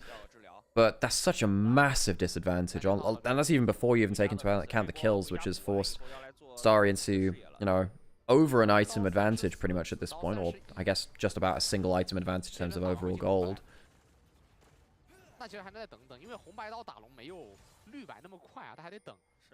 Balance for Arla is nice. You know, you do get that Ravenous Hydra for the... typically 2 or 3 items is where Camille starts to take over in a game if she does have an angle to. My problem is, it's just... You know, if you ever get hit by a shockwave after you land, you ever jump into a cyclone as it's being used defensively, or you know, if the Moonlight Vigil comes through, I think Arla explodes before he can make full use of those 2 items. That'll be my worry. Eyes on Starry's inventory as well, just coming into potential Baron plays. That is now the Lord Dominic's Regards coming on in. I'm assuming this is post the item change as well, which gave him, or gave it rather, the Giant Slayer pass. No, this isn't on the preseason patch just yet. So this is still like the season 25 patches. So it's not on the preseason just yet. That's worth noting. Thank you for that one. There's a reason we phrased it that way, because it gave the opportunity for my color character to correct things. In goes the headbutt pole, the shockwave back. Ning, merciless with the engage, but they've still got some flashes. And Ning will survive. Pulling away while growth required. Everyone comes away more or less in one piece. The problem is, though, is the ZSM are going to have to come and do it all over again with the Baron being started. Yeah, Ning the Merciless uses that flag. There's something about Ning the Merciless in there. Baron getting taken down. Good stun. You saw where I was going with it. Oh boy, Flash, and I don't know about Gordon staying alive this time. The Alistair goes down, but the turnaround from Zahin, and of course the Aphelios from Starry is a little too much. Some grim deliverance, and a Hextech ultimatum is not enough to stop the Darkin doing his dirty work. That'll lead to the Baron. I think they have the HP bars to stick around for this one. ZSM, they've managed to have, you know, some moments where they've ended up to slip the noose a little bit. Hasn't been enough. They have been behind in this game pretty much since the start. Ever since that bot lane 2v2 went wrong, it has been just takeoff from OMG around this Aphelios. And also around some of their extra engages. I thought that stun was a good one at first, but then they walk a little too far forwards, and you can see just the difference in coordination between these teams. Really good flash for the pullback from Zahin. And the game just falls apart, I think, at this fight. OMG massively in the driver's seat. Baron will go into the Dragon's Soul now if everything goes well for them. So, where are we sitting right now in terms of game state? Baron on, 3 items are to complete. Worth noting, Harry's gone towards the Kempunk Chainsword into this team. I think when you're into the Aatrox and the Camille and the Lulu, I see the value there. Of course, not the best item anymore, where it used to be incredibly gold efficient. Yeah, the stat stick was insane for a while. Yeah, it's you're still getting grievous wounds off, and that'll have to do. Hex Flash and a headbutt and a Pulverize. And Yunara is a Yuna. Rah! That one sucked. Oh man, LWX hits the ground 0-4. It has not been the best day for former world champion LWX. That is... hang on folks, if you fight long enough, again, his passive is getting really scary here. Grim Deliverance. Grim Deliverance is there. Could look to keep stepping on forwards with the Aureate Rush. There is an attempt to clear out this wave. The passive finally times out. I've still yet to see the full passive from Zahin, who is unkilled this game. We go towards the bot lane, where the power is unleashed, and the Cyclone is stopped in its tracks by someone throwing a lot of really big magic at it. Nice interrupt on the hook shot, by the way, Moam. I appreciate that with the headbutt. Just got some value there as the Wild Growth has By the way, to come on. did you catch the combo that Harry and Hytrad tried to pull off there? Because when he went in for the Zahin ult, he actually tried to bring the shockwave with him, and Ning ended up getting out of it. But they tried to use basically like, well, he can dash over here. We can use this as a ball delivery system. That might be a combo we have to pay attention to. The cooldown's not there just yet, but, you know, a little under a quarter left. Up in about 10 seconds. I would have to go for it again. Okay, so they're not going to be able to get themselves the soul off of this. We said if everything went right, it would have been the Baron into the Dragon. Not quite able to do that, so some credit to them. They actually get an objective bounty off of that, and they stay alive, which is more than I gave them credit for. I thought that Baron would end the game. I guess they still got 40 seconds of it. Baron power play, about 2k. Not the craziest one out there, but... yeah, again, not game ending, so ZSM technically still alive. Isn't it? Yeah, kind of. 4th item, by the way, for Starry, so I don't know whether whatever or whoever you're praying to is that interested in answering them right now, because that is a mighty, mighty force arrayed against you. This Aphelios is monstrous. No other way around it. He's going towards the GA last as well. He has the 4-item crazy damage core. He's got the Hurricane for the AoE craziness. Yeah, particularly... Not quite sure we've got a Scorpion show here in Demacia. Well, we've got Cyclone from the jungle as well, so that's I'm true. The increment Rocky like a weather Cyclone. Is very strong. Yeah. I can see it. Like the problem is, I don't know enough other songs by the Scorpions. I only know Rocky Like a Hurricane. That's very true. The reason we know this, by the way, chat, is because when we have were one growing album up, with that on it. The album in the car was the best heavy metal album ever, which included Scorpion's Hurricane. Yeah, it had like, you know, Black Sabbath, Iron Maiden on it. Hang on a second, that's a lot of damage. Fofo, he's actually pretty... Okay, Fofo's the one guy that might be able to just delete someone. Speaking of that, Shockwave very nearly does that itself. Flash required from LWX, who also has to burn the barrier. Does stay alive, Ning into the backside, gets some healing, but not for long. There's only so much you can heal, and you can't cheat death. You're not the other Darkin against you! Oh, Moonlight Vigil! There's nothing to stand vigil over. It's an open grave, and they've all been shoved into it! OMG eviscerates ZSM in their own base. There will be no further defense in game 1. Goes to oh my god. First game over towards the LPL team. The streamer team not really finding much success here. They were coming in as underdogs in OMG, just showing that realistically, if you are a current practicing LPL team, even if these are players which haven't been out of the limelight for that long, but these players have at least been scrimming together, they're a bit more coordinated, and yeah, OMG, they got a lead through that bot lane, and things just never really look back from there. This Aphelios was always this main character of that game. Right. So we took a long time for us to get into this series. We were worried that there were network issues or something again. It was a huge break before we, huge break before we even got into this one. I guess we'll see the post-game stats here. Decent damage by Fofo, but, I mean, Starry leads the damage chart, no surprise there. Not quite the 1.5k damage a minute from the Smolder earlier in the day, though.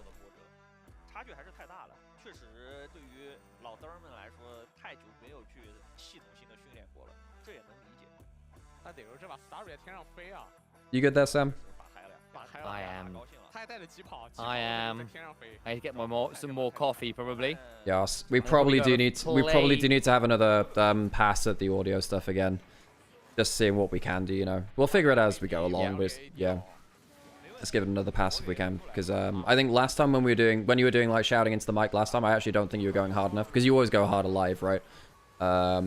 Yeah. But we couldn't tell it was crispy until we got into game, and then when you actually started getting high energy, then it started getting crispy again. Right, let me go see whether I can resolve that issue then.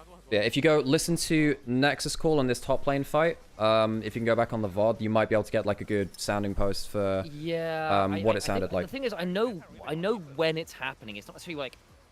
The thing is, knowing what it sounds like doesn't change it that much, because I know because basically what it is it's distorting at the high energies. Okay, the question is how I stop that. Well, so the question is, Al, actually, I think part of it, the entire call of the high energy, or just the start of it? What do you mean? Was it crispy the entire high energy, or only right at the start of it? It's when there's like a sudden jump up in volume. But Sam, that's why you should look at those timestamps, because I actually can't remember. I actually didn't. All I know is that when you started shouting, it got crispy.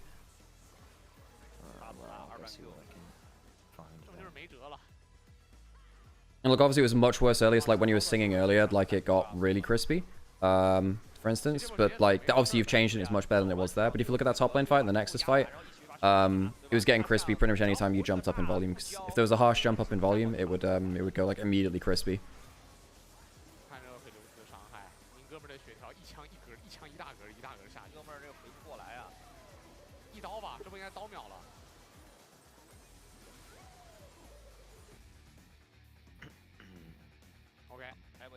Yeah, to the point where basically, like, when you're going high energy, I'm, like, manually turning your volume down to try and make sure that it's, like, bring it back in line. So I'm, like, literally going to Discord and bring it back down for the, like, Funnel Nexus call and stuff. What do you mean bring it in line? Is it too loud? Or? Yeah, it gets very loud as well. Yeah, it's not, like, standard volume. It is going very loud. Like, I was taking it down, because your sitting volume, I'm putting about 100, but when you get loud, I have to bring it down to, like, 60 or something, and just, like, I just have to, like, do it on the fly to try and save the, save the call. Interesting. Compression ratio, then, if that's the way it is. Well, wait, support MVP? Damn. I'm trying to think who... Well, I'm surprised that it wasn't Starry. Starry was really good, but I guess Moem was the guy catching people up. That's fair. One of the bot laners makes sense. Right, I should do that thing where I get coffee as well, because I'm not gonna lie, I'm struggling here. First, we had a crazy break before this one.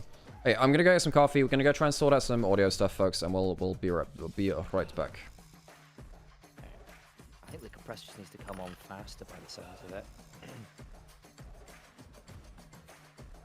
it. Yeah, but if we're gonna do like sound checks, actually like send it in the sound check, so because like it didn't come across in the sound check before. Yeah. Okay. Yeah, that's fair. All right. Let me go check. Let me go see if I can play with that a bit more. Cool.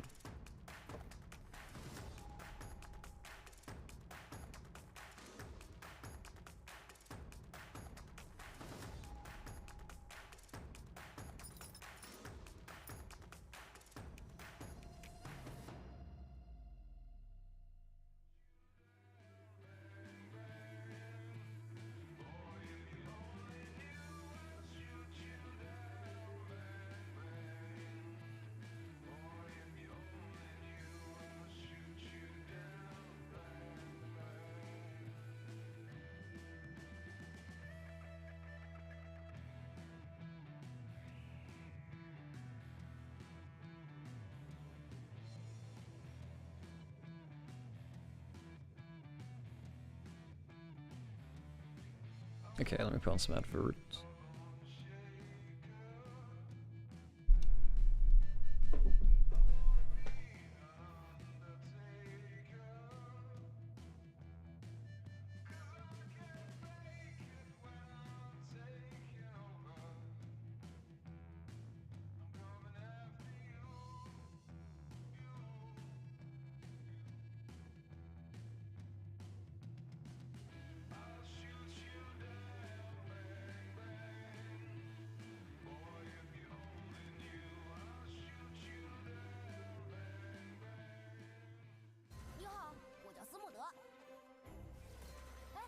迷柳，遇见你我很高兴。这是新的冰鞋吗？感觉真棒！我骑士寒冬。我曾经也和你一样，塞纳，游荡于世界之间，害怕迷失在自己过往的汪洋。竭力祝你择日快乐。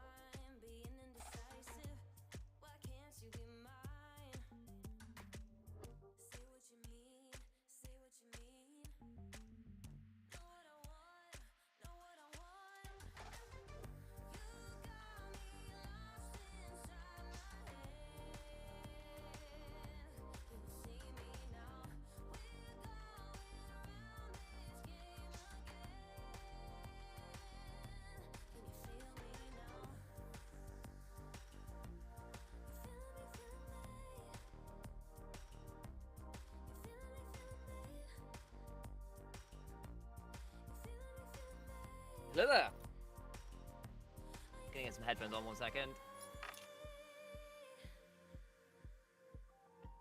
How's that sounding? Is Alex there? He might not be actually.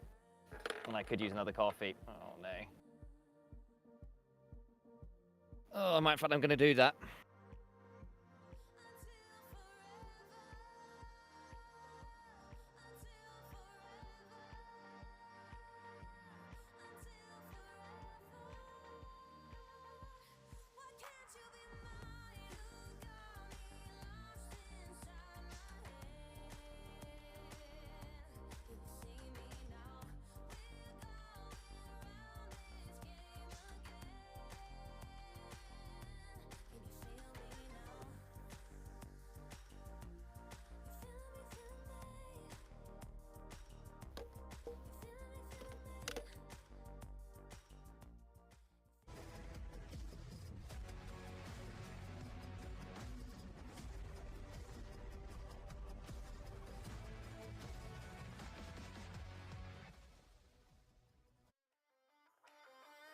哎，好，欢迎回来！第一把比赛结束，也是30分钟出头，跟我们料想的差不太多。ZSM 并没有太好的还手机会，反正近2天的比赛看下来，Hello, how's it going? 罚站完不了，然后对线尽可能的稳住。You good, Sam? 均线期的时候能多吃点多吃点，但大 Hello. 吃饱多少钱就要被 Sam 越 here, actually, I'm not sure. 所以说就是这把的话，我感觉 Oh, did Sam go to change something again? 把游戏简化吧，还是跟昨天的思路一样，就 Guess 是 so. 先把对线最好，就是拿着对线厉害的。 I think basically the last time Sam's like when he was doing like the shouting sound check, I actually just don't think he was doing, which was setting it off before. He was going like whoa rather than like jumping up with like a brah, like a real blast. 实在不行回归硬辅打硬辅。 That happens, right? 我觉得软辅打硬辅反而对软辅的要求很高。 Sam came back, you weren't here and left again. Right, sorry, I was on toilet. That happens occasionally. 是的。 Yeah, you're going to game 2 soon, I guess. Should be up in draft soon. I think basically what we're seeing is like the streamer teams. I mean, they're not getting like blown out, but they're not at the same level of the LPL teams, really. Yeah, occasionally, unless it, and in fact, if you're not, you're doctor. Oh man. Again, it's like been 4 hours. We've only done 3 games, folks, and this is meant to be the short days where basically, like, you know, the streamer teams get blown out, and then it'd be like a 6 game day rather than a 9 game day. But you know, nothing's easy in this life. I think I even have a compressor on my end for my desktop audio, so it probably helps a little bit on that end. But obviously, there's just like a crispiness on that side, which we've got to catch it somehow. Because you know, Sam wants to go high energy, and he absolutely should do, but it's just like audio settings is not supporting that right now.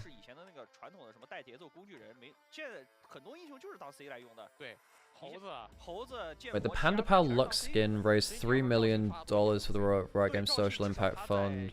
Before that, Elwood Dawn got 7 million. Sentinel Olaf got 5.8 million.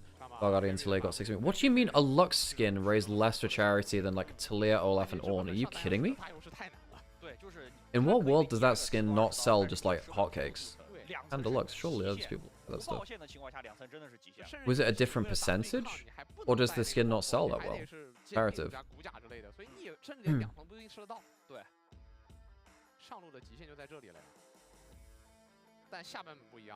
新版本的话，上路兵线调速加上 TP， 你在边路，如果你优，你能吃很多额外经济。哎，而且有个重点打关就是防御塔。现在防御塔的经济不再是爆破一次性提取，而是分阶段的提取。这2塔又镀层了。有的时候你推线，你不一定说要把这2塔凿了。I have coffee bring. I have done compression things. Cool. So hopefully, I've upped the compression ratio. I was trying not to because it changes the color, but I think maybe it just needs to be done. Well, yeah, it's like it's killing the audio. So yeah. So the answer is it needs to go up. Yeah. So I've done what I can. We'll see what it is. I can play with it more. There's not a lot more I think I can do today. Otherwise. Well, I think you can drop some gain in some places, right? And but I can I'm literally at the minimum gain on my preamp. There is no lower the gain can go. Yeah, but what's like your audio? So what's your audio on like your audio on Windows? For instance, like that. Is it like at 100 on that? Because I actually have mine at like 60 or 80 a lot of the time. Right. Actually, no, I've not looked in a while. There'll be another lever you can pull, Sam. It won't be the worst. Like there'll be yeah, I mean, the thing is, when I was saying before, it was I looking at my audio interface. The issue was I was seeing clipping in my audio interface, not in my PC. If that makes sense. Okay, It's already clipping earlier in the chain, which is the whole thing. Wait, has your audio interface got issues? No. I'm using. Whatever. Using my M track from a long time ago, which has been largely fine. But I don't know whether it's not. Right, into draft 5 of Fabulous Series 5. Vi. Jace is permaban because Jace jungle is too strong. Legitimately, Jace jungle is just like destroying Is it games that right now. strong? Yeah, it's insanely good because you can go full lethality because you don't have to build any sort of beef to survive a lane matchup. So what do you do first item then, like hubris or something? No, like Umbral Glaive or Ghostblade. You just go like full lethality. No, you just go full lethality. You don't have to go towards anything anything defensive. Yeah, it's just you don't. Yeah, you can go towards lethality, but no, but that's not the item. I actually think that item is highly underrated in general.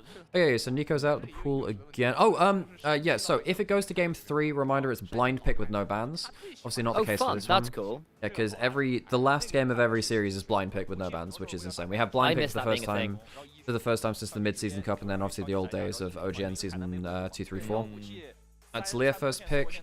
We still have Rise available, still have Cassiopeia. Don't really see as much Galio, but that's the kind of pick I'm expecting here from Haichao.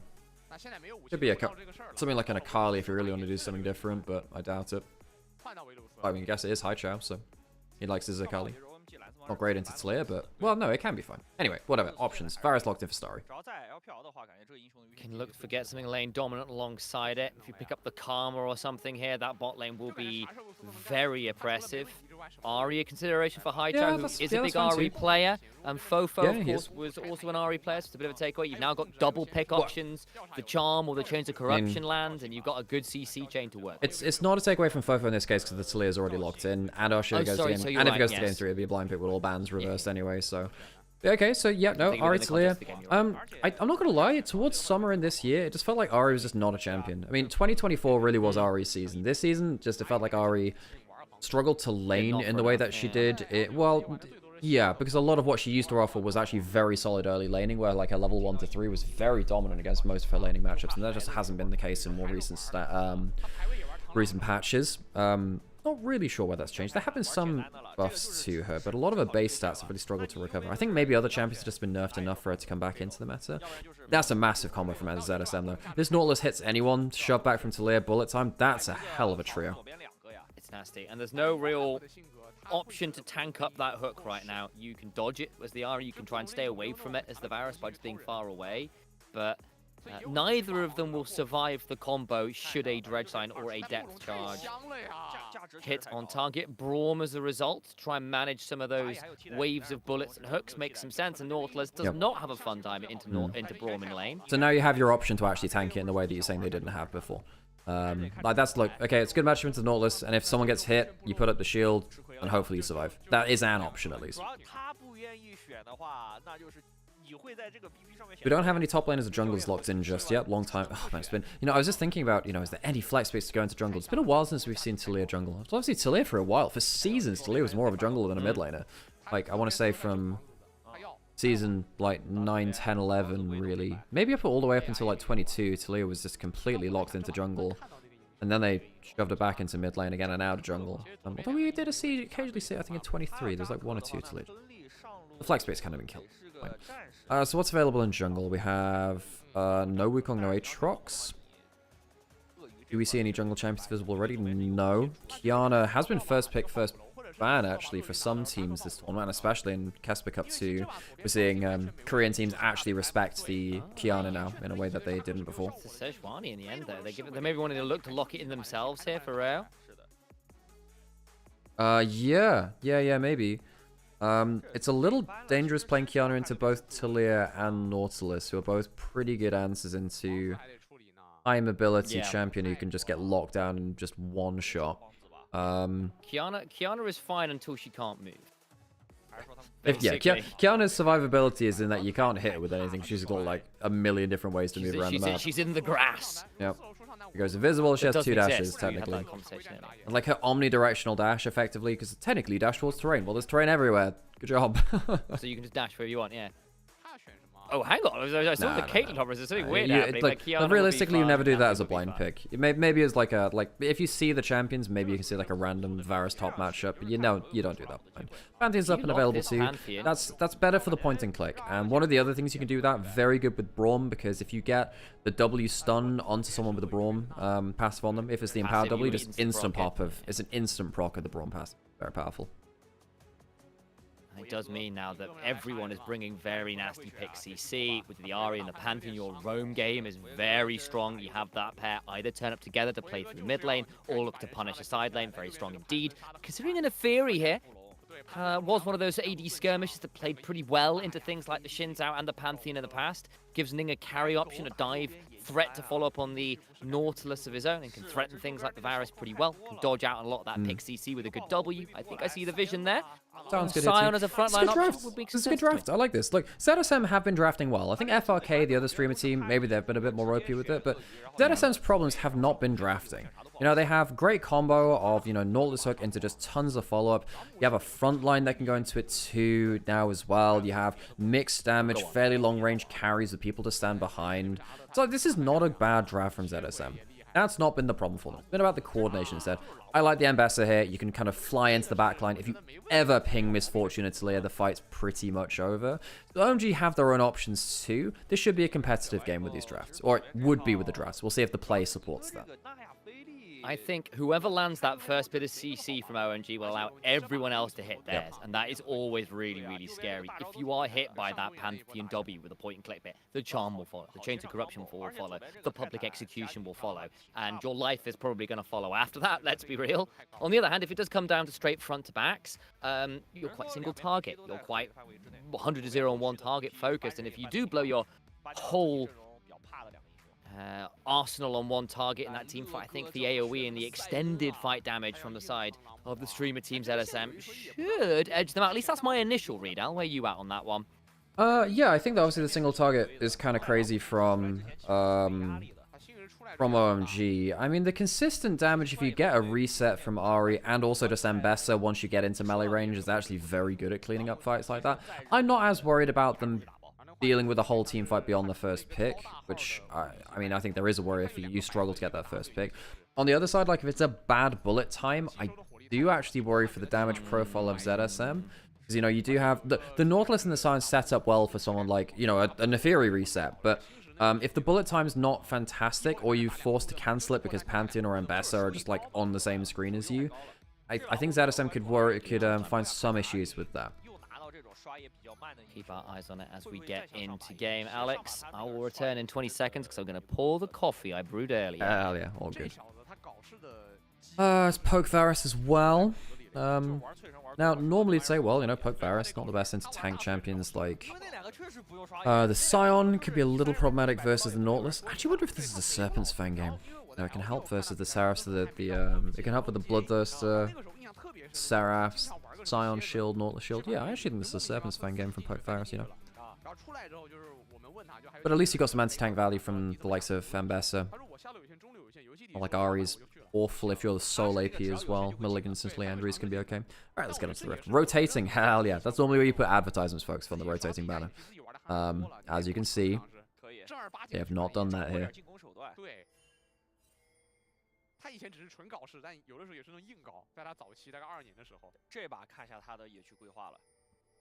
这把至少从对线来说啊，下半区应该前面是容易拿到线的，对吧 ？We've seen a lot of Ambessa Sion recent years. I say recent years. Ambessa's certainly been available for one. Oh, we saw Southwind have to blow Flash because of Braum. Alright, well, we missed that when we were loading in, so Southwind's down a Flash. I missed that too, I don't know why it did. Come back with full HP. Didn't blow any pots. Did blow the Flash though.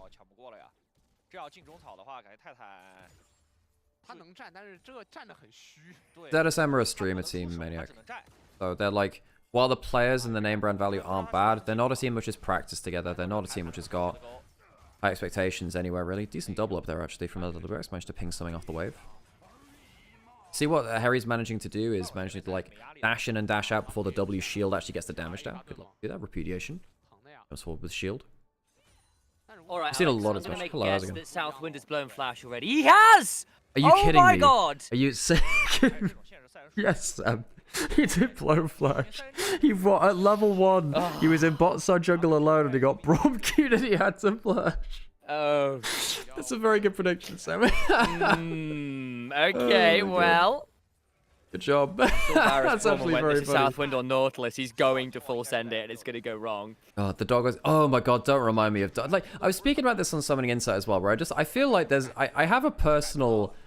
Like, not vendetta, but I have some, like... A personal bone to pick with Doggo of, you know, he's pentakilled Faker internationally. Only, like, him and Caps have ever done that to Faker internationally before. and I have to cast him, you know, flashing at level 1 to like ruin a 1 game, or, you know, locking in Ram as Yunmi, or ending 0-0-0 on Draven in a game, basically, after not cashing in an entire game. Why do I get that version of Doggo? Unlike the, you know, the Tristana jumping in feet first into hell. Exactly. Damn Rox in his angst mode. I think it was Riku into Sora, wasn't it? Like, why do you get the Keyblade? In Kingdom Hearts 1 at Hollow Bastion. Oh yeah, I was wondering if it was Roxas angst against, or Riku angst against Rock. Okay, you're probably right actually. Anyway, no, passive. Yeah, you might be right actually. Ow, nasty. Shut up. You might be right actually. Yeah, you might be right. Either way, good damage there onto the bot lane. Ooh, potential flash angle. Starry and Moam have now not got to talk about that one because it's a really nice kill combo. Mid shove back. Is it going to be enough? Overcomes the Neferi. Good dodge on the spear. Should surely fall, but I think they've got enough time to trade the Ahri here as well. Not bad from Fofo to buy time for Ning to get involved. I think Rayo could have just tapped the Q and it might have helped a little bit more there. Charged it up and just about missed it. I wonder if the Neferi wins this trade now. Red buff on both of them. This is getting damn close. Oh, good stun. Rayo ends up winning it with the empowered W coming through and afterwards, and that's just a bad calculation by Ning. I was wondering, you know, you get another Q through the heal. Ended up losing it out, and suddenly, you know, this Pantheon's coming back out onto the map 2-0. That's insane for him. Massive stuff there. At first, I thought Fofo had done a good enough job there to survive the combo long enough. We'll see it here, because it's exactly what you want. Flash, flash. No, it's a good play. It's the point and click, and then I think what happened was, look, Pantheon couldn't tap Q and hit there. I'm surprised he ended up, like, charging it up. If you tap Q, it probably just helps. You would be able to kill with that. It basically does the same damage. It's just the ranged value of holding it, which does more value. And right here, you can see that the Qs start hitting. But, you know, Pantheon manages to come around to stack the full Conqueror, gets the stun into the empowered Q, just about gets away with it. You know, one less mortal will stack and he dies there.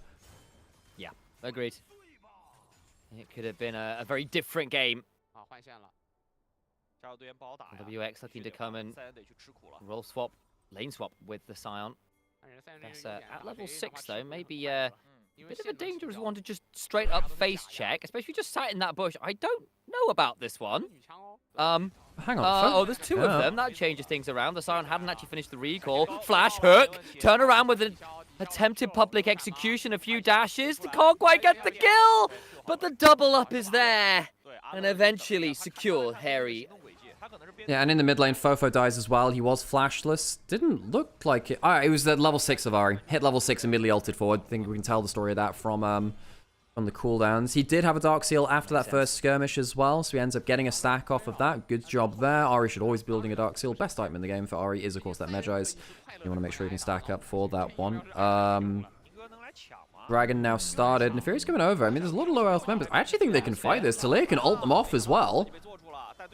Think about it. They go forward with the Eviscerate. Overcomes Harry, though, on the respawn. Nautilus and Scion looking to get involved. They've murdered Ning. So that's 1 down. Decent amount of healing on the Pantheon, who gets the Conqueror stacked, but will eventually fall 1 for 1. But that is a 4th kill for Rayo. Shutdown did get picked up, though. Shotgun got picked up. That's quite important. But Rayo still had an insane E there. I think he immuned the Talia shove back and the Scion Q. So even then, he took a while to die. They get the Dragon out of that as well, so OMG walk away with the... I suppose the shutdown makes it more of an even trade than OMG would have liked, but they also get the Dragon out of that too, so they're not unhappy with that at least. I just realized that Fofo's going for Rod of Ages in the Ceres. He's actually going for a full defensive build on the clear. Yeah. Well, it will be harder to kill, but as sole AP, often you need to be pumping out good amounts of damage. Maybe he's just afraid of Mbessa ever catching ults on him. But my worry is, Rod of Ages and Seraph, I don't think Mbessa cares. I think she still kills you anyway. It makes her do an extra rotation or an extra, like, skill. I don't think it changes that much about it, though. Right now, I agree. Where are we at game state-wise? About 1,000 gold lead to OMG. Largely found in the jungle, to be fair. As in fairness to LWX, despite the early shove and the flash being blown by Southwind, is slightly ahead in gold, courtesy of that kill picked up topside with that clever little lane gank that worked out in their favor. Otherwise, it's a pretty even affair outside of the jungle. and Bessa, you know, throwing their weight around a little bit. I mean, it really is just, okay, Rayo has an ult now. He hasn't used his Pantheon ult yet this game. He has 4 kills. He can spread that lead somewhere. Now, right here, you see, someone gets into the wrong place. Pantheon can ult behind them and open up the fight. I actually wonder if he should have done that here, actually. I think he could have maybe jumped onto one of those two there. LWX has just leveled up the bullet time. That's another factor to consider. Jump on forward onto the Neferi, who doesn't want to use the call of the pack, will eviscerate over the wall. That means they're not in here right now, can potentially use the Hound's Pursuit to get involved. Dredgeline at max range! Door comes down, trying to keep the Ahri alive and does so. In goes Ning, can't quite secure the kill. Flash, call of the pack, finally gets the reset. Looking to get some more value as the E comes on out. The Aegis Assault is not enough, and they have forced that one too hard of OMG. And ZSM pounce and secure 2. And they're going to get themselves grubs after that too. We're getting crispy again, Sam. So, I don't know, maybe just... I'm not exactly sure what we're going to do about that. But, yeah, it do be crisping. Harry filling that bot side matchup again. So what the heck happened here? So it was... You know, I think there's a bit of just greedy positioning from Ahri here. Look, you have a Braum in front of you. You know, just stand close to your Braum. I guess really risky hanging out in that point of the Fog of War. The shield is good. You know, that's really good play from the shield to try and save things. But you give the reset over to the Neferi. That's one of the big dangers of this comp. Flash forward from the Misfortune. And my worry is that, you know, you've just given gold right back from this Pantheon. The Pantheon had 4 kills. And suddenly the Neferi's even in gold. 3 kills for them now too. Rayo should have really carried and walked away with this game. I think we were talking about options where, you know, he could throw the ult, maybe open up an extra angle. Didn't end up doing that. ZSM got to start the fight on their own terms, and I wonder whether OMG had an opportunity. They've wasted a bit there. As it stands now down. Realistically, the first time in this series, actually, in terms of gold. A great early start to the game as well from Rayo in particular, who picked up all of that early kill involvement.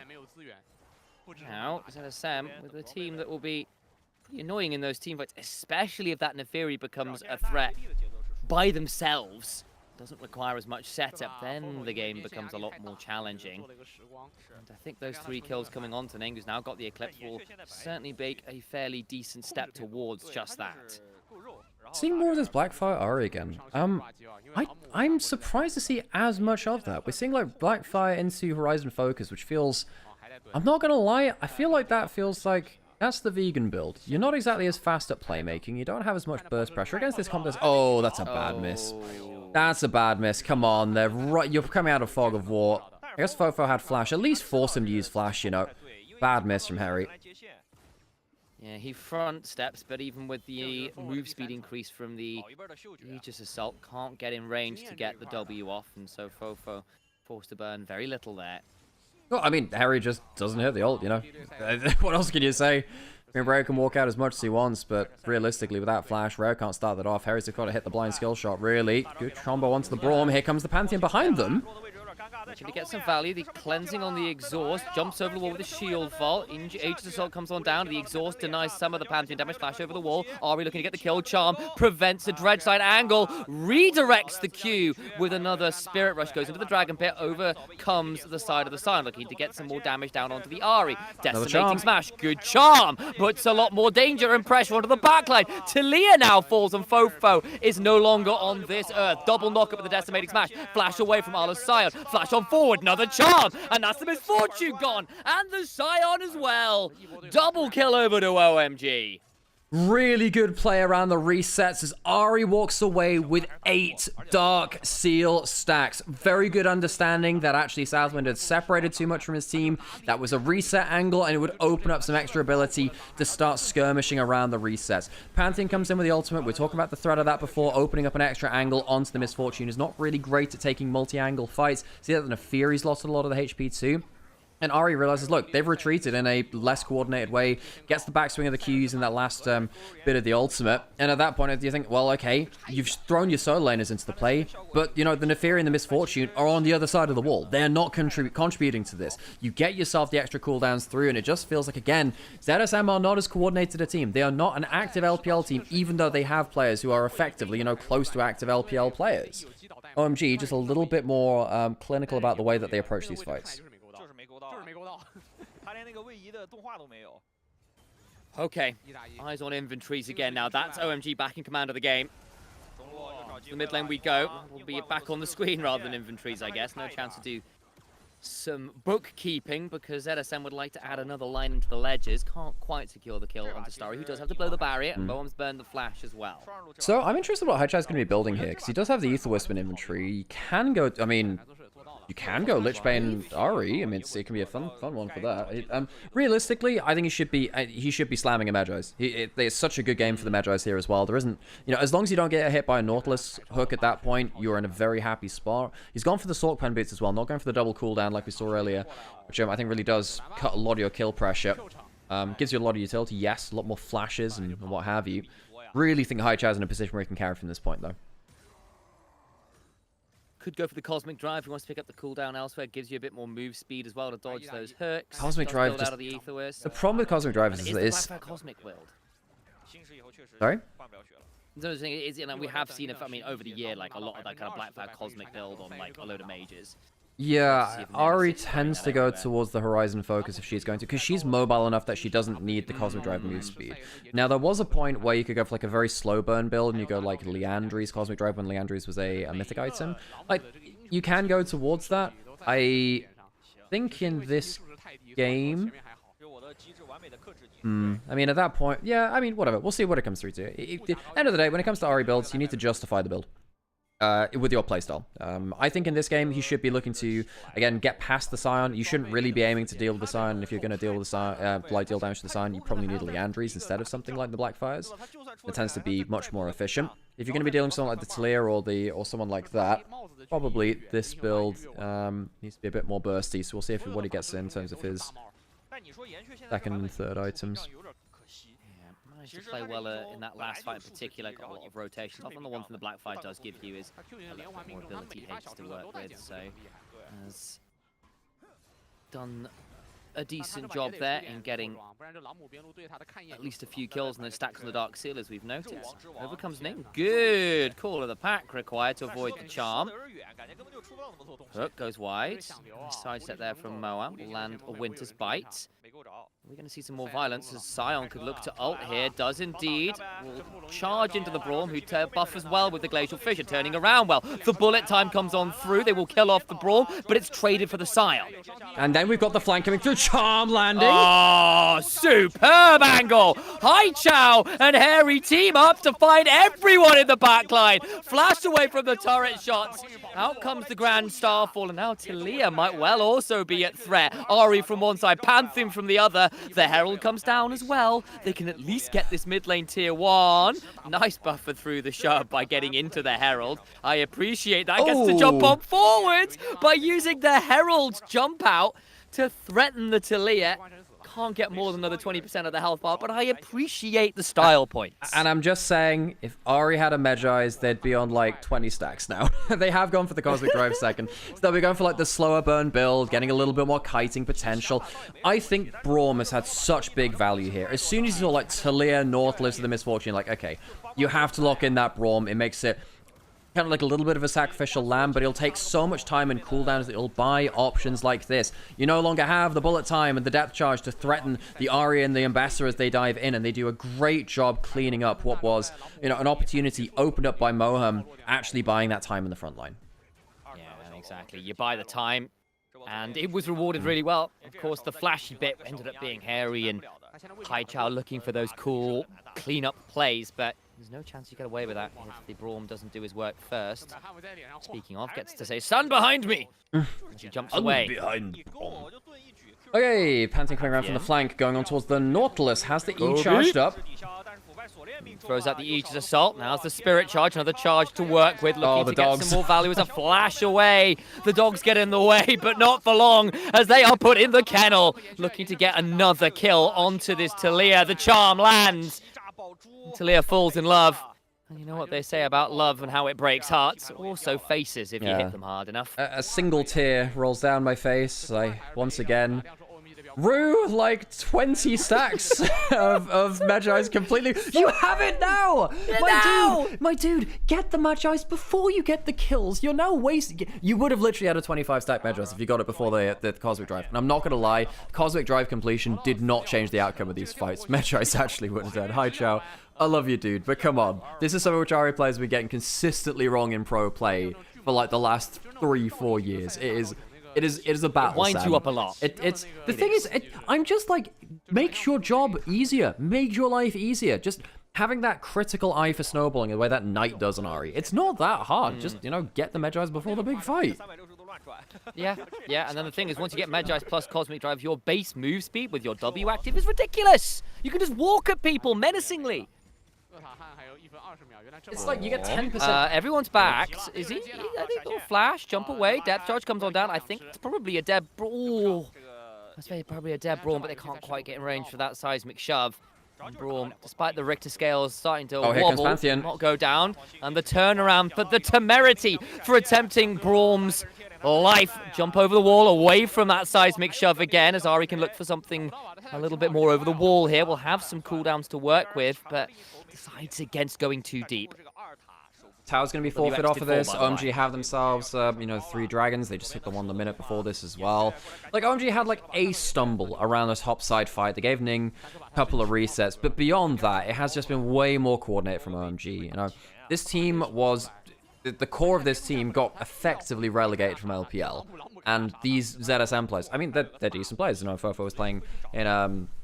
LCP this year, you've got, Arlo was playing on JDG this year and actually looked pretty good individually. Of course, got removed from the team going into summer. But, these aren't players which are kind of like, nobodies or whatever. They're just not as coordinated as OMG. And you can, this is just, I think this is a great game and a great series to showcase this kind of talking point about League, which is just, League is so much of a team game now, even if you are a good individual player. It just doesn't outweigh team synergy and team coordination. So much more about how you play as a unit now than it was however many years ago.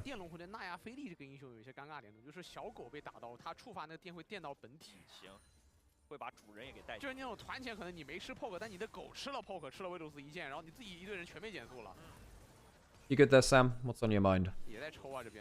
You're thinking about Sam? You gone? Just had to give Dad the garage keys. Oh, right. That makes sense. I was like, oh. He's rushed off for an important emergency.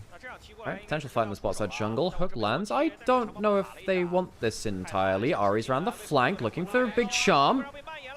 Oh, good chunk, and it is going to get the kills. Surely the back end just about survives for a second to do the bullet time. Not bad this time around, but it's still not going to lead to anything valuable as Pantheon continues to just pump spears into the faces of ZSM, and they are left strewn across the battlefield in their own red side jungle. It's just another snowball skirmish from OMG. LWX puts up the bullet time, gets okay damage, and Ambassador just gets a free ult onto them. You are pinned in place, you don't get to avoid that very easily. It starts with, trying to defensive teleport into their own jungle, and you think, oh, well, it's their jungle, they can do whatever. No, you're too far behind at this point. Ari gets around the corner, gets an ult and a charm onto the Varus arrow target. Talia has, Seraphsen has Rod of Ages, and it just doesn't matter. This is a worry that we had about this build. It doesn't actually matter that you have a tankier build as the Talia. You're still dying if you get hit by anything, basically. Flash comes forwards afterwards. OMG clean up the rest of the kills. They'll be able to get themselves the dragon realistically in the next 2 minutes. They got the Atakan off the back of that too, I believe, too. Only 22 minutes in. Very short game so far. Does seem that way, doesn't it? Maybe threaten this Neferi, but still got that call of the pack available. And at this point, I'm just looking at the various item breakpoints and going, I think this Hex Tech Dragon will be the death knell. Very hard to beat this team at this point in the game with these kind of items, especially when they start to pull the combo again. The double flash over the wall to try and get away. I just don't know if that's enough.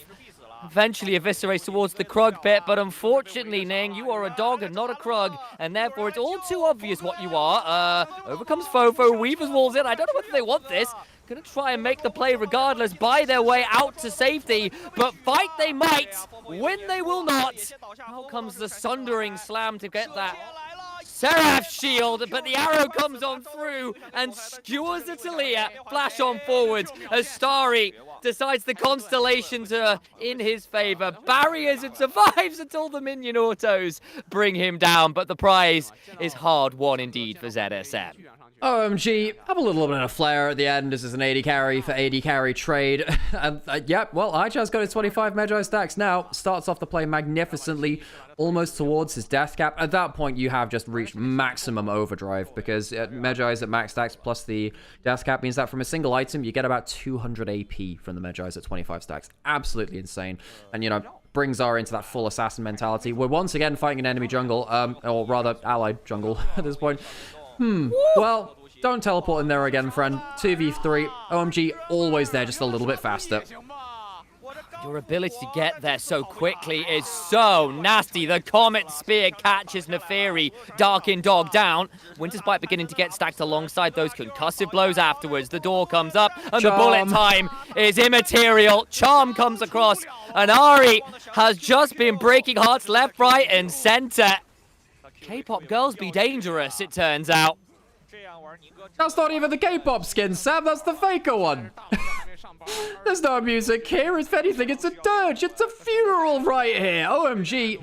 Whatever. I think they'll play one last song here for ZSM.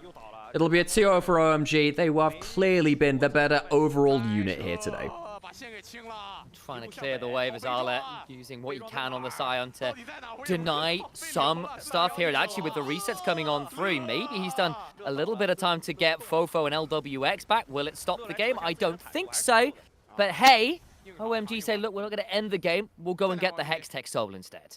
Flashing up the old classic OMG emotes there. As yeah, it saves the game for now, but probably not for forever. OMG, they're just taking fight after fight. I can't remember the last time that ZSM actually had a good fight.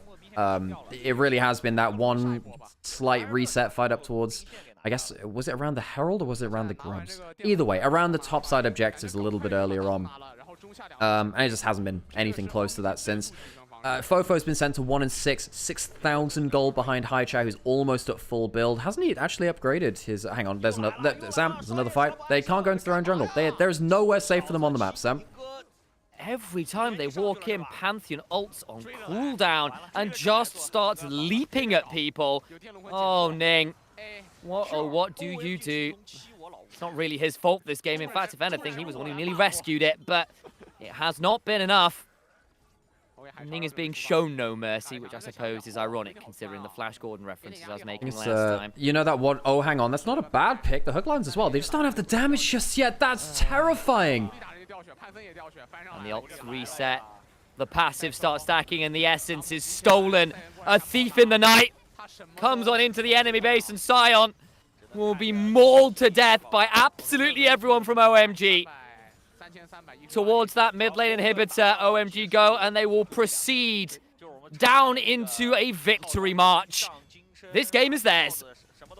This series will go with it. Charm onto the Neferi. Ning will go down as well, as he has to look at his teammates. 0-6, 1-8, 2-8, 0-8. Yep, I think there's a Japanese VTuber. You might have a clip which is very relevant to that one. Poor Ning. Honestly, though, OMG, it's Demolition, isn't it? Demolition Derby. Not even close. OMG, much more coordinated. Highchair, very good game on that Ari as well. And that's, Sam, that's the second series done very quick. Hang on. Was that we did have that big pause. Hang on. Yeah, well, Sam, that's what I was going to say. Was the pause longer than the series? I think it might have been. It might be towards it. I think it might have been. Yeah. Alrighty. I guess we go on to a bit of a break and see what happens for our last series today. The last series today is our other streamer team, which is FRK versus LNG. LNG looked pretty ropey in the one game they played yesterday. That is a lot of damage. 1,000 DPM from both mid and jungle. And Sam, we're going to have another crack at the crispiness. I actually think it came out worse this game, by the way. Because it's like anytime just like medium energy is like, yeah. Okay, I'll go chat with Dad, see whether there's something we've done. I'm trying not to do anything that's not really working. Okay, I'll be back in a second then. Yeah. All good. Appreciate Sam. I appreciate the effort you're putting in. I know it's like hard audio stuff to deal with, but yeah. Thank you. Wait, basically, folks, because Sam's casting from home, he's got some like he's actually got some pretty like from our parents' place. We've got some pretty advanced audio stuff there. It's just trying to work that into a setup for stream. It can be quite a hard thing to do. So apologies for some of the audio stuff. I'm trying to literally manually control Sam's volume as it goes into team fights. Basically, when we go into team fights, I'm dropping Sam from like 100 down to like 60 to hope that it saves the volume overall. Because at least how it happens in my... I don't know what's going out to stream, because obviously my headphones are slightly different from what goes out to stream as well. But yeah, it's just trying to figure out audio on the fly, and it's... I'm actually getting a little bit, like, audio overload here, not gonna lie.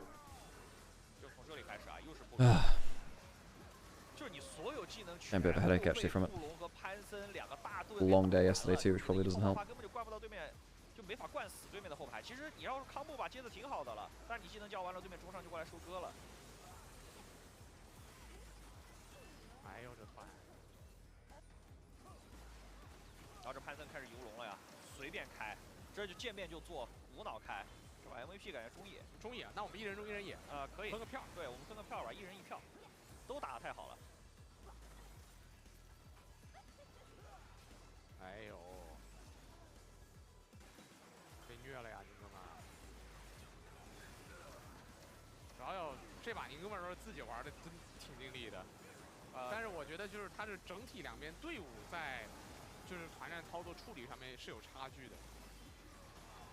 啊，但就是永远有人年轻啊，对吧？就毕竟主播队年纪都上去了，曾经也都是超一线的职业选手。皮这么大。 宁哥要说了呀，我在你们这个年纪的时候，拿冠军了。对呀。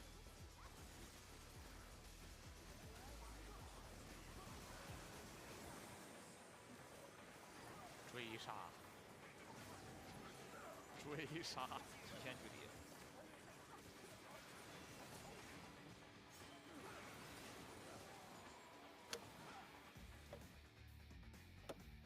潘森 R10， 好吧，也希望小伙能借着这个 MVP 啊，越打越好。确实今天整体的表现是完全 OK 的。Alas, I cannot change the settings as the garage is in use. Okay. We have to chill out then, Sam. I'm actually getting a bit audio overloaded. Like, yeah, it's getting really crispy. I don't know what's up with it, but yeah, because I'm having to like dip you down to like 60 volume mid-team fight and just hope that your volume stays stable enough that it like, yeah. 他20岁都不到，对啊，就20岁以下或者20岁左右的，就这种小伙儿，然后多发挥，去拔高自己的上限。你看这把就是中野，对吧？就我觉得中野就是打得最好的，很亮眼。Appreciate you trying. Like it's hard audio stuff, and I understand that. It's just like it's a new setup, folks. It happens, you know. 吃点教训，后面也会变好的。对，包括昨天的比赛，你看很多那些小将上来也是会在打出优势的时候做一些匪夷所思的行为，或者说莫名其妙先给一个，但这个就是你老选手都难以避免的事情。但实际上这种事情就是因为给的很面，就是其实职业选手对你的要求是高的，你把这个录像给他自己看，他自己看都羞愧难当。他确实知道自己问题出在哪儿，对吧？但是这种就属于你要花时间，就是你次数多了以后，你就会养成肌肉记忆。因为我觉得任何的职业的系统比的就是一个肌肉记忆。是的。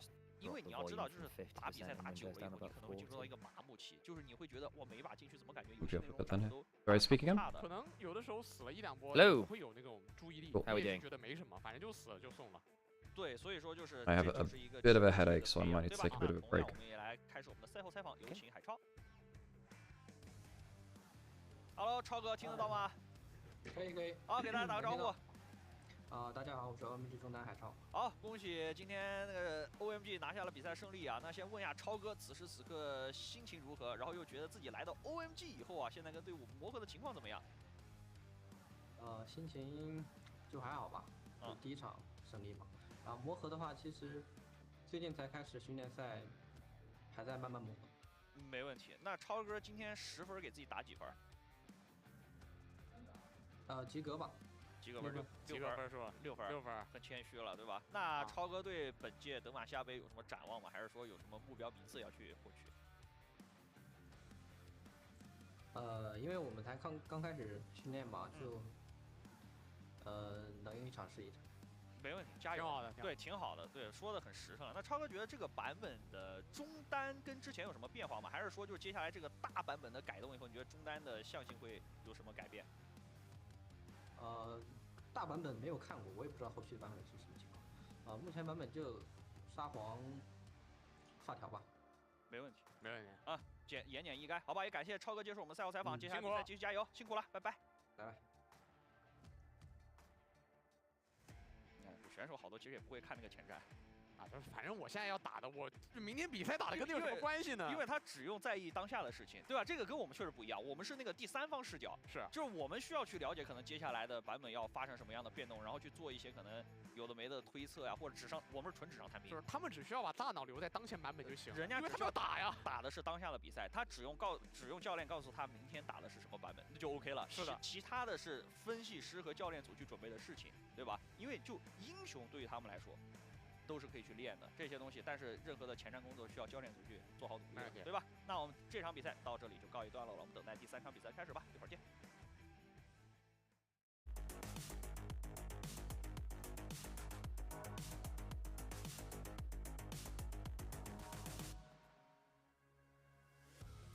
被维鲁斯帅还杰斯给一炮，然后打不了了。宁王还是14级，来找17级的 AD 单挑。大爆炸果实走了，然后瑞兹开车过来了，宁王有草元素，但这个位置得让南风过来贴一下，南风得救驾，能救到吗？还在草元素里面，但汤圆的伤害太爆了，这直接 AOE 把宁王给炸死了，抬到了汤圆，汤圆是没有自保道具了，但是 AOE 死线是打了出来，萨西来了，闪现一剑一穿二，只剩下了阿乐。宁王被捆住了，但是推到了墙上。岩雀坐着自己的强慢来到少爷的脸上，在一个沿途抬到洒身上，女枪一个大招，扫得不错，把杰斯给扫死了。汤圆过来帮忙挡了一下石川，但是石子儿到了，宁王直接被撞死了。而且南风过来帮忙抬了一下，但是对面是很肉的一个汤圆。阿乐的一个林伟翔被碾住了，林伟翔就差一下要被烫死了吗？这10多人太肉了，汤圆已经绕了过来，拿下了双杀。这石子儿如战神一般，入无人之境。但是阿乐能不能做到？在出被狗大招压了个起身，汤圆脚手闪吃到伤害，但他没有死，能复活。就现在边路 Fairness 没有闪现，应该不敢去硬接这个线。现在是 Cube 可以先推，准备看你们靠正面了。闪现踩，哎。逼出马哥一个闪，不容先举盾，先扛第1轮伤害，原地给一个救赎。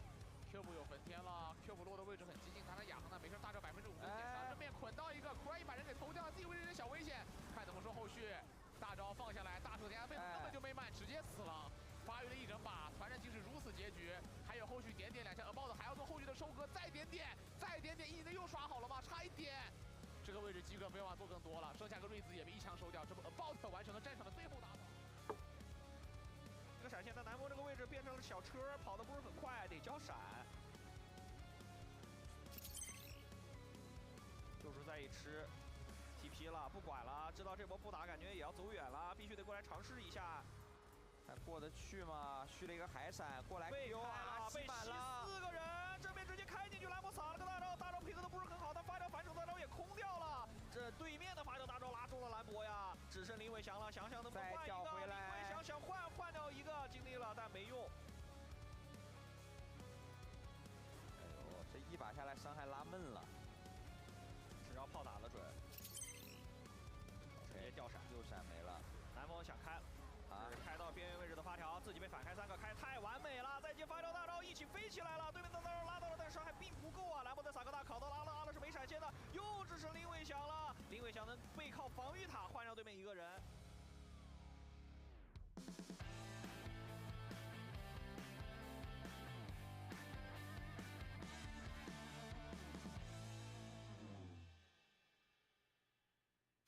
只要不卡，什么都好说。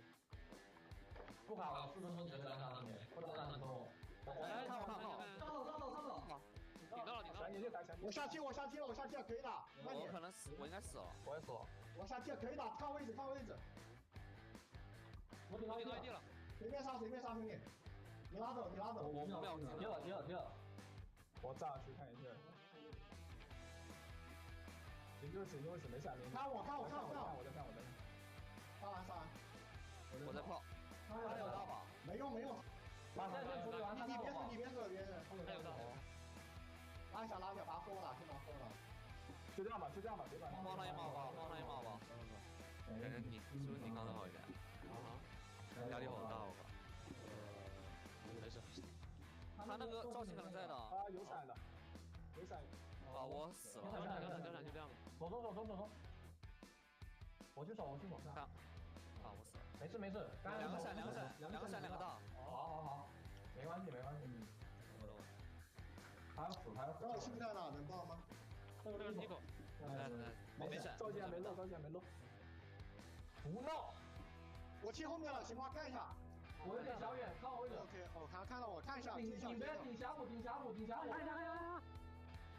大到了。别按尼狗把前看尼狗吧，慢慢看。都挺大。哎，看了我，看我。可以，8点半。都没闪。8条球在这。可以慢，追，往前追一下。慢点。8点没到，追一下行吗？8条肯定好了，8条有闪了，结束了。往地下追啊！地下吧。拦一下。在这打吧，在这打。开你拦一下，反正他们开你。TP 了。我打完了，拦一下。这没在打。变人了。拉一下。我去。看我吗？我在打。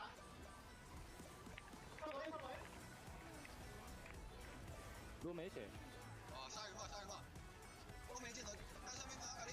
来看，我看你有个的。我没技能，我一秒。什么情况？我们上单掉了。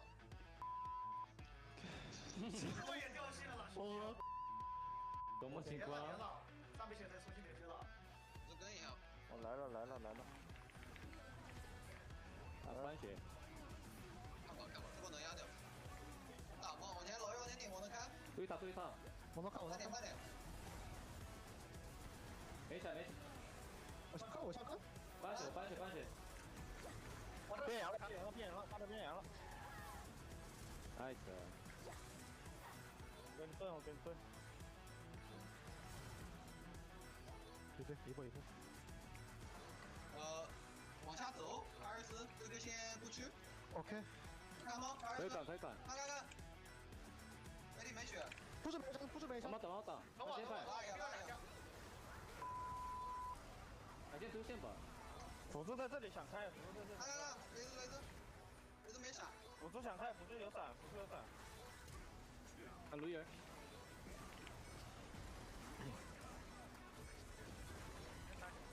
没闪。这个也没闪。一下。你们打支援吧。我推他。这波可以打，我这位置还可以打。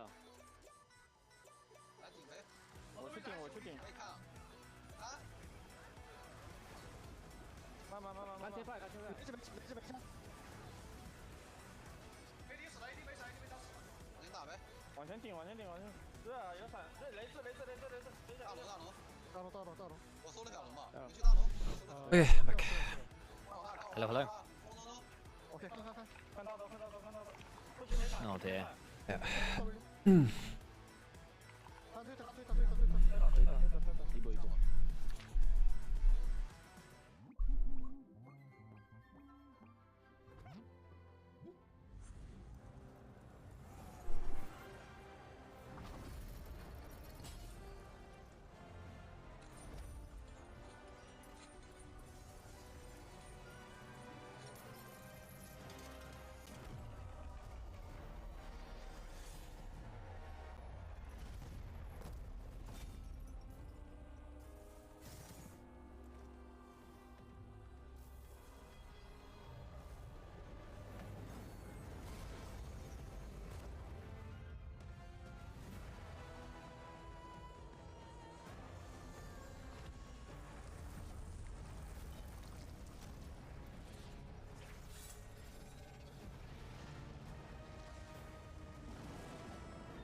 Well, I guess we see how long it takes to. Yeah, I guess we see how long it takes. Get to the next one, yeah. If it takes like a ton of time, yeah.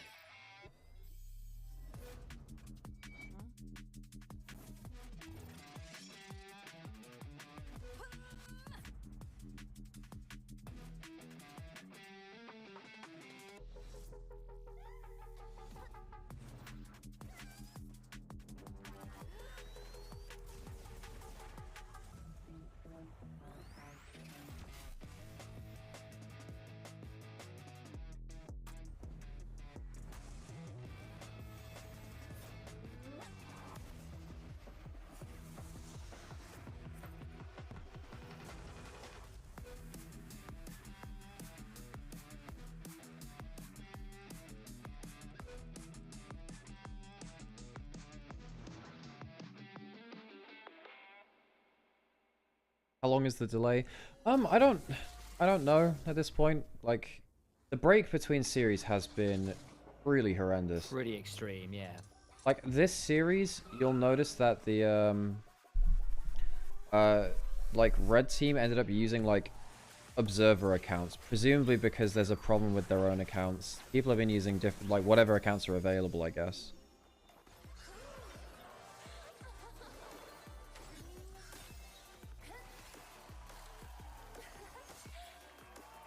In the rebrand of shifters, of BDS to shifters. Yes, I have. I'm not a fan.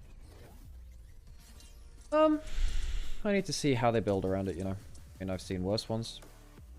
Yeah, true enough. Like, I'm always interested in, like, the creative decision behind the branding, stuff like that. That's fair. God, if this...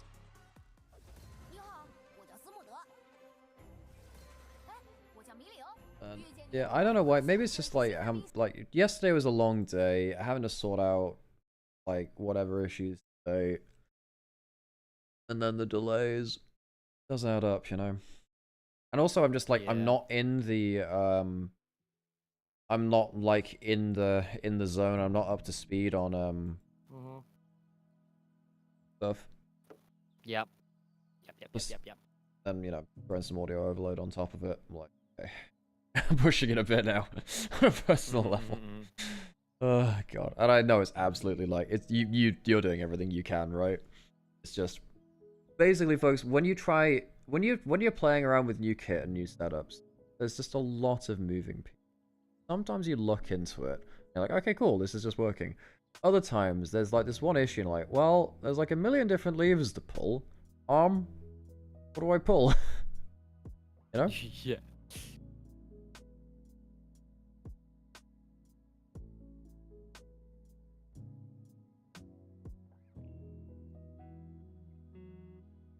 I don't know what's causing the... Well, I just don't know what's causing the Christmas then at that point. Playing around with it. Because, have you listened back to any of the clips from the last game? Because yeah, I actually think it got worse. I've not listened to the one from the latest one, to be fair. Whatever, we can't change it now because that studio's in use. Yeah. Whatever. Have to just be chill, I guess. For the I'm not gonna lie, Sam. LNG looked bad yesterday. Bad. They looked really quite bad, which is a shame because it's 1xN's new team.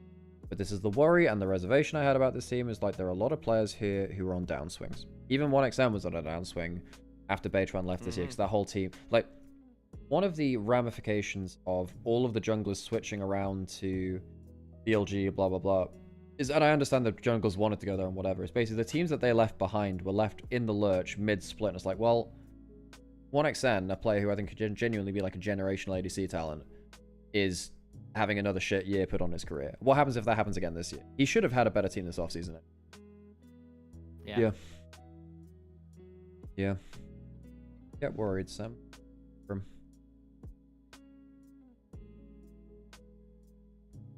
Me too.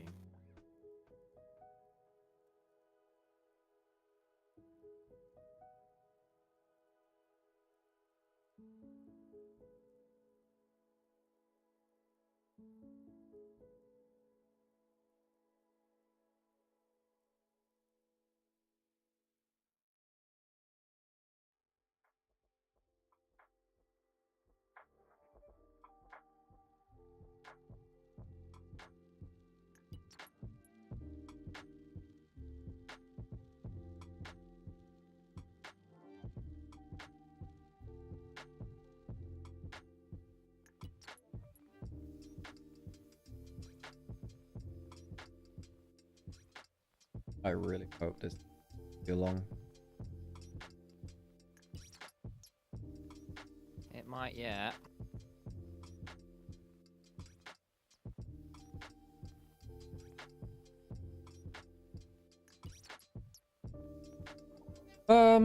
What yap topics we got?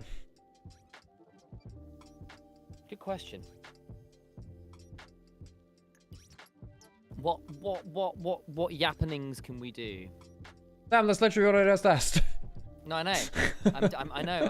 I'm repeating the question because I'm. I got so hopeful. I was like, what? Like, he's going to ask a question. He's got a topic. No. Mission failed. We'll get him next time. What is the most unremarkable League of Legends champion? Well, what do you mean by unremarkable? Is it like one which just isn't memorable, or? Yeah. You ever think? There's one which doesn't do anything special, or one which is just forgettable. I mean, there are champions which I'm like, people never play them, and I don't think they're good champions, like Akshan. But he's still like an I mean, like his kit is very different. I just think the champion's a bit shit. Like there are like 3 mains of him, and he lane bullies a bit. But the champion, in lore, he was just awful. But that's me just saying he's bad, not unremarkable. Yeah, I see you. Rolling through. And I also think like the problem is I took on Akshan's whole thing in the end was that he was like supposed to be this grand what's the word, like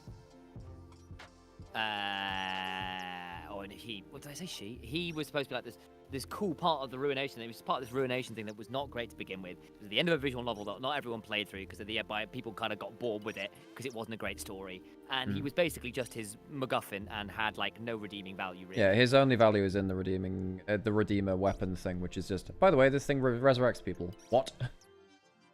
Yeah. You see, the thing is, like, Jonas, I was thinking about Garen, but there are too many people which have made content around Garen now. So I think actually in terms of like community sentiment, and also just in terms of like how iconic Garen is from the early years. I think there were some years you could have argued Garen does nothing, he just spins and does less damage than auto-attacking you. Okay, he's unremarkable. Sure. But he's like a big character. It's hard to say that about any 2009 champion which has had any significant stuff. Fair. I mean, pretty much every champion's had a moment at some point, right? Yeah, no, I agree. Garen, in terms of like, they've built him up a lot. The Katarina comic built him up a fair amount. Because I feel like there's I would have said someone like Shinzao until recently. Well, ever since like 22, he's been like perma-meta, hasn't he? I'm also saying unremarkable because like I think there's a lore-wise thing as well. Like he's just a bit whatever. Sadly, I wonder if Shen is in this kind of conversation now as a champion, which is like the funniest thing that's happened about Shen is like people like basically it's like, remember when Shen's one of those people that only built support items for a while. Yeah. Then just has the fun shit about proxying, even though he's super niche.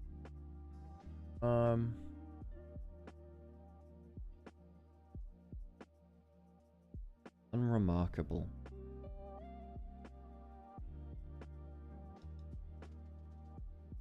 Well, that's the thing, isn't it? Unremarkable is a different qualifier. Yes, I agree. Probably why I said it, to be honest. Because the thing is, though, I like immersed myself so much in pro. I have to view it as like, what are they like in pro?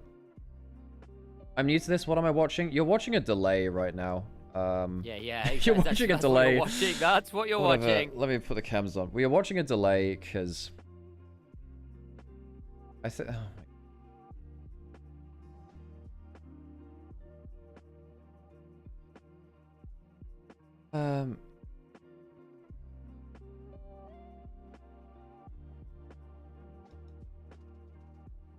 okay, you're watching us, you know, yap until something comes on. I miss old Shen. I mean, yeah, the WTF2 Shen. Oh my god. By the way, being able to like reminisce about WTF2 Shens with Doa and Monty on stream for World's Coast Stream Final. Yeah. Most unremarkable champ. Maybe I need to be more harsh.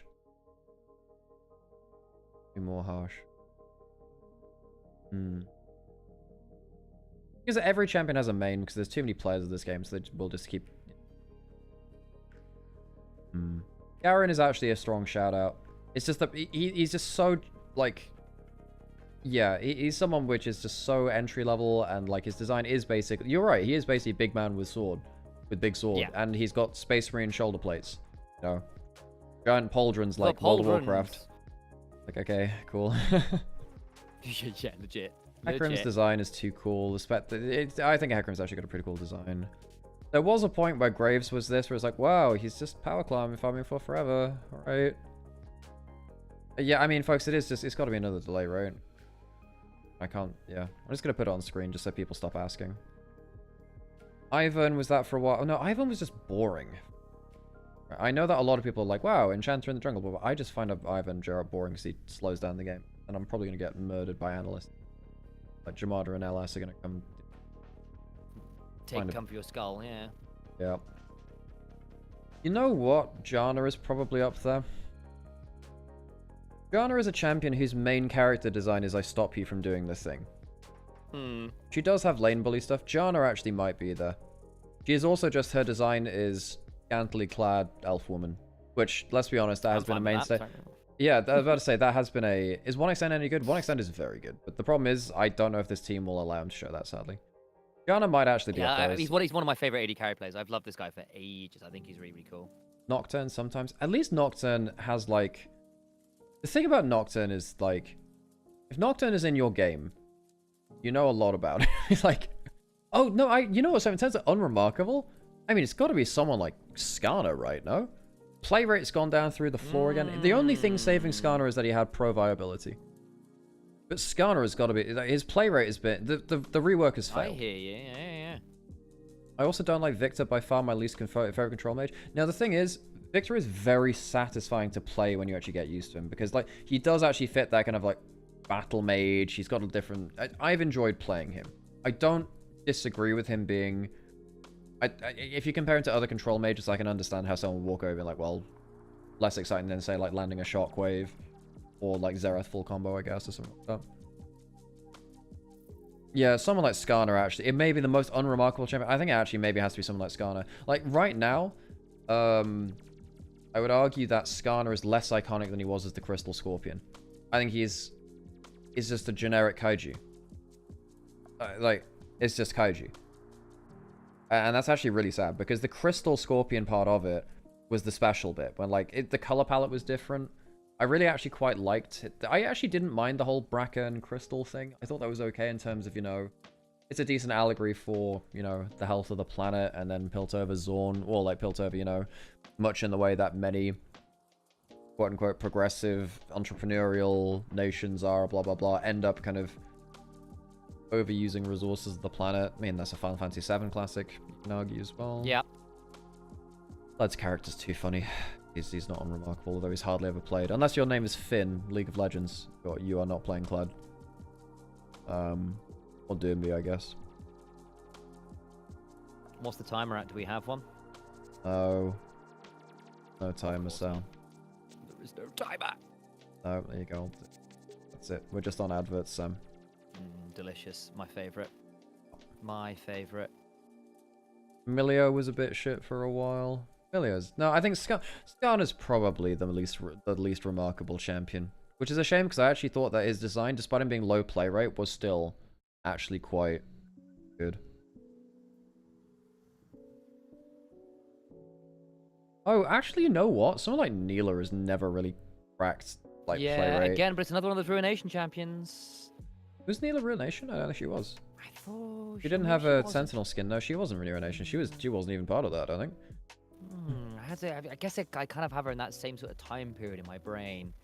Yeah, it was. Yeah.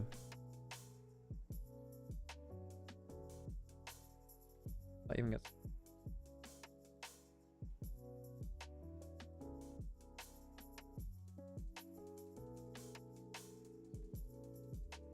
Yeah. Sounds about right. I will get hydrated. 1NG. I do miss the sneaky stab kitty in pro play. Yeah, Rengar.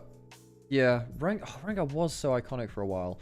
Rengar's been... you know what? Rengar's actually on the shortlist. Because... Yep. That champion is just useless in the hands of someone who just is not, like, played a million games of him. And your team knows how to play around him sometimes, too. Neela I don't count as unremarkable because the kit's only unique. Yeah, I get that. But then the problem is you never see that kit, so actually do you interact with it at all? Rammus is unremarkable. Ever since I saw Ramasumi bot lane from Ultra Prime Doggo, sadly it's not been very remarkable for me. God, I don't want this series delayed any longer. Give me some chocolate. Shaco is actually up there. You know what? Oh my god, Shaco's actually up there because his lore is just, he has a dark and mysterious past. He was like the guy that has a dark and mysterious past. Shaco's on the shortlist, yeah. Like that champion is like, again, unique character having to clone and stuff. But like Shaco is one of the least well managed champions in the whole game. Now the problem is Shaco's really good in arena, so I saw a fuck ton of him in there. Oh dear. Is Croco any good? He had a very, very, very bad game versus Ultra Prime yesterday. He went like 1-8. It was very bad.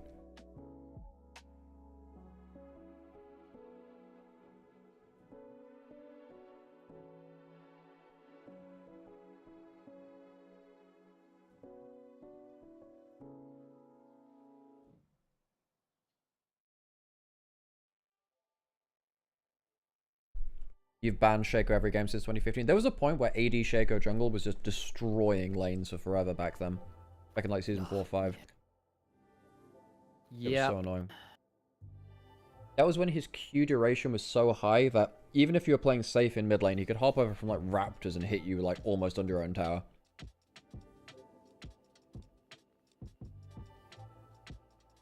Wasn't this LNG game the game that got postponed? It wasn't postponed, Maniac. It was forfeit by Ultra Prime. It was wow. It was forfeit. So Ultra Prime won game 1, and then they had like local area network issues.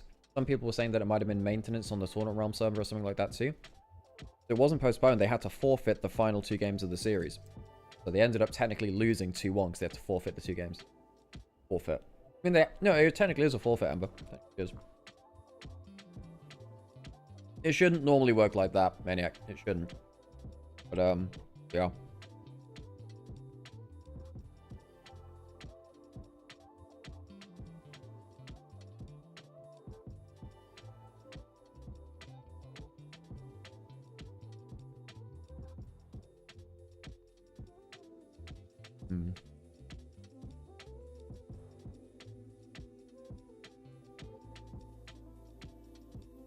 I actually don't think I like either AD Shaco or AP Shaco. AP Shaco boxes, very funny, terrible to play against. AD Shaco, shit. If you just get like randomly one-tapped by an auto attack, that's, again, fun.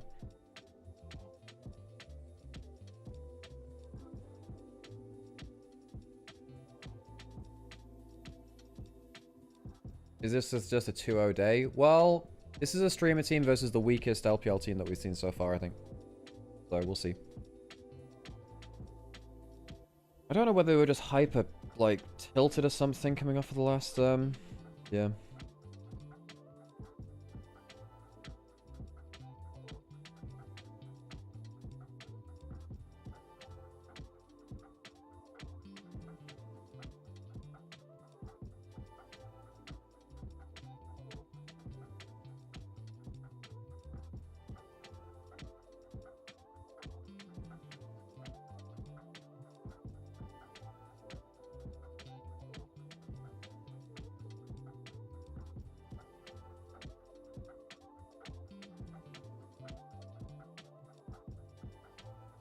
Well, the ad rolls will keep going around again, Sam.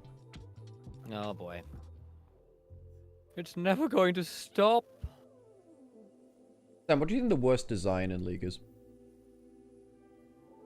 Oh man. The straight up worst design. I had to think about that.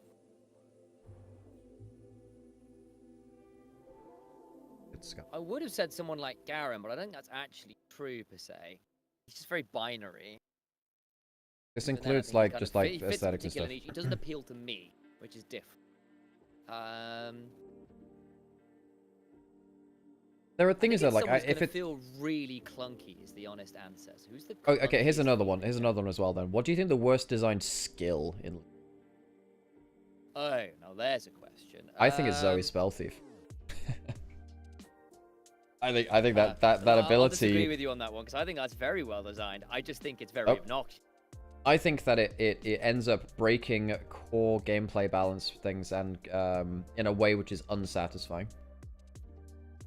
I think I've seen too many cool fights with the empowered autos for me to say. Yes, but Sam, when you see someone get one shot with just her W because turns out someone else used a utility summon spell, like that's just fucking awful.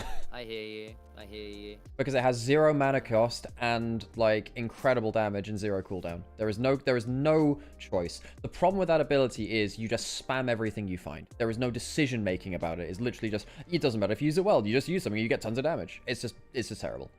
I think Zoe Spell Thief is just I don't like the decision making at all. It just feels like, oh, things on the floor, bleh. I'm trying to think what I really don't like. Akshan is a good call again. Akshan is not a very well designed champion for sure. Yeah, he's a bit weird. I mean, like, I like the going rogue idea is fun, but I don't think it's that exciting. The hook, either the hook swing or whatever it is. Because I keep wanting to call it a hook shot. It's not. Yeah. Oh my god, I just remembered his Q is called Avenger Rang. Oh yeah, god, it's called Avenger Rang. Yeah, it is. Oh That's god. What the do you mean they called an ability Avenger Rang? It's not great, is it? It's not great. I think Zillion is very. I think Zillion is very clunky and very oppressive. Did anything worthy of mention happen thus far? Well, we've had like a million delays for each series to the point where I'm thinking, You know what? I think I might go with Zillion, Al. Zillion is a champion of all time, and the problem is Zillion is actually very, very strong, and yes, and people just don't like him enough to make people realize how strong he is. That's kind of my issue. Like that's kind of like he's an ugly-looking champ with really clunky abilities that are both game warping and obnoxious, like the 90% perma-slow, the double stuns, the revive, basically taking his power budget. He lanes really weirdly, so he's not actually fun to play until he gets to a point where he's utterly obnoxious. Like, there's not a lot there that is feeling good. Base Varus design is pretty bad. The thing is, Varus is so well executed on a simple design. In terms of satisfaction, I don't think it matters. His auto attacks are maybe some of the most like tactile auto attacks in the game, especially from the era that he was made. We have a minute. We can finally get back into it, I think. But yeah, I think that like all of his skills feel satisfying to use. Now, there's a problem when it becomes like too non-interactive, when it becomes about, well, what's it call it? Like, oh, well, he's just like standing at a million range away and we can't do shit. Which is why they really changed him to be like, well, you have to have stacks on people to do damage X, Y, Z. But yeah, I think Varus actually, I don't have issues with Varus champion design. I think it's actually one of the better ones. In terms of like better executed ones, even if it's not crazy, you know. Like Purple Archer dude is, you know, it's not like the craziest thing out there, but sure.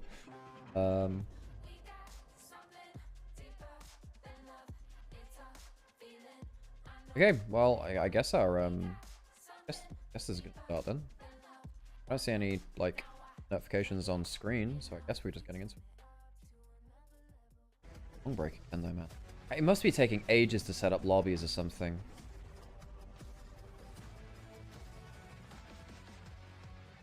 What do you think of Croco in LNG? The guy is very, very bad from behind. If he ever takes a knock, this guy is a lost condition. This is what happened because he was on Anyone's Legend last time with an LPL, and it was not dissimilar to that actually. The real question is, what is the best champion released in the last 3 years? That's really last 3 years, if I'm honest. We had Smolder. Wait, when was Zeri? Zeri is 22. Are we talking like 22 to 25? Oh, we had Zeri. Yeah, so we had Zeri, we had Smolder. What else do we have? When was Briar? Briar was in there. We had Ambessa. You know what? I actually think Ambessa is quite a well-designed champion. I actually quite like Ambessa. I mean, she was too strong on release, but actually I know she has a million dashes, but I feel like at least she has to go melee and she has to pay the price for that. It takes a while for her to scale into the game as well. Ambessa feels very satisfying to play, and from playing against her, I don't think, because her dashes aren't insanely fast, you can still react to her. There are some very slick combos, but I think Ambessa's up there. terms of best champions released in the last. Mel, no. Oh, Mel W might be one of the worst, like, stylistic abilities in the game. I think they might need to do, like, a switch around, like Diana Time Kench, of her W and ult, like a Reflect becomes her ult. Because that skill is too much for their power budget, and it's basically an ultimate level. It's like a minor ultimate level cooldown on a basic ability. How did LNG win against Ultra Prime? Because it was forfeit. It was forfeit. What else was even released? Was 22. Milio was like 21 or something, so he was... Wait, was Milio 20... Wait, no, Milio was recent years, but I wouldn't say better than that. Also, like, for an energy champion, the first one released since, like, 2013, unless you count the rework of Akali in 2018. That was pretty successful reintroduction of energy, and, like, the energy regen mechanic of, like, Spellblade, basically. 应该说，应该就是比谁坚持的久。但昨天其实2场看下来，感觉就是前面打的还可以，对吧？Seraphine was 21, I think. 我觉得就是这个队啊，他的前期。And the theory was. Oh, this is the stream team FRK. So again, a lot of these like ex-LPL players. And then we saw LNG play yesterday, and it was. LNG 昨天也是输了嘛？赢了，但打的那场输了。 结果赢了，昨天是那个。Oh, and there's Yunara as well, unless you. I mean. 如赢，但分还是实在的加上了。但是对 LNG 来说，心里是憋了一口气的呀。啊，同样 ，Miss 在赛前有话要告诉大家。德杯2支非职业队也是以前一些选手吧，然后。Oh, Yunara's an okay design. I just ban that champion and never want to think about it and turn off voice lines whenever I see that champion in the game. You know. For valid reasons. I permaban, you know, for reasons. Hui is an interesting one. I don't... Yeah, Hui's not bad. Yeah, you know what? Fair enough. Hui's actually fairly legit answer. Now, I quite like Hui. Yeah, Hui's a fairly legit answer. That one's pretty good. Would you say that LNG can lose to this team? I mean, if there's going to be an... Well, the problem is, I think this is the worst of the stream, it seems. FRK did, like, they didn't impress me much. But LNG are the worst of the LPL teams we've seen so far, so... That Cryan? Yeah, the MSI champion Cryan. 然后就打输了，跟观众朋友们，我尽力了，对吧？你不像对吧？各个队伍的职业选手，你打输了，可能明年工作不稳。你如果真的输了，可能下半年就是明年一来啊，那个首发名单都上不去，真有可能。Best thing for Hui for me was that he was perhaps the only champion that integrated seamlessly into the game and pro play. Yeah, he didn't like. He wasn't like super OP. They did have to nerf some of his numbers. Like 24 had some pretty ridiculous games for him, but I don't think Hui wasn't ridiculous, but he also was playable. You're right, he was actually pretty well integrated. Isn't missing one of the best supports? Why did he go on LNG? So he was good in 2023 and before, but after that he took a bit of a nosedive really. 24 was quite bad for him and 25 was worse. So that's why he's on LNG after LNG had a very poor year. So we're into draft now. Fantastic news. Jace gone, Kiana gone, we still have Aatrox, we still have, I guess, Zahin. Orianna is up there. We have basically, Orianna's the big one, Orianna, Yunara, I guess Aatrox. Nico's gone. Hey, AJ, how's it going? Big bans in general, I think.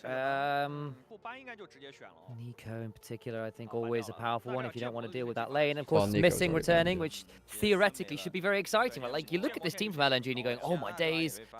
1xN against Missing, who's returning, having, obviously been one of the best supports in the LPL in 2023, and kind of falling away this year, looking to come back to glory. Sheer, of course, another one of those top laners who was supposed to be the next great carry top and struggled a little bit with versatility and consistency. But you sort of see the idea of some of these players with upside and potential who needed a bit of rounding out. And by the sounds of it, the last time just wasn't very good. Go to the side, Hacker. He of the great Herald Escape. Yeah, there was a great clip of Hacker in 24 of Hacker doing this ridiculous Herald Escape. Aatrox's first pick, Yunara not picked, interestingly, actually. I would have thought that would get snapped up. 1xN played it yesterday. Go on. Was SMLZ a big Samira player? Was that just Abel? I feel like I can't remember what SMLZ He hasn't played since 2022, I can't remember. But either way, Samira's not really playable No, with the amount of I'm trying to random remember what he interrupts was right now. known for. Obviously, he's a big streamer. I was like, what does he play that? Ryze early lock-in. Ryze Wukong's a pretty strong combo. Like, Ryze is just pretty strong in general. Bulldog, yeah, I don't quite get the blind Zahen, and I don't really like it with the Aatrox.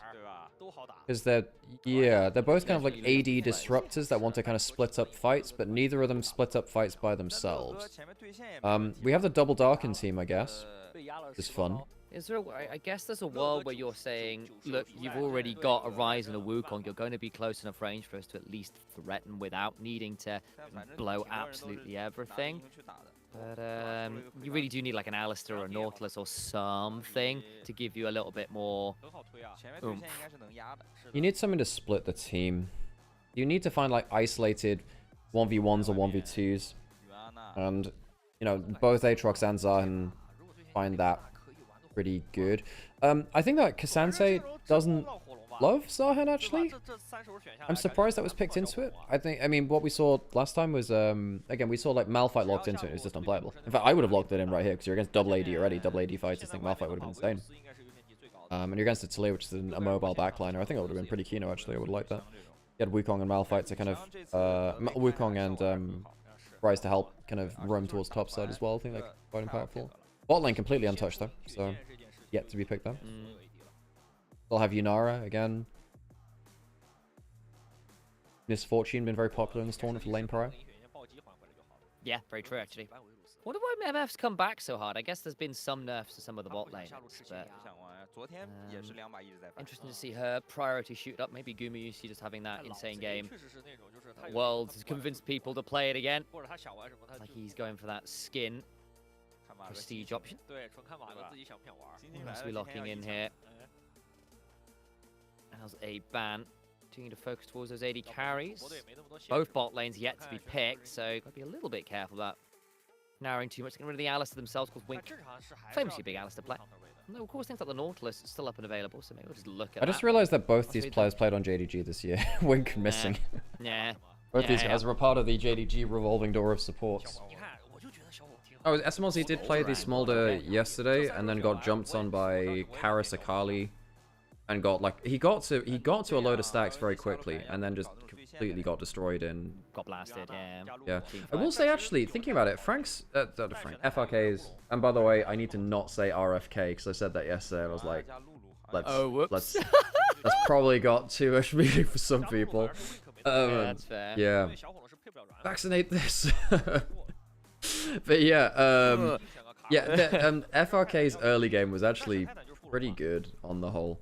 There's the Nautilus we were thinking about. Yeah, and honestly, just having Nautilus and Talia on the same team really, really helps.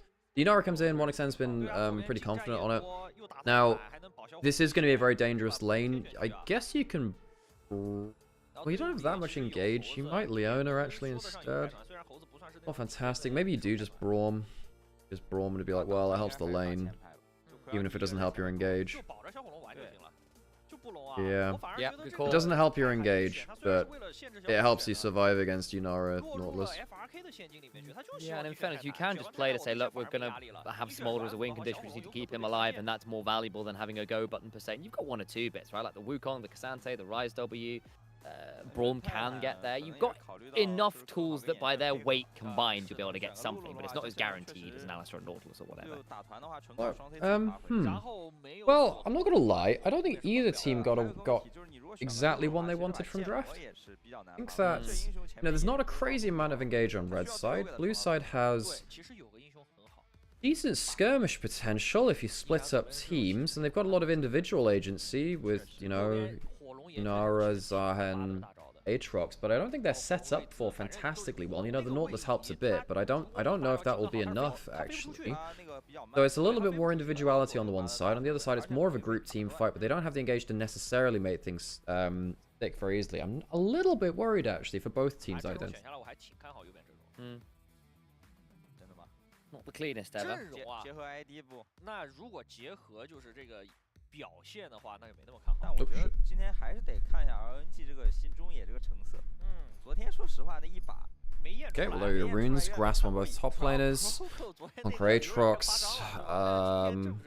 nothing particularly interesting in the runes, really. Both the spellbook supports. Yeah, nothing crazy though. I guess the one thing is that you have Shield Bash and no Demolish on Cassante, but then again, I guess in lanes like this, it's not like Cassante's getting too much wave control anyway. You don't really want to walk in extended lanes versus Arhen. No. Okay, I'm gonna get myself a drink real quick, Sam. Go back. Go for it. I've got you. Alright, so I think early on, eyes will be on that bot lane. Can Smolder survive the Yunara lane? Or will 1xN get rolling on that very lane dominant champion, even if it does feel of late that the Yunara has been a little bit more punishable in lane. Seen a couple times now. That hasn't worked out as expected. LNG with their new look roster looked a bit shaky the other day against Demacia Cup. People aren't necessarily ready, but I had a bit of hope for this roster. I quite like the look of a lot of these players. Bot lane in particular was one I was a big fan of. Of course, you playing Nautilus into Braum. Very possible you overplay that early level and mess up the attempted engage and just get stunned up with the concussive blows. Get a bit of a headache. Do you wonder whether... Croco? Croco? Croco? Oh, he's just gonna die for this and just say that's fine? What?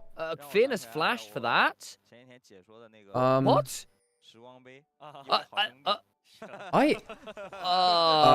that when he full sent it? He just went, screw it, I'm here. Is that worth? I don't. This is either a strategy I don't know, or it was an imp. He does steal enemy To my eye, that looked like... Gets a flash off Cassante too. The thing is, yesterday he was so poor. And, like, he was just tilted out of his mind. He's going in for another invade.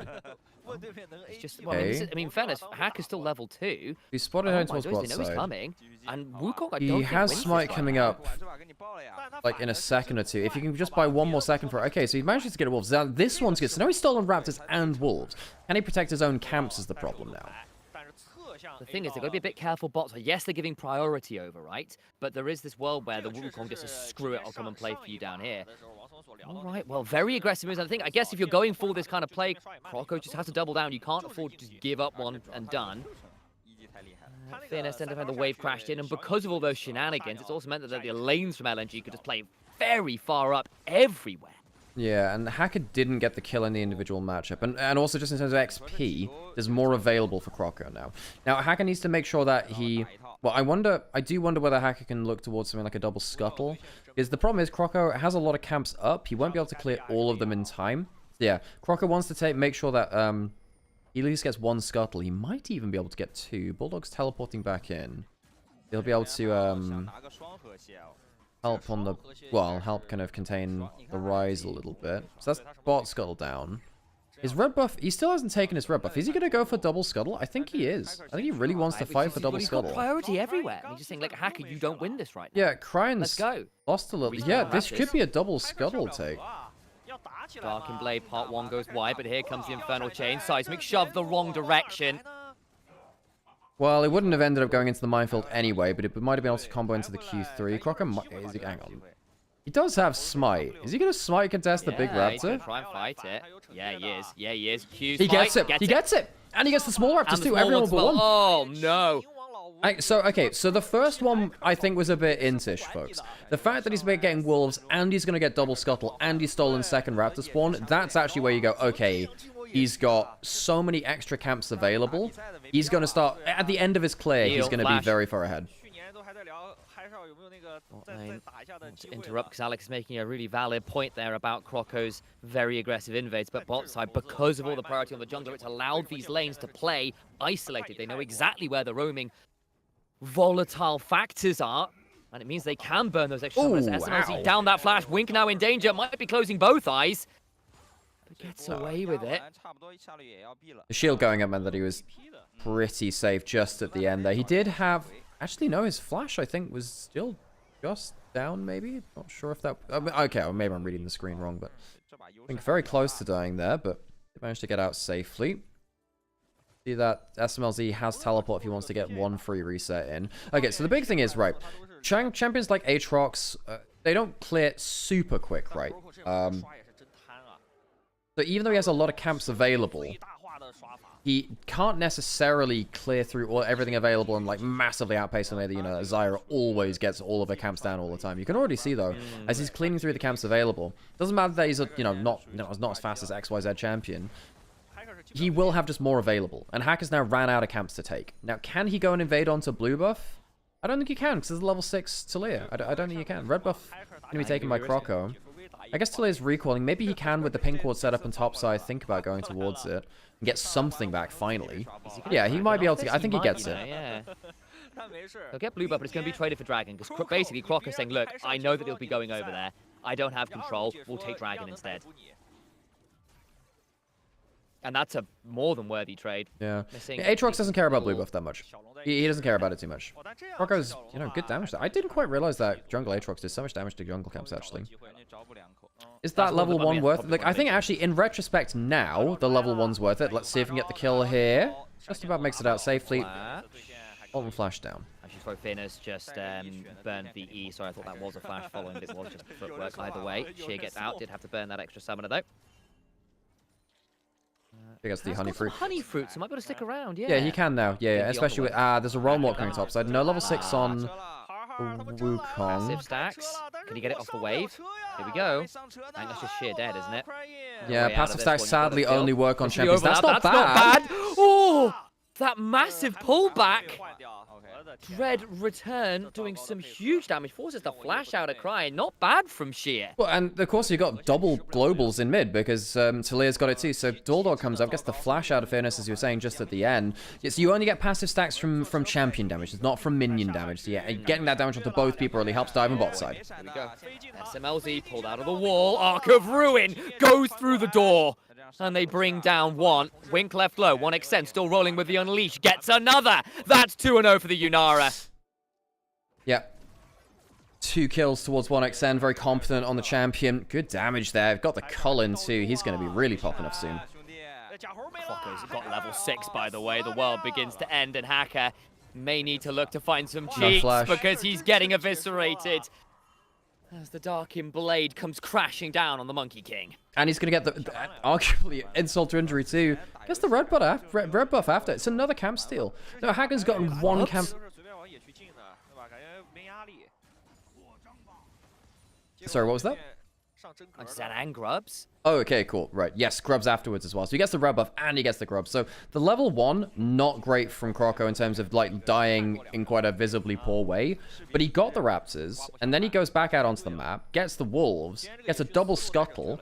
He's got an enemy red buff again. He got the second raptor spawns earlier as well. He must be something like 5 enemy camps up at this point. Maybe 4. Yeah. Hacker only taking enemy blue buff the ones. And then of course that was when Croco was taking dragon. Like, credit to Croco, he has actually just like found very good opportunity to fight everything. Hacker needs to get some camps back. He's a full level down, which is obviously very difficult.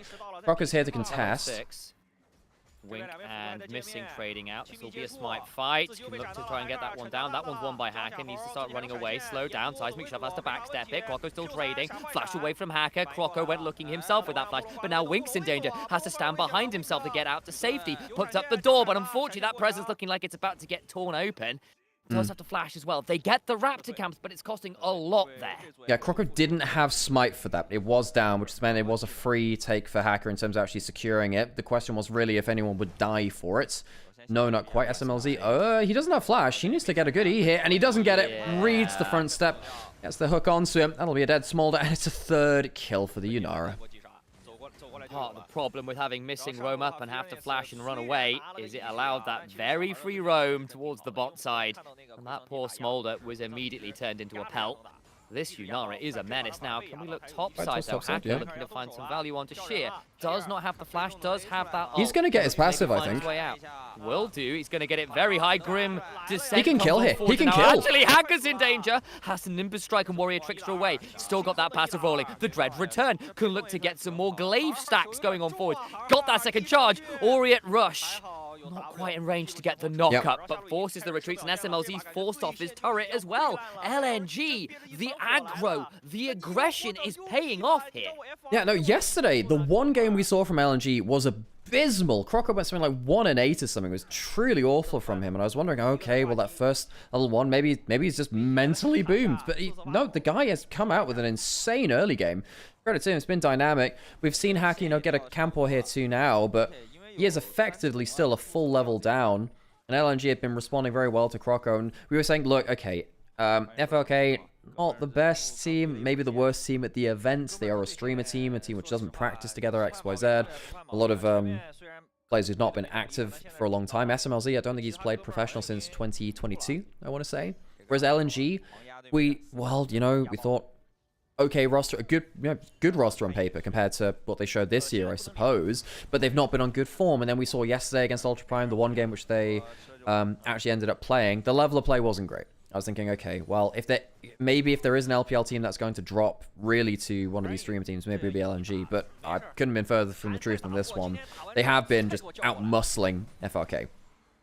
Passes up again. Yeah, I know. He gets a big chunk there on Fairness. You can see the sort of similarities to the Shinzao there, using that E with the Q2 available to get that immediate knockup. Good Pathmaker there denies that knockup, but there's the Infernal Chains. Hackers pull back. Missing's on the other side, waiting for the Warrior Trickster. And now Hacker's in danger. Dredgeline ensures that he's dragged out from the oceans and into the nets of Bulldog. Oh, poor Hacker. He's down 30 CS in jungle. Yeah, we all worry about the faceplant. He's probably earned 1 or 2. Gets another Raptors for himself too.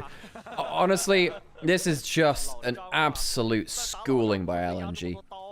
FRK, they've been ran about. They're clearly not as good at supporting their jungler in their aggressive actions. LNG have had too much prio. I think this the Cassante pick into the Zahen is just not good.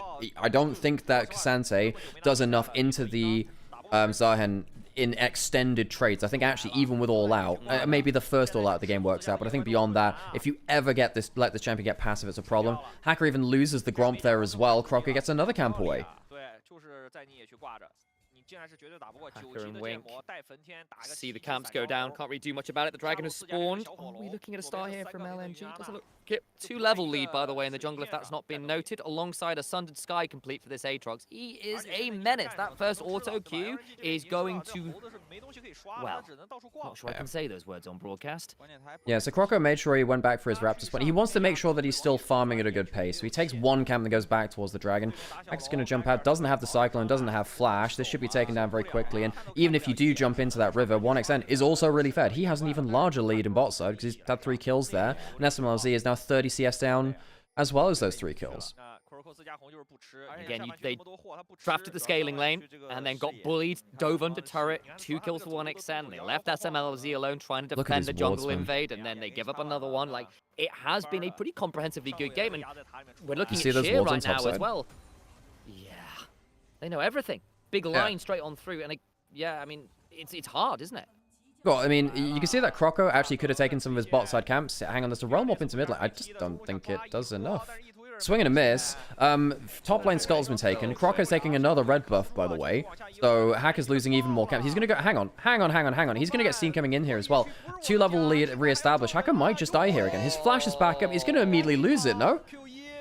Yeah, that's rough. Overcomes Crying. I don't know whether they win the 1v2 here, guys. You're giving more things for him to heal off. There's another auto. Flashing. Pulled back by the Infernal Chains, and Dark in Blade Part 3 is enough for a sequel. And Cryan needs to run away.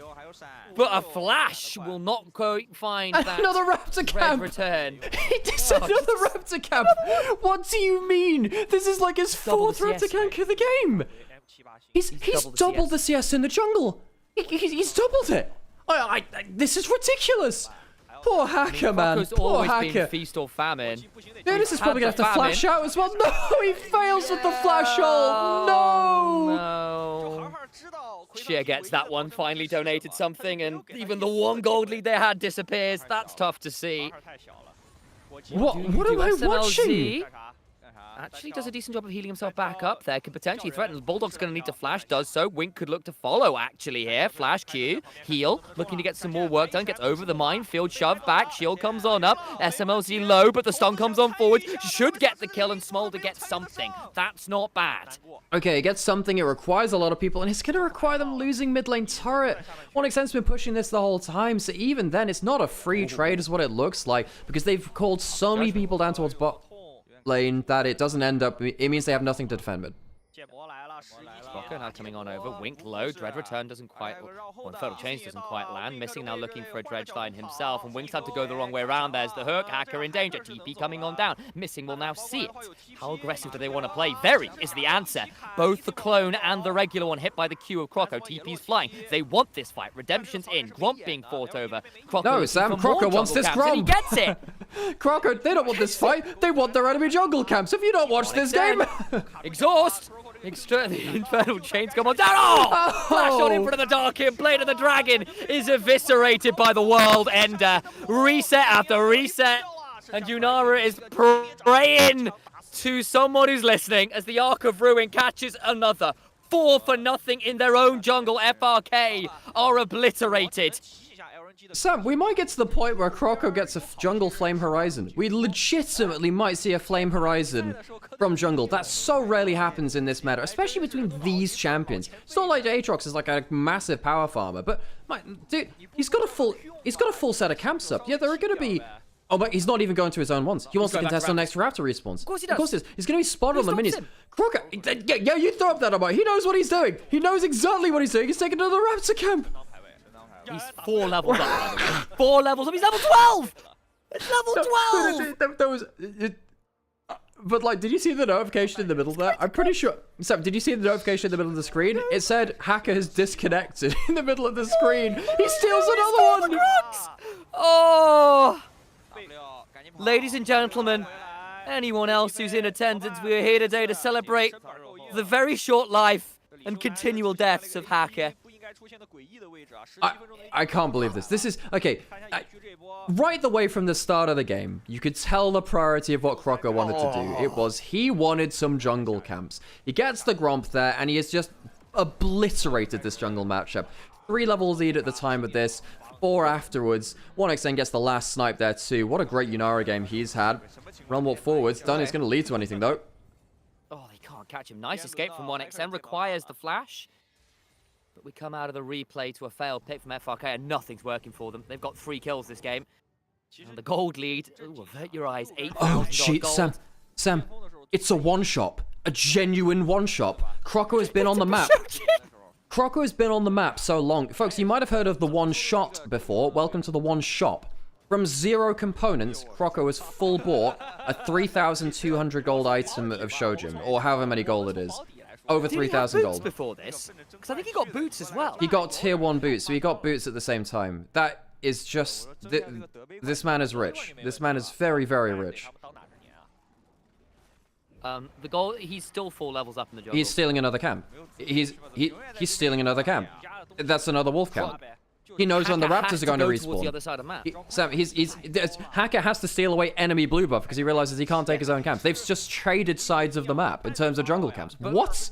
But you've got Herald and a shove into mid lane. That's looking pretty challenging, and your jungler's not there. Not that he'd be that much value. His missing line's another hook. Depth charge on 2, and now Wink's in danger. Throws up the door. I'm not sure it'll mean that much. Well, listen, actually left kind of low. Redemption, heal, survives. Hacker. Fearless, looking for Hacker to the backline. But again, he's not that squishy. Finally brings one down. 1xN's going to go low. This is actually not bad from FRK. Punishing well. Sheer finally turns up, and Croco begins to donate some damage into the backline of Hacker here. Have a gift. My sword to your neck. Wink now left low. They finally get something. Quick, take but the Raptors! Problem was the people you don't care about. Quick, take the Raptors. The double. He pulls back a double for sheer. But I want to know what's happening with the jungle camps. Who gives a damn about these champions? It's all about what's happening with the Krugs and the Raptor respawn. Oh, Bulldog's there. They'll donate that one over. You lost 1xN. You lost missing. And everyone else dies. Even Sheer's taking enemy camp. He's onto the Raptors. He's onto the Raptors. I think we are genuinely going to see a jungle flame horizon. I mean, if Hacker doesn't get a camp to like the next 15 seconds, by the time we come out of this replay, I believe we will have witnessed one of the first jungle flame horizons I've seen this year. It just doesn't happen between AD skirmishing champions. It just doesn't happen. Do it on Kiana. That's it. Yeah, you have in this meta you're going to see like 1 a year, 1 or 2 a year. It just doesn't happen like this. I need to get out of replay. We need to get out of replay, folks. What's happening with this jungle CS? It's a great fight. Don't get me wrong. Overpush, flanking coming from behind. Sure, that's all great. These Raptors. That's what I'm interested about, Sam. I mean, Hacker managed to pick up like a level and a half purely off experience there. Crying can't quite escape a flash. And the dread return brings him right back where he came. Hang on. With this camp taken, jungle flame horizon. Croco is over 100 farm ahead of his opposing number. Hacker has been obliterated. I don't know what hacks he's put into the game, but I don't think they've been pleasant ones. He's downloaded malware into his PC, apparently. It's not looking great. And Croco, look, he's always been feast or famine, all the way back to his sandbox days. He was the definition of a coin flip. We saw the tail side of it the other day. Today, yeah, it started with the over-aggressive play, but we see the mentality of this player, and it is raw aggression. And when it works, I mean, what do you do? Lane priority everywhere. An Aatrox that feels like he can take any 1v2, and honestly, he can. He may well be able to survive a 1v5 and take someone with him. He actually might be able to do that. He dodges out of the Brawmal. Oh, it's just insult to injury. I do not know what you do as FRK. Lose in peace. Yeah, you think about game 2, I guess. Or, like, I don't know. What are you going to get for dinner at this point? The Bulldog can ult out, will do. Realm Warp, not quite in time. A missing Stacer around as well. Crab Rave. Where's my team gone? Back to safety, the present goes wide. He's back on the Raptors. He's back on the Raptors! This must be his 7th camp, like 7th Raptor camp taken. And he just comes straight out of the fog of war into it. I mean, 1v3! Oh, my lord. Death Charge Shears here as well. There's more than one Darkin. As the glaive comes on through alongside the blade, all of it is named Darkin. When they stack him up a few more times, Infernal Chains will drag Santa Brawn back. Unfortunately, Christmas is cancelled, guys. Aatrox has murdered the father. I cannot believe that Hacker has been kept to 86 farm at 22 minutes. One saying keeps going forwards fitness. Yeah, you can't stand there, friend. That's the W trying to go and stop a little bit of tankiness, but he has to waddle his way back towards the fountain. Inhib broken at 22.5 minutes. Mark of Ruin, Inhibitor falls. Again, you look at that AD carry difference, by the way. 60 CS up, 3 items done. Yeah, you're a smaller, but you're not even at stacks yet, I don't think. 208 right now. 210. So he's so he's a little bit behind that 225. And even if he did have it, it's just, I don't think it's relevant at this point. I don't think it's relevant. Next time Aatrox goes back to base, again, he'll probably be walking. Okay, finally, Hacker gets himself a camp. He finally gets a camp. Congratulations, Hacker. You get to, I don't know, have a piece of bread tonight. And this is still not the biggest jungle lead I've seen this year. It's the second biggest. I don't know, Sam. I solo cast Kanavi getting a 150 CS lead and a 5 level advantage in the jungle. Wow, that is insane, actually, yeah. Kanavi is something else when he's on his game. Okay, big fight coming through. Crocker losing some decent HP. Ult's off cooldown, or on cooldown now. Oh my god. Oh no. I don't really have any more words, just exclamations of horror. It is a massacre. 1xM flashes away. It doesn't even die. AD carries 1v1ing Casantes. What year is it? It's 2025, Sam. The end of it. And perhaps the year to come could be one of better fortunes for 1xN and crew. And Sam, you'll be pleased to know it is the 5-level jungle lead for Croco over Hacker. 4-1 and 12. And over 100 CS advantage over his opposing number. That is just not okay. You know what? Ridiculous. I take it back. That was the most ridiculous jungle diff I've seen all year. I take it back. That was... What do you do? And by the way, this is the same guy that went 1-8 yesterday and looked trash. Like, Croco was so shit yesterday. He was getting solo killed on cooldown by Luo Yoyi rather. Like, new jungler coming in on Kiana and just got solo killed on cooldown. It was just not okay. I mean, as I kind of called out in game, but do you remember his sandbox days? Yep. This is nothing new, guys. We know what he can be like. Sometimes he looks like the best jungler ever, and other times it's a very different story. It's not the highest damage numbers ever for the Aatrox, but that's not the point. A lot of those damage numbers were into a Wukong who was only running with about 1500 HP at max. And every time he played, look, it's the discrepancy in the jungles that matters. That Wukong did almost less damage than the bloody Brawl. Well, and I'd also okay, putting it in perspective, this was like a 25-minute game, and they still almost did 1,000 damage per minute across most roles. Yeah. If you think about it like that, there was basically one big late-game team fight. One. And they still ended up doing that much damage. But again, that's not really what I wanted to look at. There are sometimes stats such as effectively enemy jungle control. The enemy jungle control in this game is going to be one of the highest you'll ever see. Because I don't think Hacker got a camp for maybe 5 to 6 minutes solid in this game. Every time he walked forwards, he died. Every time. It started around about here. I mean, obviously it started before this point. Got the kill onto Croco at level 1, but I guess this is the power of the Aatrox. I didn't quite realize that Aatrox is this strong. Maybe this is why Aatrox has been so pick banned in terms of jungle. Because he can just somehow out-duel every AD skirmishing jungler. I don't know whether that applies to the AD, kind of, the lethality ones. I don't know whether that will work against, you know, Jace, who clears very quickly, or the Kiana as well, who's so slippery, maybe, something like that. But Aatrox is definitely up there in terms of top-tier junglers right now, from what we've seen when he starts getting ahead. Aatrox has always been a great matchup into fighters. So things like your Xin Zhaos, your Wukongs, it's like, thematically, not a great matchup. At least in my brain, right? But out of how that champion plays. And if we do start seeing Aatrox more readily, maybe we do start having an answer into some of those other fighters that have often felt so unbeatable. Things like the Xin Zhao felt like he won every duel at level 1, 2, 3. Yeah. Things like the Wukong able to clear for free. Like they've added in a bunch of like extra monster damage to a few champions, and I think what people forget is that a lot of the jungles which are meta eventually get like camped down over time. They get a couple of nerfs. Pantheon got some pretty heavy nerfs. You know, Wukong got some nerfs. Pretty sure Xin Zhao got some nerfs too. You know, all of the priority junglers eventually get hit. So when one of the champion comes into the meta, they do just end up getting to the point where they haven't been nerfed out of that role. So all of these other champions think, oh, we should win that. And you think, actually, well, should they actually at this point? Because they've been nerfed quite a lot. And then someone like the Aatrox, he has to out-duel you. What a play from 1XM, by the way. Just about surviving. Very rare that an AD carry gets to survive against an ulting Cassandra in melee range. No surprise. No surprise to see that particular person become your MVP.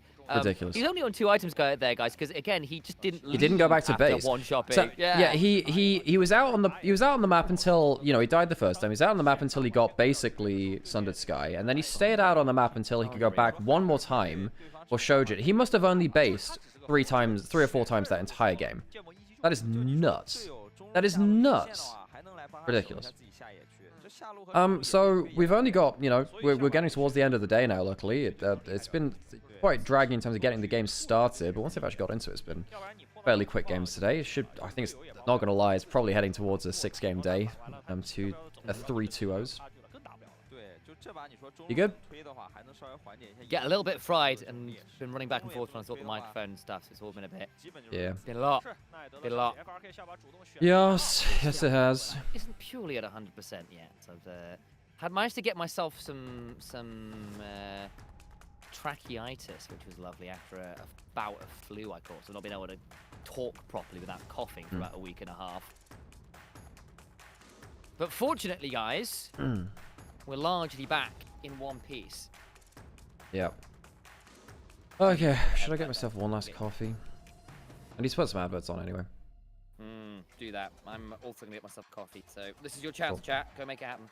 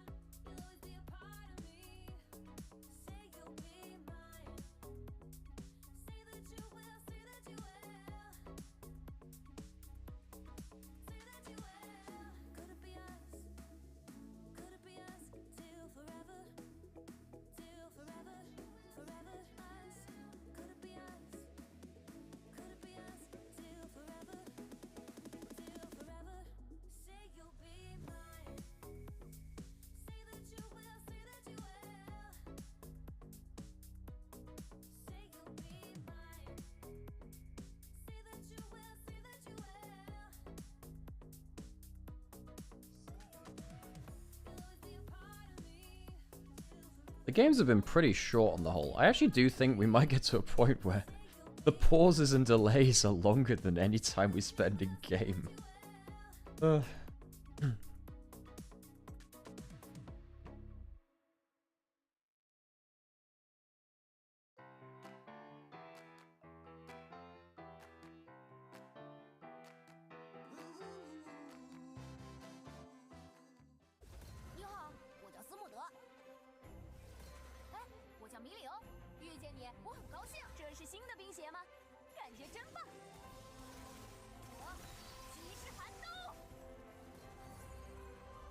我曾经也和你一样，塞纳，游荡于世界之间，害怕迷失在自己过往的汪洋。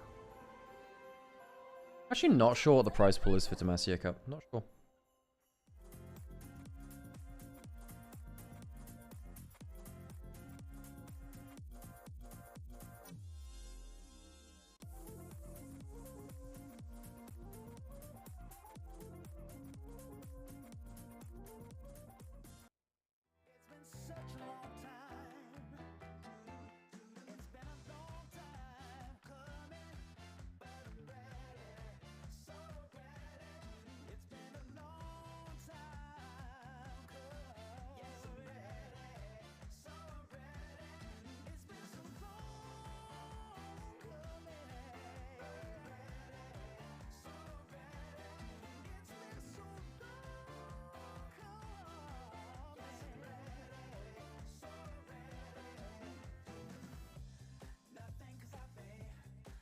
Do you think League would benefit from an open circuit?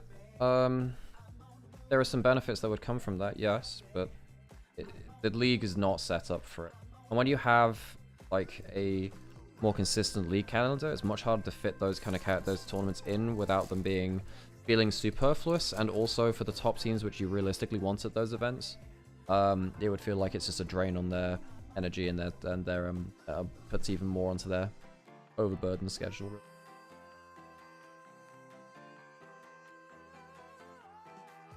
Thank you, Em.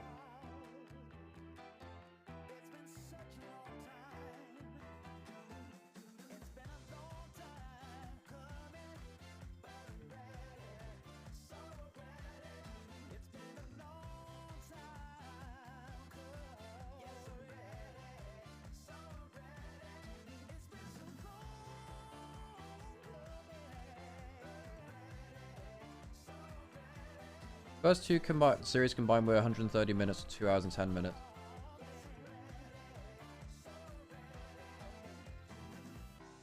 Game 1 of this series under 25 minutes. We're 2 hours 35 minutes a game, 6 hour stream. Are you kidding me?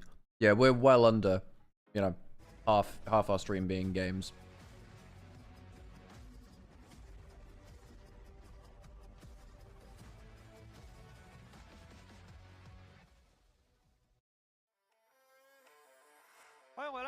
上一把不出所料 ，LNG 先下一城。那对于 FRK 来说，或者说对于两支主国队来说吧，现在我就好奇谁能先拿1分。什么意思？就正经打的时候拿1分。咱也不是拿完1分了。正经打的时候拿1分，对吧？行。就是确实想看，就是这老一辈的选手们，这努把力，对吧？再冲一次。 就反正先定个小目标，对吧？先拿下一小局，一个小局。那我们姑且算宁王他们队拿过1个小局，这个队 FRK 我只能说宁王确实在赛前那个宣传片说的很对，好吧，确实有挑战，太大了，这对吧？挑战有点像大高山翻不过去那种。现在属于挑战者还没上山呢，就是都没到山脚，还没上山呢，还在走在路上。就第一天看的时候，然后单看前面10分钟，感觉大家还是有一些那种幻想空间的。然后现在越打到第2天，感觉差距越大。最宁幻想，最嗨幻想。啊，确实没办法，真打不了。人家那个天天高强度的排位又训练的，而且就昨天的2场是属于那种前面对线都能稳住。就到了今天是看到对线都开始出问题了。对。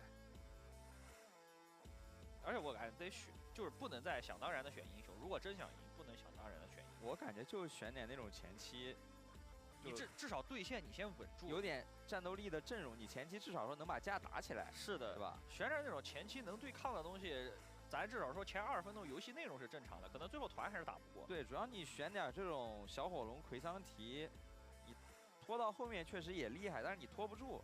就你的对线基本功达不到你要拖住的那个要求，就中期就爆了。感觉今天打 FRK 这 LNG 的表情都不一样了，太轻松了。这游戏内也是各种表情什么的给你亮起来。对，小标一亮。Crying， 沟通一下吧，这把换点英雄。哎，实在不行让 Crying 玩那种，就是对线玩点什么维克托，那种刷一点的。然后其他位置下路玩点维鲁斯，打野来个什么赵信，我感觉这种阵容说不定还适合他们一点。真能玩维克托吧？感觉玩维克托还不如玩中路玩点狐狸这种。但是维克狐狸赵信，维克托至少对线厉害啊，这东西拿出来你对线一定是舒服的。他们现在需要的是什么？需要的是有一条稳固的线权。他们现在是属于没有线权，3条路都没线。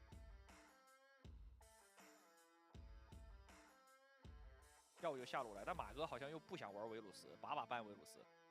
就既不想玩也不想碰到，那马哥不行就玩镜呗，招牌英雄，又是他爱玩的。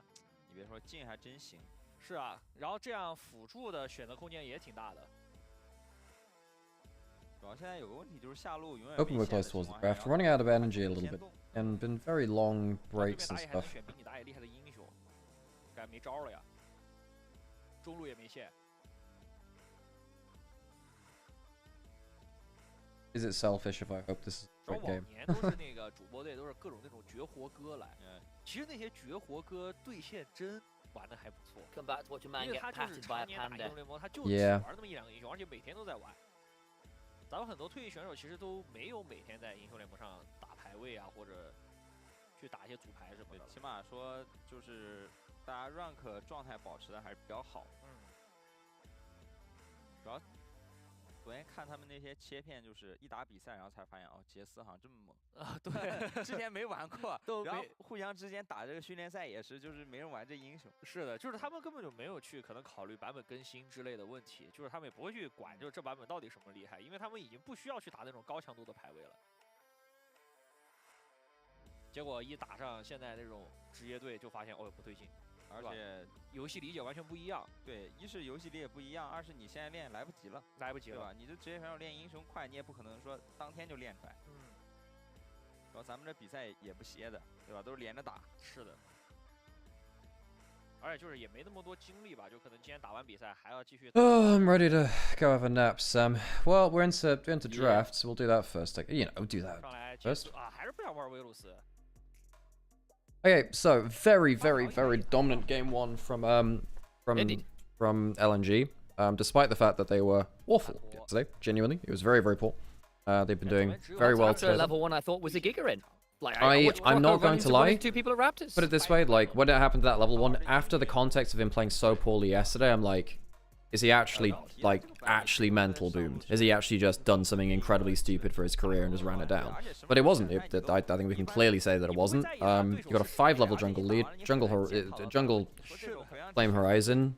I think he stopped enemy jungle from taking a camp for 5 minutes or more. Ridiculous. Back into this game. Orianna's available. Pretty obvious first pick here, I guess. Is Kiana? No, Kiana's gone. So it's probably Orianna's probably the easy one. Yeah, I said you could Shin's out if you just want to get something comfortable. Orianna, as you said, I think was probably the obvious choice, right? Don't have the Talia into it. What else? The Azir's gone as well. You can Syndra, we've seen a bit of that. Also, in fairness, like, oh, by the way, just a quick note on that. Talia is actually really bad into Orianna right now. So unless you're going to play, like... I mean, Syndra's fine. I think Syndra's the answer at this tournament.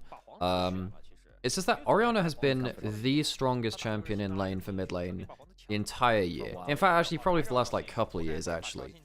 Because the thing is, the things that used to answer her were things like the AD carries, your Tristanas and the like, and they've really gone out of meta. Because basically anyone who she actually couldn't win the auto trades with. And then also stuff like Akali who can... Well, Akali could at some points.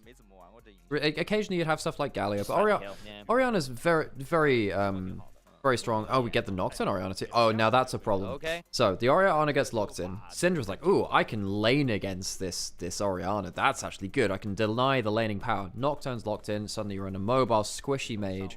It often doesn't go towards stuff like the Zhonya's. Well, at least you can't go Zhonya's too quickly, right? Of course, right? And isn't even a Seraph builder. You are going to get obliterated by an Orianna Nocturne if you step out of position. So I actually don't mind that from FRK. Now, if they can... Now the question is, can they pull that off? Because I don't think their aggressive angles have been good enough to really tangle with these LPL teams. But I don't mind the draft. Also, I think Sion makes some sense. You go in and immediately have a Decimating Smash come collapsing down your head.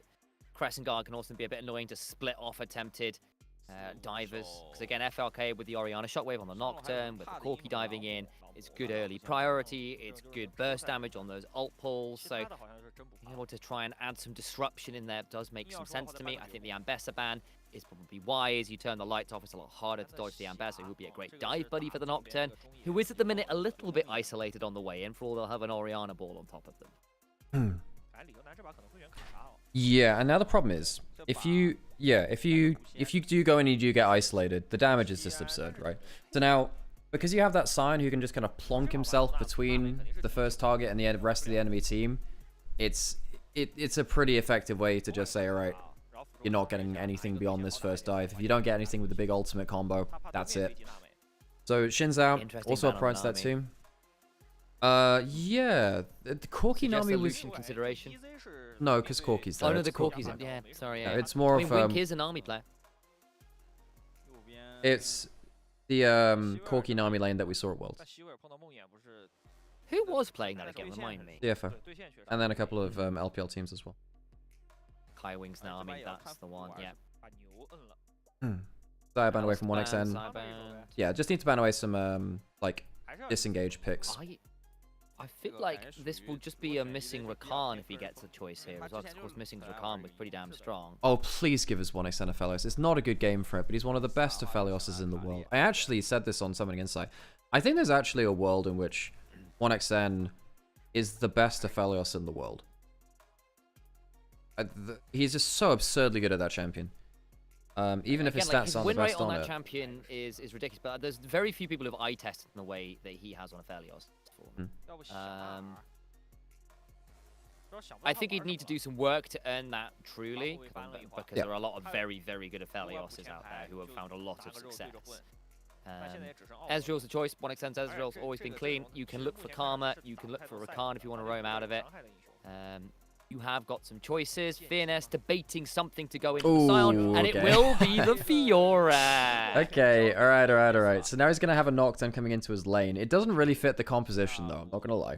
It deals with the Sion a bit, but outside of that, I'll also say, it's not like Sion can't even lane into you either. Sion is surprisingly good, especially early game at getting control of lanes.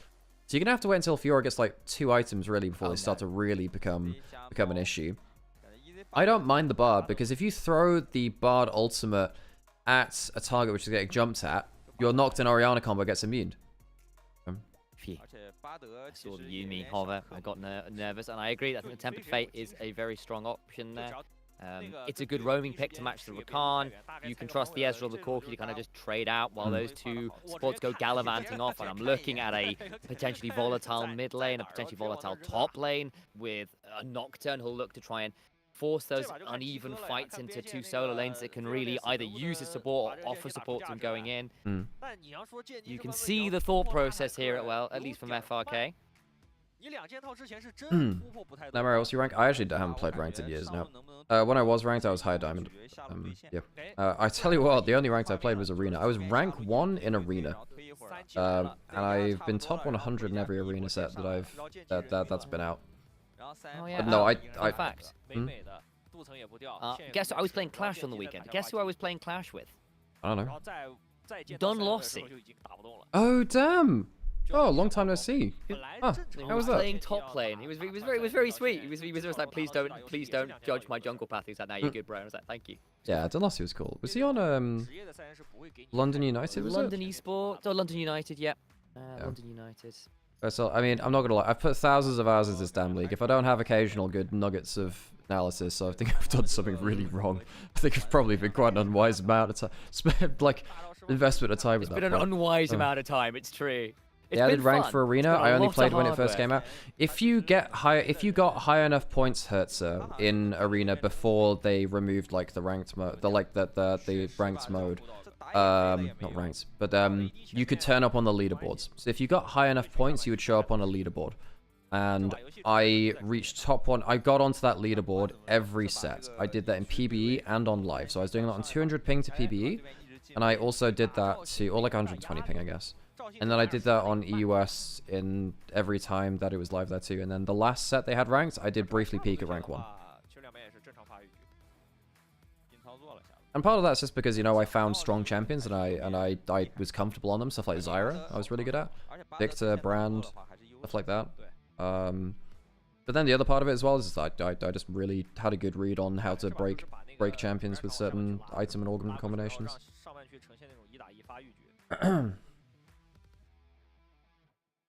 I don't think there's anything correct. Oh, it's Lethal Tempo Ezreal. That's the one interesting rune. So it's Lethal Tempo gives you some really nasty ability to chase after the extra auto attacks and stuff. I mean, most Ezreal runes give him just kind of this extra kind of ramping damage over time. I guess he built Fleet very occasionally, but stuff like Conqueror, Lethal Tempo give you just such incredible ability to just keep on chasing for those extended trades, which are really good for you. I think the Lethal Tempo as well is quite an interesting one on the Ezreal, and the fact that obviously the more you auto, the more you hit your Qs, the lower your E cooldown gets, which is massive for Ezreal. So you just get to hit more autos faster. It could be actually quite a autos don't in longer fights. Autos don't reduce your E cool. No, it's a well. Is it just Q hits? Okay, pop quiz. Yeah, pop quiz. What is the what does reduce cooldowns on Ezreal and by how much? Hitting. I thought it was hitting skills and. So your pop quiz, Sam. What reduces cooldowns on Ezreal's cooldown? Well, hitting Qs and the rest of your ability. It is hitting Q. Nothing else. It's only hitting Q which removes. Yes. You know how much it's by? Okay. It's 2 seconds. 1.5 seconds per Q hit. So it's not percentage hits, it's flat cooldown reduction. But yeah, so auto attacks don't reduce your cooldowns, neither do your W and stuff like that. But your Q will reduce all of them, including your ult cooldown as well. So basically, you want to let Ezreal hit Q if you want to, you know, be more mobile and stuff. Do things. Yeah. So yes, your Q, but however, your Q does also count as an auto attack. So it will stack your lethal tempo and apply your lethal tempo as well. So level 1 invade, again, this time it's by Hacker and by Croco. But Croco spots Hacker on the other side. They clear the water on the way into. So both teams know what's up here. They both know that that's happening. Strong side LNG bot lane, because Croco is now on that side of the map. We'll see exactly what he does. He can't really contest any of his own camps on top side here. Sheer playing against one of his classic champions in the Fiora here as well. Slightly aggrieved at that, I'm sure. Here on Scion duty, when he was learning to play tanks, this was his tank of choice. Often is for top laners. And he's been pretty good at it. No, he took to it pretty well. You know, he did come in as really the duelist guy. You know, stuff like the Jax. Ooh, dodging out on the Rakan, that Q, that's you. If that Rakan Q had hit, SMLZ would feel a little bit happier about soaking this wave. Because 1xN gets beyond and starts actually applying that lethal tempo, because he ended up stacking it up. Great damage from him. I think she is going to be a little too high HP with the Doran Shield, with the Biscuit in inventory to really consider the dive here. Mid lane, Cryan eats a little bit of a chunk there from Bulldog, but the level 3 will help mitigate that somewhat. Warded away from that last minion. That was close. He also timed that just as the shield timed out as well, so it was a very efficient trade there from Bulldog. You can see that the early lane, Syndra does actually deal with Orianna in a way that no other champion really did in meta. That's quite an important thing to learn. So we didn't see much of it throughout this year, the Syndra. It was, I think, deemed too risky, and even though you do have a strong laning phase, it didn't feel like it had the payoff compared to others. But if they feel like it does now, maybe that could change things in the meta coming up. Although, obviously, we're going to get so much changes. It's just a full split map. It's been a long time since I've seen a map properly split. Well, it's because camps got so much... Not been a regular thing for a while. Because remember that camps got harder to kill on the enemy side of the jungle. They tried to nerf counter jungling to be like, well, you have to actually like have a concession to counter jungling. But it stopped some situations like this where... Oh, hang on. If you can get a good chunk on him, that's a problem. He's got a stacked Q. No, more just timed out. His E was on cooldown for like another 5 seconds, sadly, so didn't have enough to do that. Hang on. Level 2. Bulldog's going to spot Crying, can walk towards his own shins out. He sees Hacker now, puts the ward down, gets a Dark Sphere, Force of Will for the slow. Duskbringer comes across and gets a little bit of a chunk, but still not that great. Ooh, fighting over Raptor respawn. Crocco's back here again. I swear, I think LNG win this with the shins out, don't they? So, hang on, what they can do? They can just, well, they can just do that. Oh, that's a mistake. I think they could have smited that for free. Flash out, breaks the fear tether. Missing needs to get through the wall and does, but now Wink's joined. Don't know about this one. Dark Sphere comes on down again. Little bit awkward. That was there. Crocco ends up having to burn his flash. Yeah, that was a huge mistake from Bulldog, who could have W'd, held on until everyone had their cooldowns back, and then WQ'd. He didn't commit anything else to it, which meant that Crocco couldn't get the big Raptor steal cleanly. I think basically because Bulldog was a little bit either miscoordinated or a little bit too quick on pulling the trigger on putting the W down before cooldowns were ready. Well, this time around, at least FRK have learned some of their lessons from game 1 and defended the Raptors well. Comes at the cost of the flash from Crocco as an additional prize there. Crying, though. Still having the most fun in this lane. It has been good stuff from Bulldog, who has been hitting a lot of those skill shots when we've seen them. And again, Orianna, it's great when she can outrange you, use that ball to poke you through the wave, get some of those empowered clockwork autos down, but doesn't like being outranged herself. Ooh, good dodge. Wink eats a lot of damage there from 1XN, who has been feeling it. I think he can actually take this trade really heavily now. One more Q and hits. If he hits one more Q there, if he'd hit that... Oh.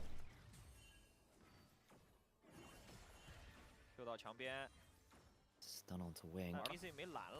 Ooh, threads the needle there again, and now he's actually within like E. If he ends up getting the E flash, where you E flash midway through your animation, basically what you end up doing, folks, the mechanic for that, because it feels a little strange, is basically if you if you have your cursor very far into the distance on Ezreal outside of your E range, if you E then flash, it will actually take you to where your cursor is. So you can kind of buffer your E from the new location, basically.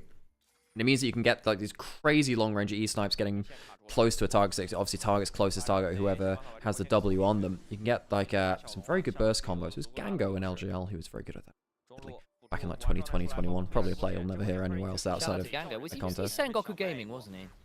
He was on CGA for a while. And then, yeah. Remember, it was Yutori Miyashi on Sengoku. So it was CGA for Gango. Yeah, it was. I thought Gango moved over for a bit to Sengoku, but no. I can't remember that actually. Maybe the Loken they had for a little while. Dragon taken by LNG. No smite steal that. Nicely done. At least this time Hacker's been able to hold on to his camps a little better this time. No crazy jungle leads gone. Grand challenge comes on down. Still got 2 vitals to proc, and Sheer will just back away from the wave. The next one procs towards the wave as well. That's rough from Sheer. Means he's going to have a little bit of a moment there before he can clear out that wave. Can't stop it from crashing. He's trying to keep the wave away from the tower so he can kind of make sure that the Fiora will take aggro or something like that. Bramble Vest means that you can means you can actually damage the wave when they auto-attack you. It means it's harder to freeze it, though, because he has the Bramble Vest. It means he can't freeze the wave as effectively there, sadly, for himself. Not that Fairness would care too much. He would be able to cover it in somewhat anyway. Does look like it. Either way, holding on right now is the Scion. It does take a little while for the Fiora to really come online as a tank killer. The early levels are very strong, and then you start getting those early armor buys, your Bramble Vests, your Tabbies and whatever. And it just becomes a little bit harder until you get an item or 2 to your name. Missing walking forwards. Hacker is around with level 6, but won't pull the trigger. Was there just in case. Now Crocco topside, though. This might get a little different. Remember, Fairness does not have the ult, does have the flash, does have the riposte. Okay, W lands as well. Needs to be able to riposte this. Alright, flash away. Fairness now down a lot of HP. We'll have to reset. A little bit of inopportune timing. And Ghost, thank you so much for the sub. Appreciate you. 34 months. Wow, that's almost a year. Grub started up here by LNG. Hackers coming in. They do have the Nocturne Orianna combo, so the Knock Wave is online. 1xN. SMLZ. He's still got a barrier. Ooh, 2-shot just wide as well. Okay, SMLZ holds the line. Close run stuff. 1xN. I still think he can dive there because the barrier is actually on cooldown now. I think that SMLZ has got to be quite careful. Rates back well enough though. Should be able to survive, get a reset now. Just about alive there. 1xN nearly gets his own dangerous work done. They're actually on very similar items here. Still, big CS lead again for this young prodigy. Chunk there onto Wink, missing level 6 here. Tempered Fate angle, actually. If someone oversteps, the Orianna in particular, possibility. Could blow her flash quite easily. One of the better options into her is things like the Bard, because she doesn't really have a dash. Hey, welcome in, Dr. Gravespot. Yeah, I think LPL English are also doing some Demacia Cup coverage. Now, we won't be able to do all of the days because it's coming around to the holiday period and we've got some family plans and whatever, but, you know, while we've got the time to do so. It's a lot of games a day, and we've also covered literally like 1,000 LPL games this year, so we also need a break after a very long year. It's very cool to do what we can do. You know, we enjoy what we can. Having said, I have to say, first couple of days, we're only 2 days into it, and the days have been littered with pauses. We've had, you know, something like 4 hours of delays yesterday. Today's also had significant pauses between the games. It's been a bit trying, but yeah.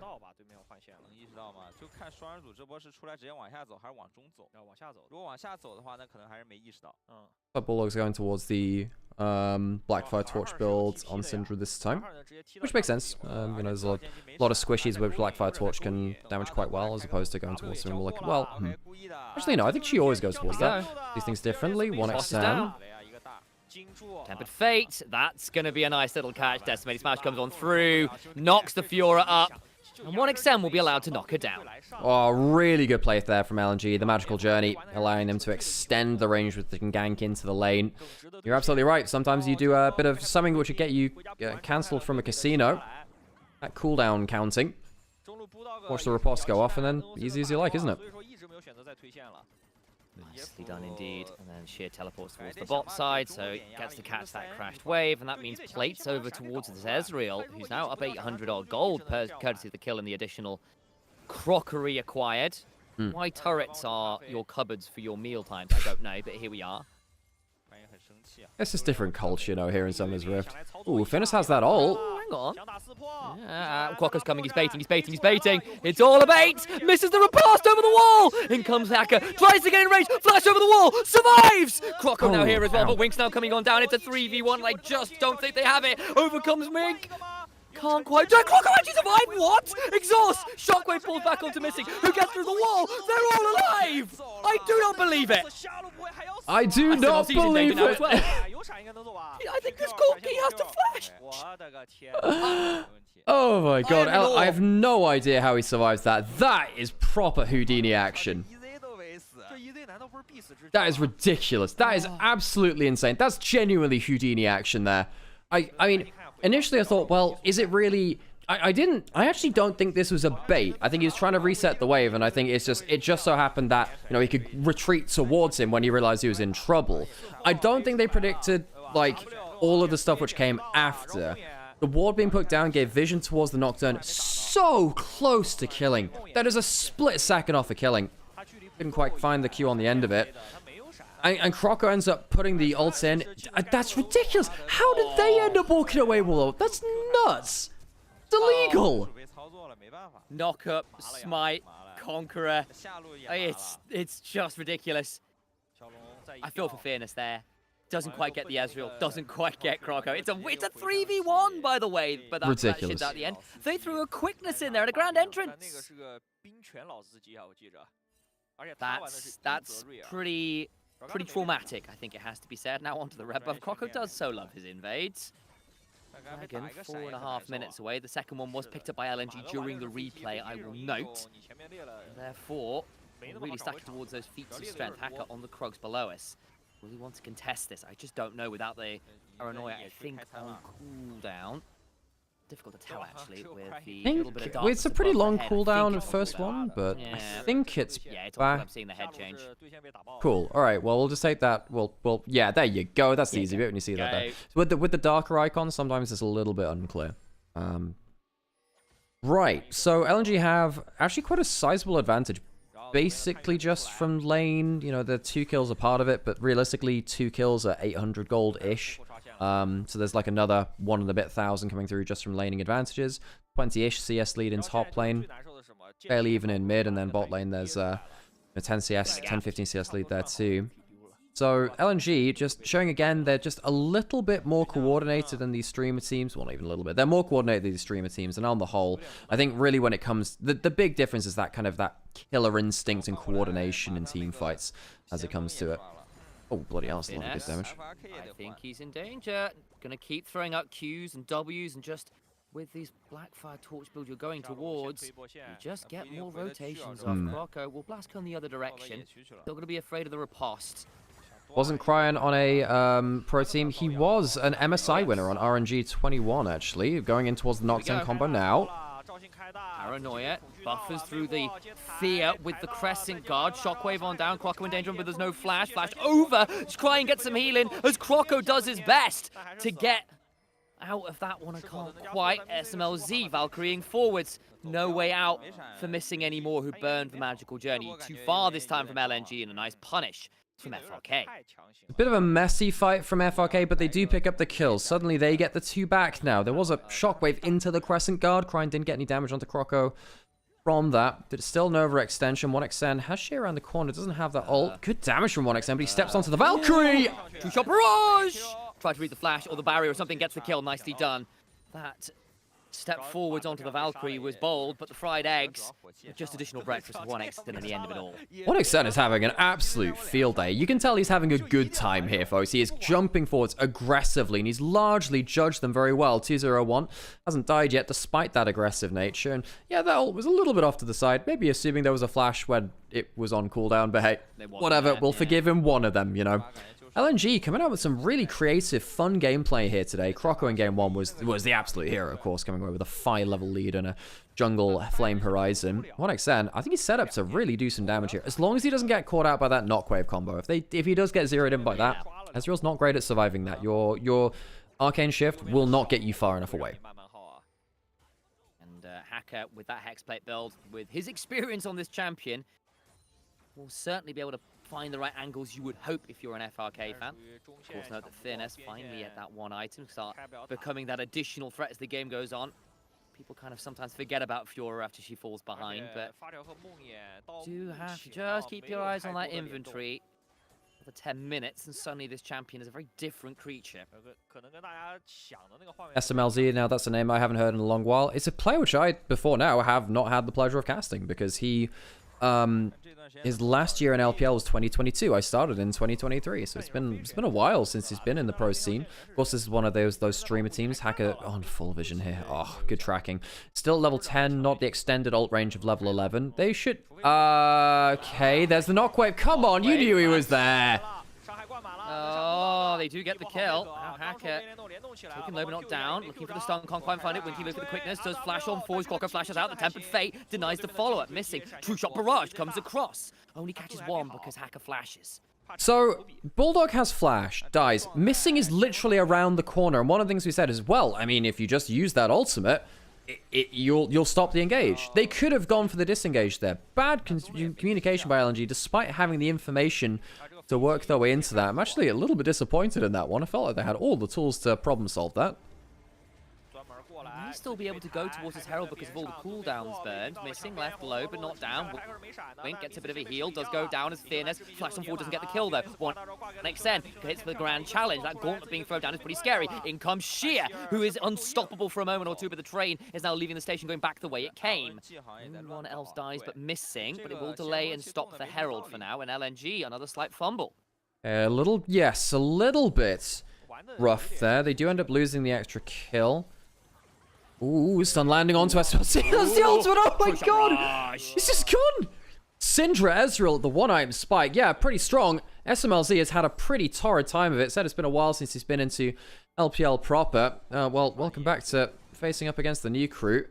OneXM, one of the new AD carries on the block, and he's been damn good. He can actually... Ooh, damn. That was taken by Bulldog because the smite was a little early there from Croco. Dragon is up and available. Shit, now having to deal with Fearness, who's 0-2 on the Fiora, but, you know, still a Fiora at the one item. Has the Ravenous Hydra just continually heal up off a wave, so he's never really going to be able to leave a lane now. Be hard to, I agree. Keep your eyes on things like the Paranoia, not quite off cooldown yet, but it is a Hexplate. Nocturne will not be long to go. There it is. Paranoia popped, goes in with the shockwave. Quickness after. Dragon still secured by Croco somehow, some way. Hacker is exploded as Syndra unleashes the power, and 1xN says, I can do just that as well. Mystic shots come crashing into Oriana's head, and the Dancer falls. Well, the Knockwave combo went into a Crescent Guard. That definitely doesn't help. The Shockwave did no damage. It didn't catch Bulldog. The Syndra was completely undamaged. Croco stays alive, gets the smite. LNG get the play. FRK are frankly just not coordinated enough to pull off these aggressive combos. We saw this on their first set of games, and we're seeing it a little bit again here. Now, watch this again. They try and catch out the Syndra, and the Shockwave doesn't catch them. It does no damage. The Shockwave does no damage. This is the second time where Cryan's thrown that into a Crescent Guard. It's good Dex for a little bit disengaged from the Bard Tempered Fade as well. To get the Dragon, get the kills. Easy team fight for LNG. So Cryan gets nothing with the Shockwave. It's immediately Tempered Fated. Comes out of the Tempered Fate into an immediate Cosmic Binding. And it's blasted. Like, that Oriana got to do nothing. Nothing! Back out onto the map. Kills are fairly even, but, you know, 4,000 gold lead towards LNG. Fearness, sadly, not actually doesn't have any sort of individual lead himself, really. Most of the lead in the entire game, though, is on that Ezreal. Now, the thing is, LNG have been playing well around the Knockwave combo for now. All it takes is one mistake where, you know, Bulldog and 1xN stand together and they both get ulted. This game can still turn around from FRK. The draft allows for that. See whether LNG notice the danger and plan accordingly.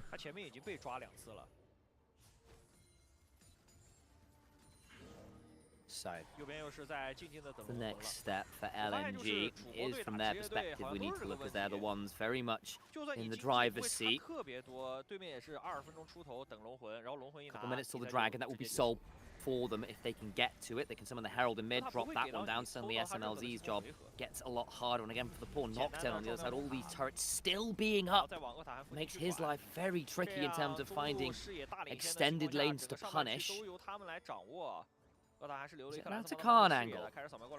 There's a ward here. They'll know it's happening, and you have got a Nocturne. A lot of resets. A lot of resets coming in from FRK, though. They're not going to be here completely in time. Sheer could teleport up to the plate. I think they're going to peel off of it, realizing that, okay, there is a chance that they come through. They're pulling it towards the top side of the river. They want it to be in slightly better terrain. I think there will be enough time for a contest, though, from FRK. They do have the Knockwave combo. Let's see where it lands. In they go.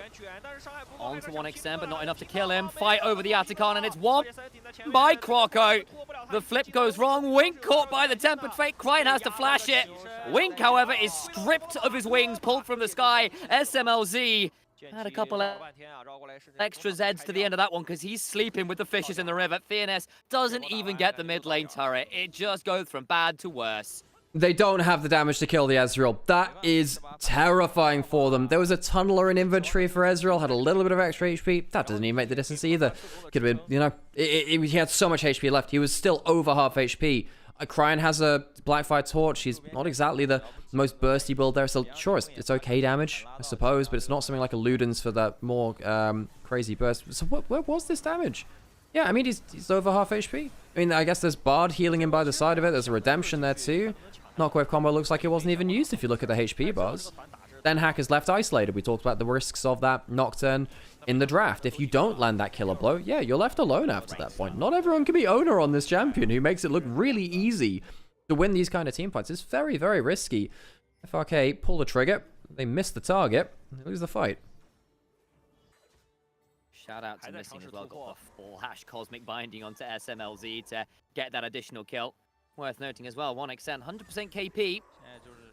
We've been singing his praises all game. He's certainly been involved, that's for sure. Okay, so Fierce's strength starting to get built up now too. 1xN has the upgraded Ionian boots. Sheer is starting to eat the worst parts of these kind of trades. There is a Grand Challenge available from Fairness if it goes poorly enough, but no, hang on a second. Ah, now they have a Zhonya's. That makes things a little more problematic. Still gonna die though. Bulldog goes down. Rocco, Crescent Guard, everyone's 1xN and missing. Looking like to turn this around. Temper Fate on 3. Oh, 1xN! Here we go. True Shot Barrage flies across the team. Oh, it's all skill, baby. And 1xN is bleeding skill shots. Absolutely obscene. 3 for him. Maybe he'll get a 4th, but no. Croco says, come on, at least give me 1. They pick off Bulldog, but the rest of the team finds that an affront.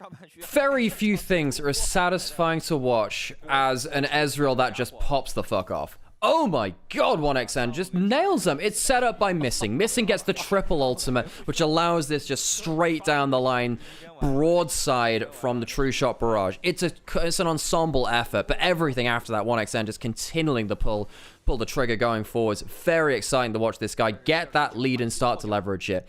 The hard part was getting the lead. Now the fun part is he gets to use it over and over. Missing's on the roam again. What a great game he's had on the Bard.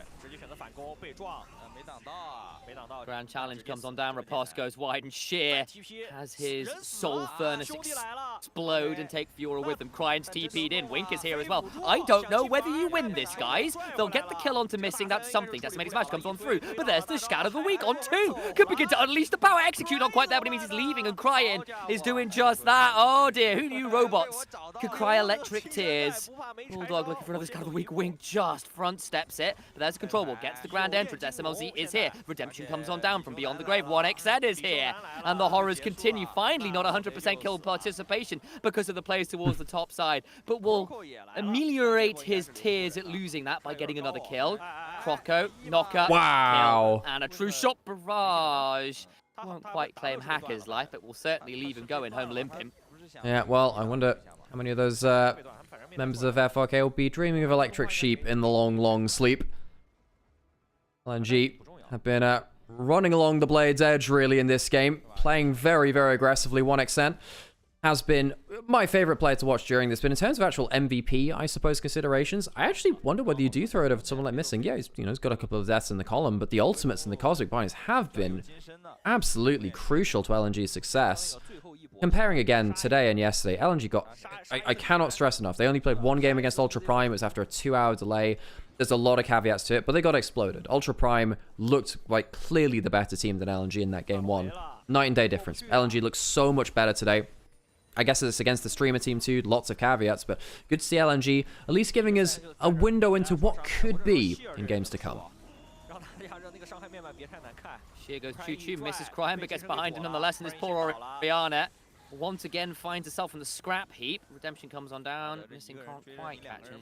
Anyone on the recalls there was wondering whether someone was hanging around where they shouldn't be, but it's still going to be delayed resets, and that means a free shove towards that top lane as they continue to catch people like Hacker. Oh dear. Oh no, Croco is once again 3 levels plus up on his opposite number. Wink, Finn is coming on down, but I'm not sure they win. The 2v3 that ends easily. Grand entrance comes on through. Finn is looking for something more. Miss Croco! The game's ending, by the way. Slowing the Fiora, lunges forward. The empowered autos. The game is ending! SMLZ is here. They're trying to get kills!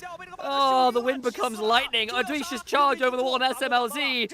Is SML XD at this point. Croco gets another. They finally bring one down, but it's a triple kill to the jungler as the game ends in LNG. Aggressive, relentless, 2-0 against FRK. It'll be a 6-game day, folks. A short one in terms of game time, a long one in terms of actual, broadcast length. Folks, I am pretty wrecked after the last couple of days. That's basically off of hours of pauses. Yeah. However, it has been fun to watch some of these players play their trade. This series is actually one of the more fun ones once we guys got into it. Rocco in game 1 with the Jungle Flame Horizon. 1xN with an absolute classic Ezreal performance from himself. Hopefully you get to remember that one and take that forwards with. I want 1xN to have a good team. I want this team to be good. LNG, they have a lot of players that need to bounce back. We'll see exactly where their ceiling lies. Right here, we saw some great stuff from them. And that is a massive amount of damage. That's 1,000 DPM from the Ezreal. Oh, or yes, near enough to it. Oh my god. Ezreal game. That's almost bang on 1,000 DPM. And again, folks, this is a 26 going on 27-minute game. You don't get 1,000 DPM games easily in very short games like that. Because people don't have the HP bars to take that kind of damage. If you're hitting, okay, it's a little bit different to say if you're like laning as like Vayne into Sion, Vayne into Galio or something like that. When you're playing against a largely squishy team in a short game, you very rarely get the ability to get that kind of damage score. Great stuff from 1XM.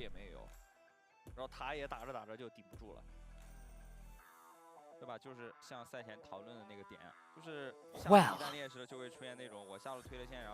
Alex, it's been a pleasure. I'll have a play around with this audio setup. Yeah, it was still getting a bit crispy, and yeah, it's been very cool. It's been very cool to see if we can try the remote setup and stuff. We have audio stuff we need to figure out, folks. Bluntly, we'll do what we can with it. You know, it's a new setup. We will defeat the crispiness once and for all. Well, the gear is good enough, so that we'll get there eventually. It's just about getting it. Let's figure out how to set up the gear. Test is happening. So I'm not even joking. I spent a solid 2 hours yesterday with Dad trying to get it set up. We had it all prepared. And alas, I clearly didn't go hard enough. Yeah, I have to say, when you did the mic check earlier, I'm like, you're going to be louder than that. You're always louder than that live. There is a real skill to actually doing a mic check as the same as you do live. It's a problem with all walks live, really. Normally I do, but I just didn't do 1 to 10. I was just 6 in the morning, so I was just a bit tired. I'm not gonna lie. Okay, all right. Okay, folks, we're gonna leave it there. Thank you everyone for joining us. I'm actually gonna head off now. Yeah, it's been a long day again.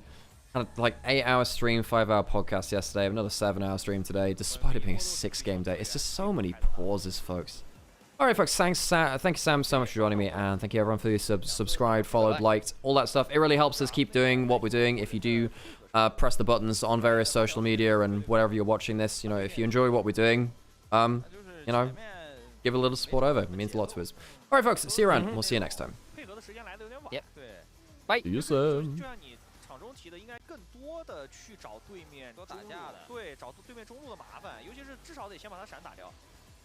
Okay, folks. Right, yeah, I'm gonna do that thing where I